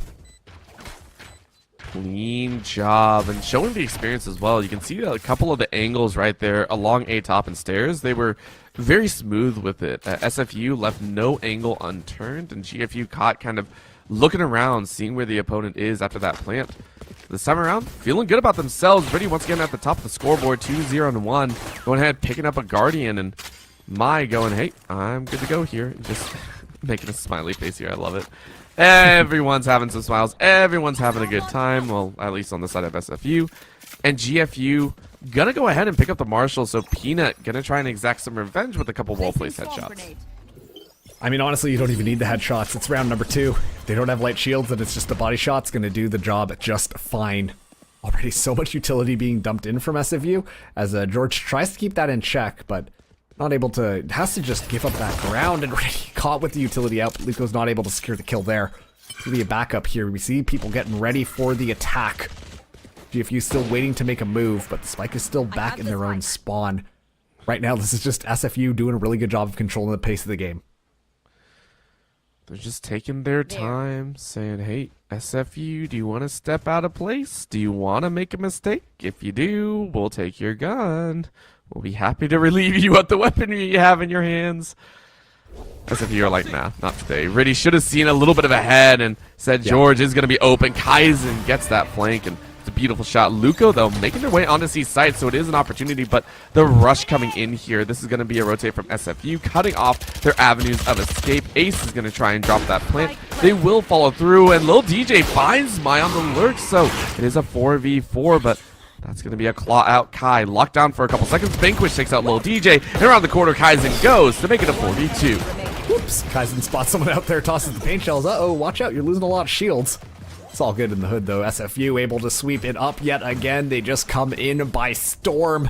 Probably off the back of Harbor's waves, and they're going to be able to find this defuse there, keeping 4 of their members alive. And quite frankly, I love the way that they're just controlling the pace of the map just based on their utility alone. They don't really have to peek things out. They're just kind of throwing out some deterrence. And on top of that, too, it's all the utility that refreshes itself after a certain amount of time. So it's available again for them when they do want to take that retake. It's not just that they're retakes, they're willing to do the retakes a lot more as well, right? We see them, they're willing to give over a site and then push in afterwards, and that's what you do kind of have to do on 3-site maps. You're not going to be able to cover everything. That's just, it's very difficult to do so. If you want to cover everything all the time, you are leaving at least 2 sites exposed, or at least 1 site exposed at almost all times, even with just 1 player. So SFU are like, hey, we'll hold it down 1 with the KJ, and then if we get some kills, that's great. If they push that site, though, we're willing to concede the site and be willing to shove back later. We're willing to take those odd routes to ensure that we're safe. George, though, all the util just getting flashed out and still able to find a kill. So you know what? You'll take that. Luco able to find Kaizen's life. And so far, these weapons in hands are giving GFU a new sense a renewed vigor. SFU, though, want a little bit more. Peanut said, not today. Bit of an overextension there. Spike's still not down, but given the fact that it's a 4v2, should be pretty easy for GFU. They're making their way onto this A site, but leaving Lil DJ kind of play all the way into the back, and this Omen could be absolutely massive. The only thing is to be able to get those smokes down, but not necessary given the fact of the positioning. My only concern is if SFU go quick, they might be able to take the members out on site before Lil DJ arrives. Oh, we'll see what they can do. Remaining. They're wondering if they nope. All right, Peanut said no. Peanut said no. They're like, look, we really don't want to deal with this now today. There it is. GFU say good night and good luck. Vanquish is vanquished. It's now 2-1. A little bit of a standard start here. And they didn't lose too many members either, so GFU still hanging on to all the Vandals. It's on SFU to decide how they want to approach this. And you can tell Lil DJ for a second was just like, wait a second, should I be going a little faster? Okay, all right, knife out, let's run. But thankfully the team had the back and able to just secure this plant site down and made things a lot more easier to make sure that they could secure that first round. But not to be worried, SFU, this is going to be their proper gun round here. And on top of that too, Kaizen does have the showstopper as a tool to potentially deter a lot of people. I think at this point, GFU have gotten used to this A-side push of utility, and so they're doing a good job of just waiting it out instead. But still, it's a little bit of a default from GFU. Pretty far up default, I'd almost say. You can see the quick peek inside of B, just saying, hey, is anyone there? Is it open? Paint Shell throws them off, and they are looking towards that C site once again, but it is the opening. SFU said, hey, we heard noise on B, let's push. Trying to find an item over on A site, and you can see in lobby, the poor KJ is just like, bruh, really? You're gonna do this? Up goes the wall, slows them all down, and SFU lock off their line of sight once again. So, for GFU, as he said, default play, they tried to push in deep, but so far no luck. Everyone playing softly and calmly. Luco. Oh. Here, Vanquish with the timing. Vanquish is able to escape. And look at that. Riddy goes down, but Kaizen trades it right back here. Doesn't matter. Mine's going to be taken out here. Kaizen goes for the show. Oh my finally gosh. Go into the back. Finally falls apart. It's now a 3v3 scenario here. Never mind. Kai makes it a 3v2. We now know that they are going to be going in onto the C site. Vanquish just hanging around outside. Still has a bit of utility left to go, but Kaizen tosses in the paint shells there, and it's going to be good. The blast pack just to finish things off. Add insult to injury. Kaizen makes sure that they get round number 3 on the board. You don't see that very often. You don't see the cheeky satchel to kill Kaizen, making it look good. And although it was expensive, you're happy to take the lead. Again, on your map pick, we did say GFU looked okay on their own attack, but this time you want to shut it down. For SFU, they know they can control the attack later, or at least they hope they can. And for right now, it's just run up as many rounds as you can. So far, all 3 rounds have been defusals, though. So GFU have at least done a good job there, getting the plants, trying to stack up Econ on that side, and charging those ults a little bit quicker. They now have 2 in their own advantage, the lockdown on their end, as well as the Rolling Thunder. Both of these can be used to clear out sites as quickly as possible. So SFU are going to look to push and try and shut them down early before they can get any sort of game plan going. Lil DJ standing out here with the paranoia. Comes up massive. So many people goes down. A flash is used in response here, but now it's just very fast gameplay from GFU. Mai, though, able to find 2 headshots. Gets a lot of damage onto George. The wall is going to be coming through. Oh my gosh, again! Slow. It is the blast pack that just relocates people, but it's down to a 2v2. A brawl just in front of A main. And still, Rolling Thunder online for GFU. The tops in the aftershock as they make their quick exit around the door. I like that, just like very quickly, go, go, go, go, go, open the door, open the door, open the door. It was a get out of there quickly, and the long route is where SFU had to go, but they did the job, right? Yes, the 2 ultis are online, but how much are they really going to commit? At this point, it is a gun duel.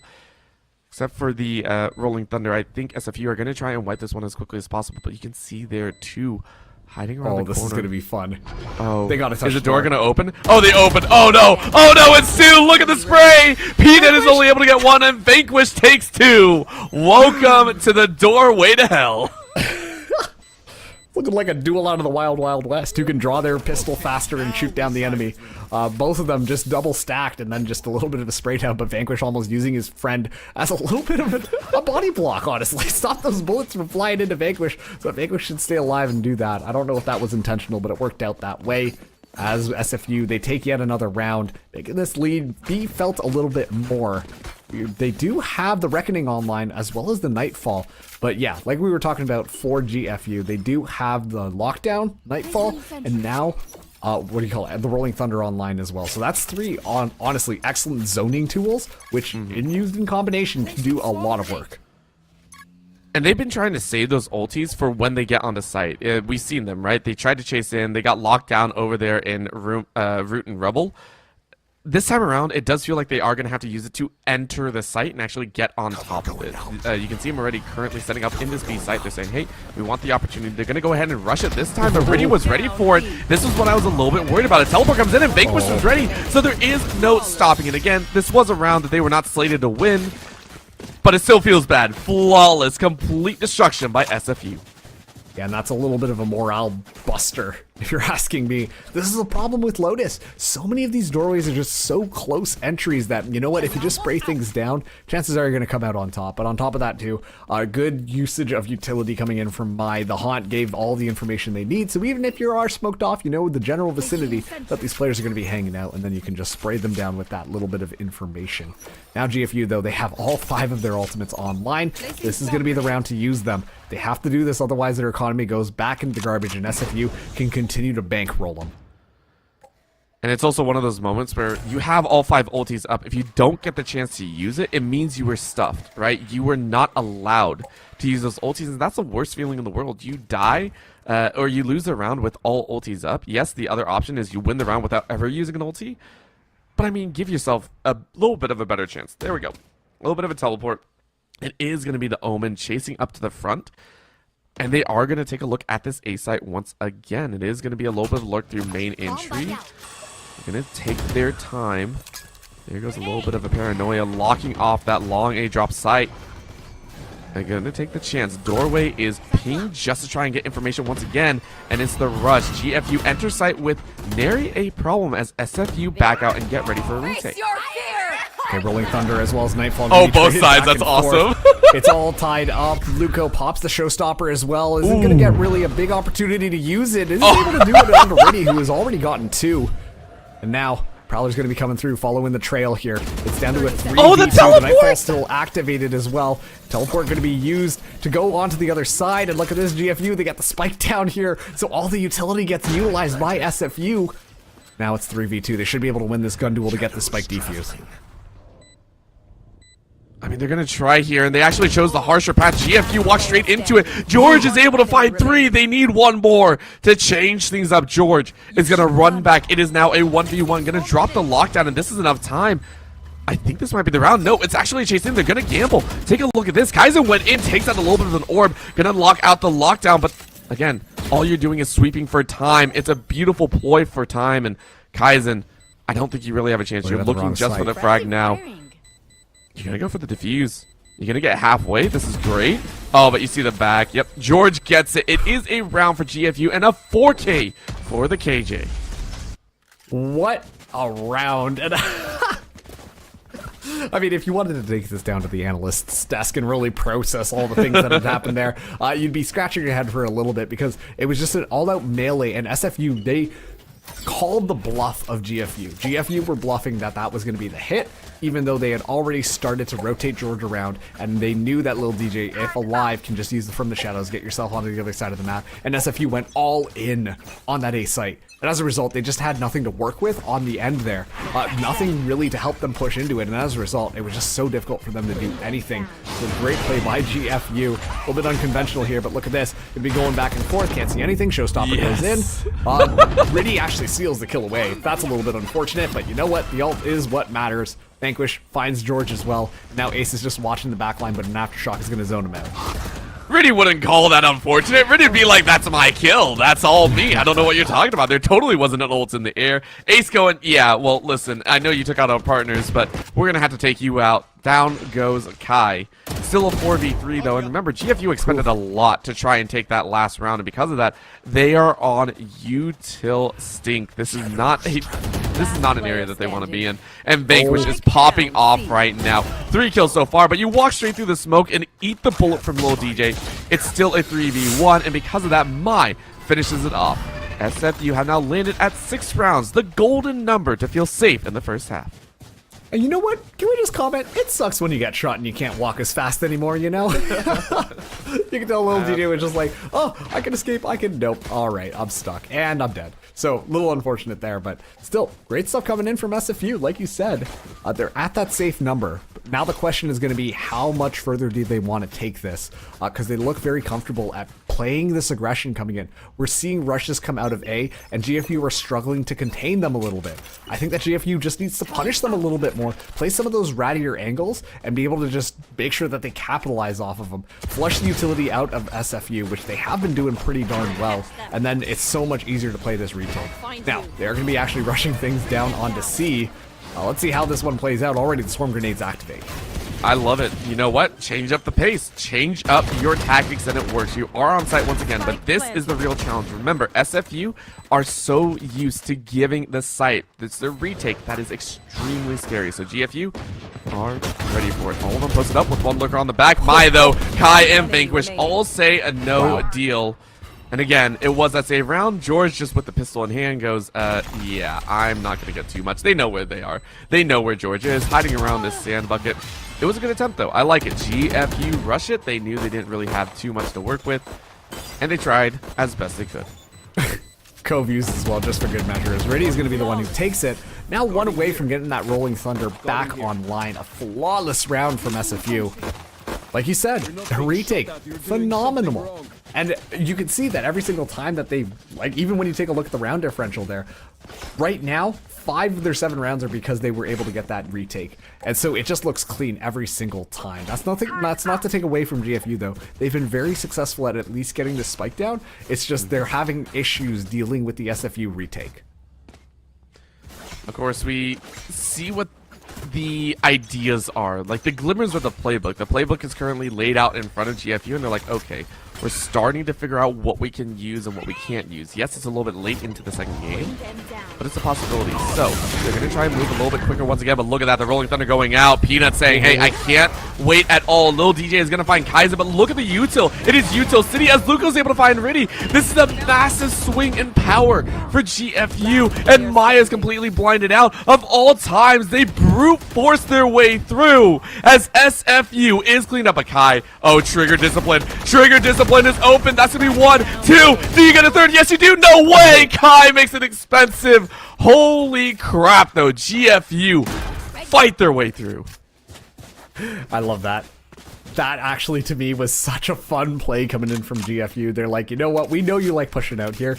We'll just let you use all that utility, and then we know that you're going to be flying in right into the Hornet's Nest, right into that Rolling Thunder, and then just a fault line for good measure. They toss out the Paranoia, too. They used everything in that push, and were rewarded with 4 kills as a result. Great stuff coming in from GFU to match that aggression from SFU. Now I wonder if SFU are going to try those same old tricks. I think they're going to second guess themselves this time because it's too readable now. I mean, you also have to think GFU expended the Rolling Thunder, right? The same util that was up to start that off is not there. So SFU going to say, okay, what do we want to do? They are spreading themselves thin, though. C site is completely open, so they'll get the quick plant once again. And that pain shell, Luco sends it almost right back into a teammate. Doesn't really get the value that you were hoping for, but that smoke is going to be enough. Oh, Luco, though, finding one with util out is now going to showstopper straight in the front face, but it doesn't kill. What? Kai. Was Kai around the corner just enough that it didn't hurt? Are you kidding me? My, able to find one on George. Kai isn't able to find Ace, and it's all down to brass tacks. Kai finishes off with the 3K. That is ridiculous. What? And that is excellent use of the Reckoning there. A lot of people have been kind of questioning how to make sure that you get maximum value out of Harbor's ult. It's things like this. You just want to be able to destabilize people enough that they have to move away from the areas that they're hanging out in. And hey, you're playing retake, that's a perfect time to use it. You're going to force people to move out of their positions, and then you can just take them out as they're slowly fleeing where they were hanging. And it just causes so much chaos to allow your team to be able to go in. To answer your question about the showstopper didn't actually get to go off in time because Kai just turned around the corner and put a bullet right into the skull of Raze and just immediately into the ground. But we are seeing GFU call a timeout. They want to at least make this a 8-4 half, giving them a really good fighting chance in the next.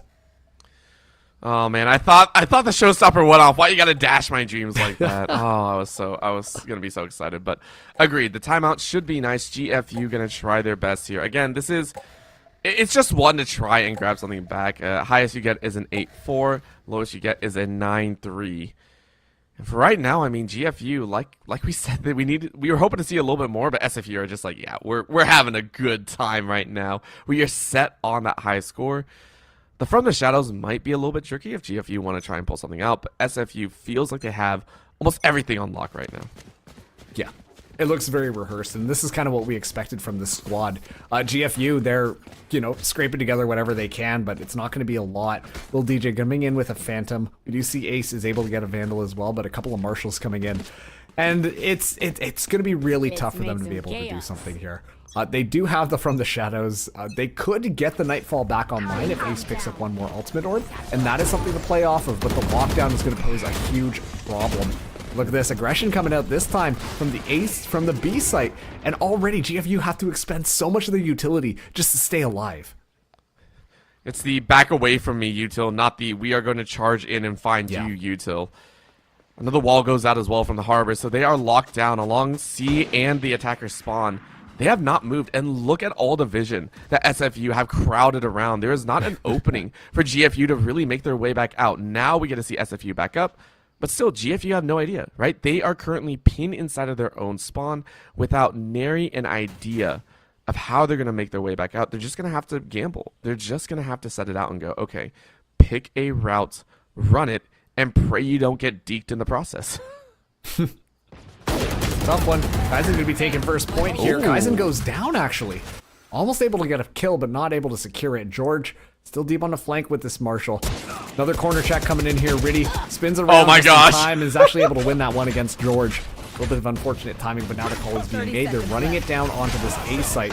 Riddy tosses out the flash grenade, goes through, but there's just so much going on. Peanut's able to secure the kill there. An enemy Nightfall is going to be coming in from GFU. It's going to be met with the defender's Nightfall. And now, a little bit of information known. Ace is spotted out, but Ace actually wins the trade. Vanquish, meanwhile, in the back line, and who else but Kai sweeping Peanut up in the back. They have to be careful, though. Little DJ coming in onto the flank, gets spotted, actually takes out Kai, but Vanquish is able to trade that one back, and now this lockdown is going to do more than enough to flush Ace back. Oh, Just yes! throw up the wall. Doesn't even use the Cove, actually. This is an interesting move.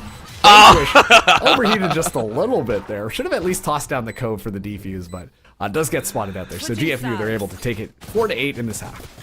You know what? I like it, though. I like the gutsy call. Just like, nah, I got this. There's no problem here.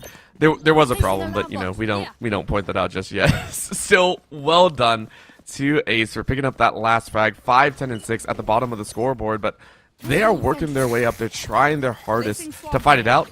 But this is the test, right? SFU have free reign to go aggressive, to go ham, and take the dub. They just need 5 rounds to finish things off and take this series to 0.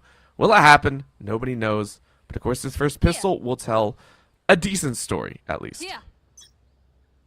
Want a story? Look at that A site. 4 agents going to be pushing out there, probably very aggressively. All the utility just kind of flying in, and it's actually met with nothing. We actually see this happen a lot at some of the higher tier tournaments going on currently. It's just a very dirty C-side hit, and great utility to just avoid a lot of the things that Killjoy has kind of set up there. So it's going to be nice and easy. The plant's going to go down. Let's see if GFU's retake is as good as SFU's. Oh, man. I love that idea. Hey, listen, it's deja vu with teams on the other side. But they're chasing in a 1-4 pincer maneuver, and this is a little bit dangerous. Take a look at the weaker side. George, though, finds one, and that's more than you could ask for. Kai, though, watches the Luco sprints in. Peanut and Ace fall hand in hand by Mai. Little DJ and finds 2, but falls in behind. So now it's a 2v1. SFU waiting for George to poke their head out, and there it is. Pistol goes away as SFU. Gosh, I can't talk today. And it's 9 rounds to 4. Oh, yeah, it is. And quite frankly, it was a little bit of an interesting play coming in from GFU. I mean, given the fact that SFU were really aggressing onto that A site, I would have also assumed that they would have been pushing really hard. And so just all the utility got dumped into that A side where SFU just simply were not hanging around at all. We saw the paranoia come in, we saw a little bit of a fault line, a stun, all this stuff got tossed in, finding absolutely no agents because they just ran it down onto C. We do have a little bit of a tech pause here, so bear with us for a second, but SFU still looking very clean. Oh yeah, and they're looking on point, right? Their gun duels have been phenomenal. They take these swings, and yes, GFU managed to put up a little bit of a fight, but SFU know this like the back of their hands. We are seeing them coming at different flank angles and at the right time as well. There's a difference between understanding the angles that you're supposed to play and being able to swing it at the same time. And that's what SFU are doing. Consistently, they're like, hey, we're going to swing this angle. We are going to be, as a team, setting up a crossfire. And GFU had to look 4 different directions just to stay alive. So I am loving what SFU are currently putting down. They deserve to be 5-0. And I expect them to continue onwards as well. GFU, for their benefit, they fought hard as well. It is difficult to fight into SFU with their understanding of the map. Hopefully they can keep finding small opportunities and try and propel themselves forward and try and push for a Game 3. Yeah, that third map, Fracture, just on the horizon if GFU are able to pull things back. Quite frankly, it is entirely possible. This composition kind of allows for a little bit more aggression to come through, and so we could expect to see them play that aggression into SFU, similar to how we saw in that first round. But if they choose correctly, SFU are going to be hit by a truck. I don't necessarily know whether or not that's going to be the case, but of course GFU, they clearly have a couple of ideas on how they want to be able to take this defense. More curiously, though, it does feel like SFU are pretty prepared for it. They've been doing their homework. Listen, they're in college. They got to make sure that they're doing their homework here. But it's that little bit of extra preparation that has really just helped them propel themselves forward. We are back into the action already. It's going to be yet another dirty C site hit. The Haunt going to be utilized early here, but no swarm grenades means that it's going to be very easy to get on this site. And the wall as well completely corridors everything off. So if GFU wants to go in, they're going to have to take a little bit of time, wait for that wall to drop, and re-prep themselves. You can see a 3-2 entry from the back site, as well as in the connector, but a deep fall back. SFU willing to give sight and just going to try and battle it out on the other end. They want to also make sure there are no flanks, but there it is. Fight breaks out. Luco able to grab one, but still falls behind. And again, it's a sweep out, but guns are hot. Peanut, with the Spectre in hand, is going to try and take this 1v2. And I mean, it's an opportunity for Peanut. You're looking the wrong way, and that's a shot by Riddy. It's a team ace by SFU, as in their own gun round, they do take the dub. 2 rounds so far in the second half. But this is tough because they lost so many of their members in the last round. The bonus can still come through, but it's going to be a little bit more expensive this time around, and I wonder whether or not the call is going to be made to just buy up those rifles if you can. I think that will throw a couple of curveballs at GFU's direction because they might be expecting just a couple of SMGs, walk into it nice and easy. But this time around, it's going to be a couple of Guardians actually coming in. And I'm curious, if you're SFU, do you hit C site again? I imagine GFU got to be like, nah, they're definitely coming A this time. They're putting all those bodies there. All the utility not necessarily coming out. And it is yet another dirty C site hit. Marks the absolute profit right now. It's the exact same pattern as well. Look at this. It's the wall up, a little bit of a breach util, and they just rush it. And you know what? If it ain't broke, don't fix it. The difference is they set 4 and they set a deep lurk as well, just in case. But it's still a 2-3 entry by GFU. It's the only one that they know. And as the wall goes down, another wall goes up, and they're taking a chance. Luco chases in. George is able to find Kaizen.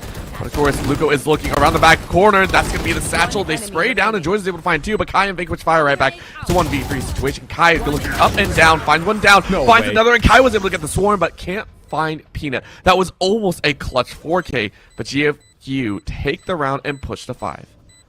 Yeah, they pushed to 5, but it's such an expensive round for GFU. They lose every single rifle except for Peanuts in it. And on top of that, too, so much utility gets expended.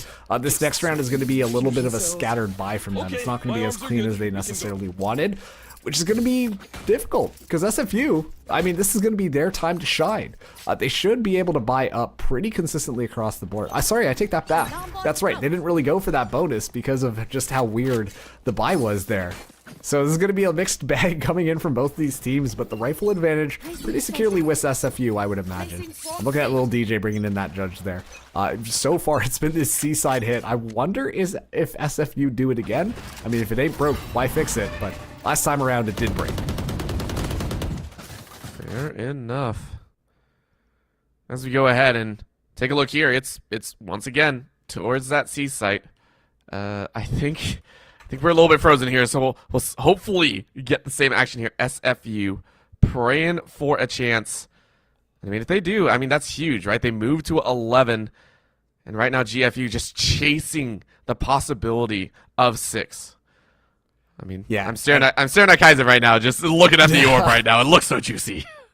You know it. Yeah, I'm seeing the exact same thing here. We're going to be going back to the desk quickly as we get some of those tech issues sorted out there. But you know what? With how this map has been going, I've been impressed by SFU's performance. Like we said, Lotus, a little bit of a niche pick. It's pretty new still. A lot of people are making very strong opinions about it, but that kind of is the case whenever a Valorant map kind of comes out. And of course, I do think that SFU look pretty prepared. Those C-side executes are fast and furious, but they're able to actually pull things back together. And that's kind of what's important on that front. Of course, GFU have been struggling a little bit with trying to properly contest with that attack, but I think that kind of comes down to them mostly just kind of picking the wrong site to dump a lot of this utility into. So that's kind of the issue that we're seeing between these two teams. It's also we're seeing the inexperience come out more and more as we watch this game go on, right? SFU look very practiced and GFU are trying to find the pace, but they're picking up on the aggression. I do like this. Again, we saw it in the first half. GFU are like, oh man, this is how they re-aggress. Cool, we'll try and space it out. The problem is they aren't able to set up as well as SFU were, right? We saw actually in the last 2 rounds, I think it was kind of fun to watch. They went for the same exact retake pattern. They sent 2-3, and they were like, hey, it should work the second time. They didn't send anyone on the flank, so maybe if they try it this time around, they could win the gun duel on that edge. But again, SFU are also waiting for that. So it's the mind games of, where is everyone? How does this play out? And it's such a difficult choice for them. They have to kind of keep beating their head against a brick wall and pray they crack the wall somewhere, right? Like that's what it really feels like for them. Yeah, you're not wrong. And hey, the breakable wall is actually on the A site, and there's 2 movable walls on Lotus. So, if you want to beat your head against something, maybe those 2 will work out here. But what's interesting to me is we're only seeing the C side hit, and how SFU has kind of played things. They do like to stick a lot to their same strategies. I mean, we saw that so often when they were playing Lotus on the defense. You can expect to see that utility always going out there. But in a way, this kind of works out really well for this team, because this allows SFU to kind of, when they adapt their strategies, GFU are completely just kind of taken off guard. So I think that it kind of works in like programming and getting GFU to expect what they wanted. But okay, so we do have a little bit of a tech issue coming in here. We're just waiting for that to clear up here. We're just going to be throwing to a quick break while we get that all sorted out. And then once we get back, we'll head right back into the match. But it is still happening, so don't go anywhere.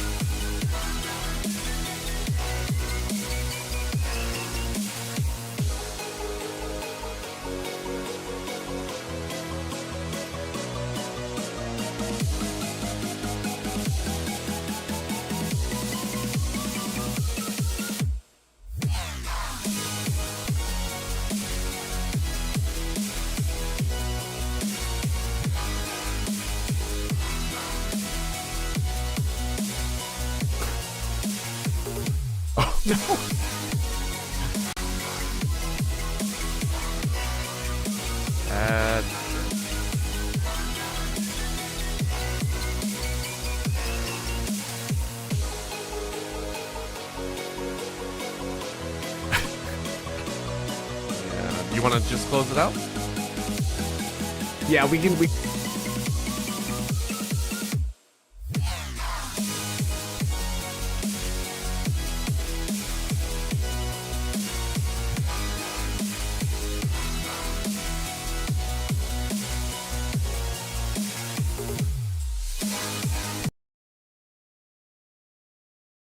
Praising SFU so much, they just actually went ahead and finished the map while we were on that little bit of a tech pause. Big apologies that we weren't able to get those last couple of rounds there, but the final score is in favor of SFU, winning it out 13-5 against GFU. They just went 2 rounds in a row as soon as we kind of had this tech issue. Yeah, they and we expected nothing else, right? We were just discussing, how strong SFU looked, even with the basic game plan of, as you were calling it, and very rightly so, the dirty seaside hit. There was no response, and at that point, it did feel like GFU were just kind of hopeless there. I do expect GFU, though, to come back and try and fight harder. At this point, they are now 3-3, still a very large chance to make it into playoffs, so I'm excited to see what they can do. You just don't want to run into SFU in the bracket. That's what you're hoping to not happen. Yeah, SFU continue their win streak, now up 6-0. Unbelievable scoreline, especially too as we make our way and close out week number 6. I once again want to apologize for some of the tech issues and we couldn't broadcast the last bit of that game, but we appreciate you guys sticking around and sticking through all of this stuff because, these things do happen, and you sticking around and giving us the support is what's important there. So thank you so much for sticking through it. But Orbital, I think that just about wraps things up for tonight on NECC. Do you have any final thoughts before we close things out? I love Lotus and I love Harbor. That's it. That's my quote. Sounds good. Big congratulations, SFU, once again. Win 2-0 against GFU Varsity. My name has been Marks. This has been Orbital. And hey, we got Valorant continuing on NECC, so make sure that you're following the channel. But we'll catch you guys next time and have a good night, everybody.